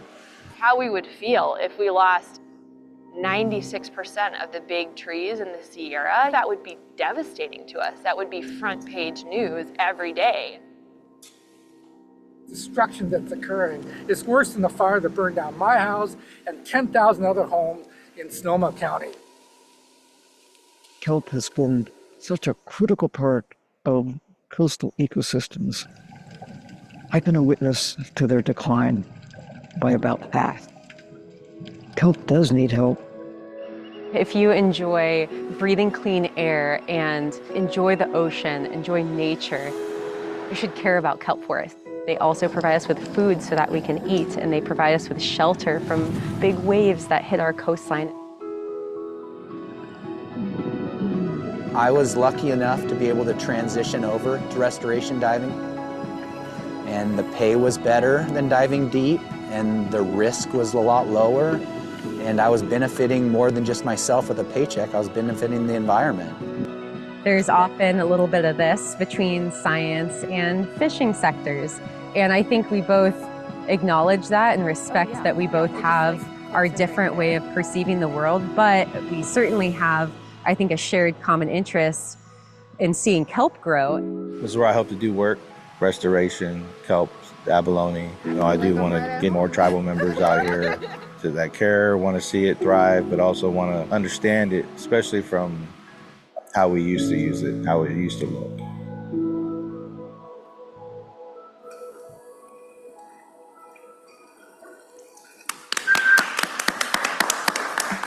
I think everyone was settling in to watch the whole movie. I would have been excited by that. Natasha, big thanks for that, and let's make sure that that we can help elevate and amplify this incredible film through the work of OPC. Let's move on to other members of the public who would like to comment. Welcome in the room. Welcome back. Thanks, good to be back, and I'm a kelp guy too, and I really love to see this movie. I haven't seen it yet. So my name is Keith Rutzart. I'm with the Giant Kelp Restoration Project, and I was here on December 9th when there was agenda item 6B, was consideration and approval for disbursement of funds to advance 30 by 30 in coastal waters, and I was really encouraged by OPC, who was willing to fund $2 million for science and $4 million for tribal stewardship, and $4 million for local environmental restoration and stewardship. The funding initiative was to issue RFPs in January and approve projects at this meeting in June. But for some reason, Mike told me about this, but there's no public explanation for why there was this 6-month delay. So kelp is life. It is not a 4-letter word.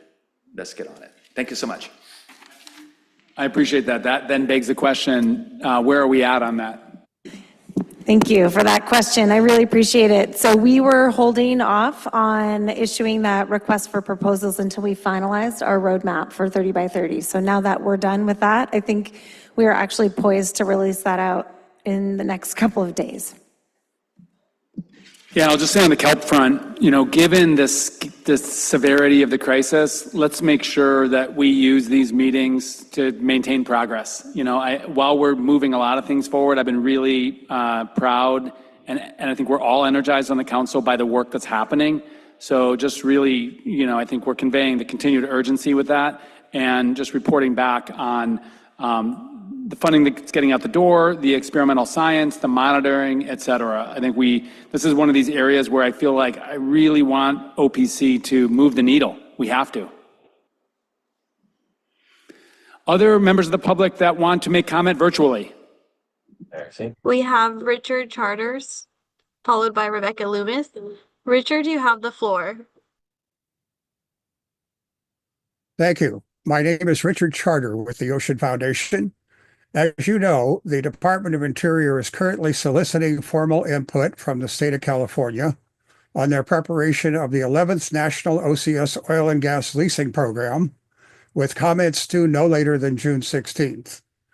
The Interior Department, in calling for these comments, has ignored the January 6, 2025 presidential OCS withdrawals, which protect the California coast for a time period without specific expiration. In other words, permanently.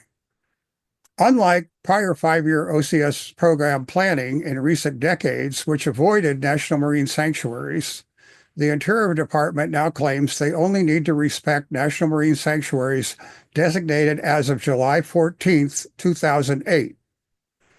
In justifying that, they cite a BOEM document called Areas Under Restriction, which was submitted as a link in my written letter in your packet. Interior ignores designation documents, regulations, and management plans of all of our existing national marine sanctuaries. As this council is aware, many of California's iconic MPAs are embedded within our pre-existing national marine sanctuaries. It is our hope that the Ocean Protection Council, in its role as the state's primary steward of our world-class coastline, will, in cooperation with a number of our coastal counties now on record, respond in the strongest possible manner to the Interior Department's proposed 5-year OCS leasing plan, thereby building the necessary record on which future challenges by our state, and likely by others, can be built. Thank you for your service and for your attention to this timely matter. Thank you for those critically important comments, and I want you to rest assured that we are making comment by Monday on that federal proposed action. And I appreciate the further information that you have around the way that Department of Interior is interpreting National Marine Sanctuary protections. So we will take that into account as we make that public comment. Next comment. Next commenter is Rebecca, followed by caller ending in 5936. Rebecca, you have the floor.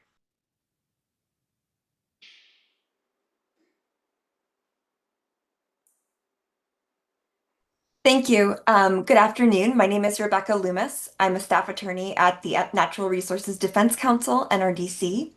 I'm just following on Richard's comments. He very eloquently put the issue. We are asking you to comment and strongly advocate in opposition to the Bureau of Ocean Energy Management, considering any new offshore oil and gas leasing, offshore California, Oregon, and Washington. The entire, California current ecosystem supports extraordinary biodiversity, including iconic whale species, and the numerous national marine sanctuaries and state marine protected areas offshore California were selected for unique ecological and cultural characteristics. This natural heritage is far too precious to be auctioned off to the oil and gas industry. And as you and all Californians know far too well, oil spills are really an inevitable consequence of drilling. These disasters kill wildlife by the thousands, pollute beaches and shores, and hurt California's vibrant fishery and tourism industries. And we thank the Ocean Protection Council for your ongoing work to protect California's irreplaceable marine resources. And I'm very happy to hear that you plan on submitting comments to BOEM and Interior opposing new offshore oil and gas leasing in the Pacific. Thank you. Thank you. We do indeed. Next comment. Next speaker is caller ending in 5936, followed by Julia Chen. 5936, you have the floor. Eileen Boken, Coalition for San Francisco Neighborhoods, speaking on my own behalf. I would like to thank the Ocean Protection Council for collaborating with the U.S. Geological Survey on the Coastal Storm Modeling System, or COSMOS. Even though advocates have informed San Francisco officials about the USGS COSMOS system, the response has been one of indifference. San Francisco officials seem to be determined to cling to the dated science of the Ocean Beach Master Plan, which was released in 2012. There are also special interests who are pushing false narratives. One false narrative is that the Great Highway will collapse into the ocean due to climate change and sea level rise. Therefore, it makes no difference if the Great Highway is a roadway or a park. This is a false narrative because under the Great Highway is the West Side Transport Box, which brings both wastewater and stormwater from the West Side neighborhoods to the Oceanside Treatment Facility. The SFPUC has placed a current value on the Oceanside Treatment Facility of $1.6 billion. The SFPUC has committed to protect this infrastructure, which will in turn protect the Great Highway. Thank you. Thank you, Eileen. Next speaker is Julia, followed by the final speaker, Andrew Johnson. Julia, you have the floor. Good evening, I'm Julia Chen here with the California Coastal Protection Network, a unique advocacy organization dedicated to protecting California's greatest natural asset, our magnificent 1,100-mile coastline for all generations. I also worked on a natural resources damage assessment following the Amplify oil spill in Huntington Beach in 2021, and I know that oil drilling has no place in our biologically rich coastline. I support Richard's comments as well. And relevant to the discussion earlier, BOEM is collecting comments on the National Outer Continental Shelf Oil and Gas Leasing Program, of which the entire U.S. Outer Continental Shelf is open for consideration, including currently restricted areas such as marine sanctuaries. Spills are an inevitable part of the oil drilling process. Roughly 880,000 gallons of oil enter our marine environment in North America alone every year from normal drilling operations. So even if everything goes to plan, oil drilling means oil spilling. And as you know, our economy and quality of life rely heavily on clean beaches, a healthy ocean ecosystem, tourism, and fishing industry, and a major spill would have devastating, long-lasting impacts on local businesses, families, and livelihoods. As the agency tasked with protecting California's coast and ocean, we're asking you to weigh in with a strong statement by June 16th, which I'm glad to hear that you will do. The oil and gas industry already has more than 12 million acres of federal waters under lease, with less than 20% of that acreage producing oil as of December 2024. So thank you for your leadership and commitment to safeguarding the coast and ocean, and your leadership in standing up for our environment right now is critical. Thank you for this long day of service and all that you do. Thank you. Our final speaker is Andrew Johnson. Andrew, you have the floor. Thank you. Good afternoon. I think it's still afternoon to Secretary Crowfoot, Executive Director Eckerle, and the council members. My name is Andrew Johnson, and I represent Defenders of Wildlife and our 2.1 million members and supporters nationwide, more than 300,000 of which reside in California. I'm going to piggyback with Richard and Rebecca and some others on BOEM's request for public comments on its plans to develop the 11th National Outer Continental Shelf Oil and Gas Leasing Program. As you've suggested or mentioned, the comment period extends through next Monday. I'm pleased to hear that you're going to submit strong comments. The Trump administration is seeking energy dominance, as they've articulated, rather than energy sustainability. I think this conception represents an affront to the people of California, who really wish to protect and restore our damaged coastline and marine environment. These fragile marine systems and wildlife along the California coast already suffer from an overabundance of assaults. Offshore drilling development will create new and unnecessary threats. I've seen firsthand the dramatic impacts of petroleum spills on sea otters, seals and sea lions, whales and dolphins, seabirds, other wildlife, and coastal ecosystems. Pretty horrible stuff. Unfortunately, we face a federal administration that prizes short-term economic gain over long-term ecological resilience and climate stability, things that California prizes. Politicians willing to sell their souls to exploit natural resources at all costs should not dictate to California and the overwhelming majority of Californians who oppose offshore drilling. So Defenders of Wildlife encourages the council to reissue its resolution of the California Ocean Protection Council on offshore oil and gas development, which was adopted on January 31, 2018, along with a letter to BOEM, stating your strong opposition to federal actions that would encourage new offshore drilling initiatives along California's outer continental shelf. Thank you very much for your efforts. Bye. Thank you very much, Andrew. That concludes public comment, which then concludes item 11. Item 12 is simply to share that we are meeting next as a council on Tuesday, September 30th, from 1 to 5 p.m. here in the auditorium. And of course, Zoom participation and phone participation will be available. Huge thanks to our council members who joined today and for all the leadership over the last 5 hours. Big thanks to Councilmember Roca, who's joining from Canada. And big thanks to all of the OPC staff. You all do incredible work week in, week out. We very much appreciate it, and we're proud to help guide that work as a council. Lastly, thanks to everybody who participated. The few of you from the public who are still here, in person and the many who participated virtually. We are stronger together. Thank you, and we are adjourned.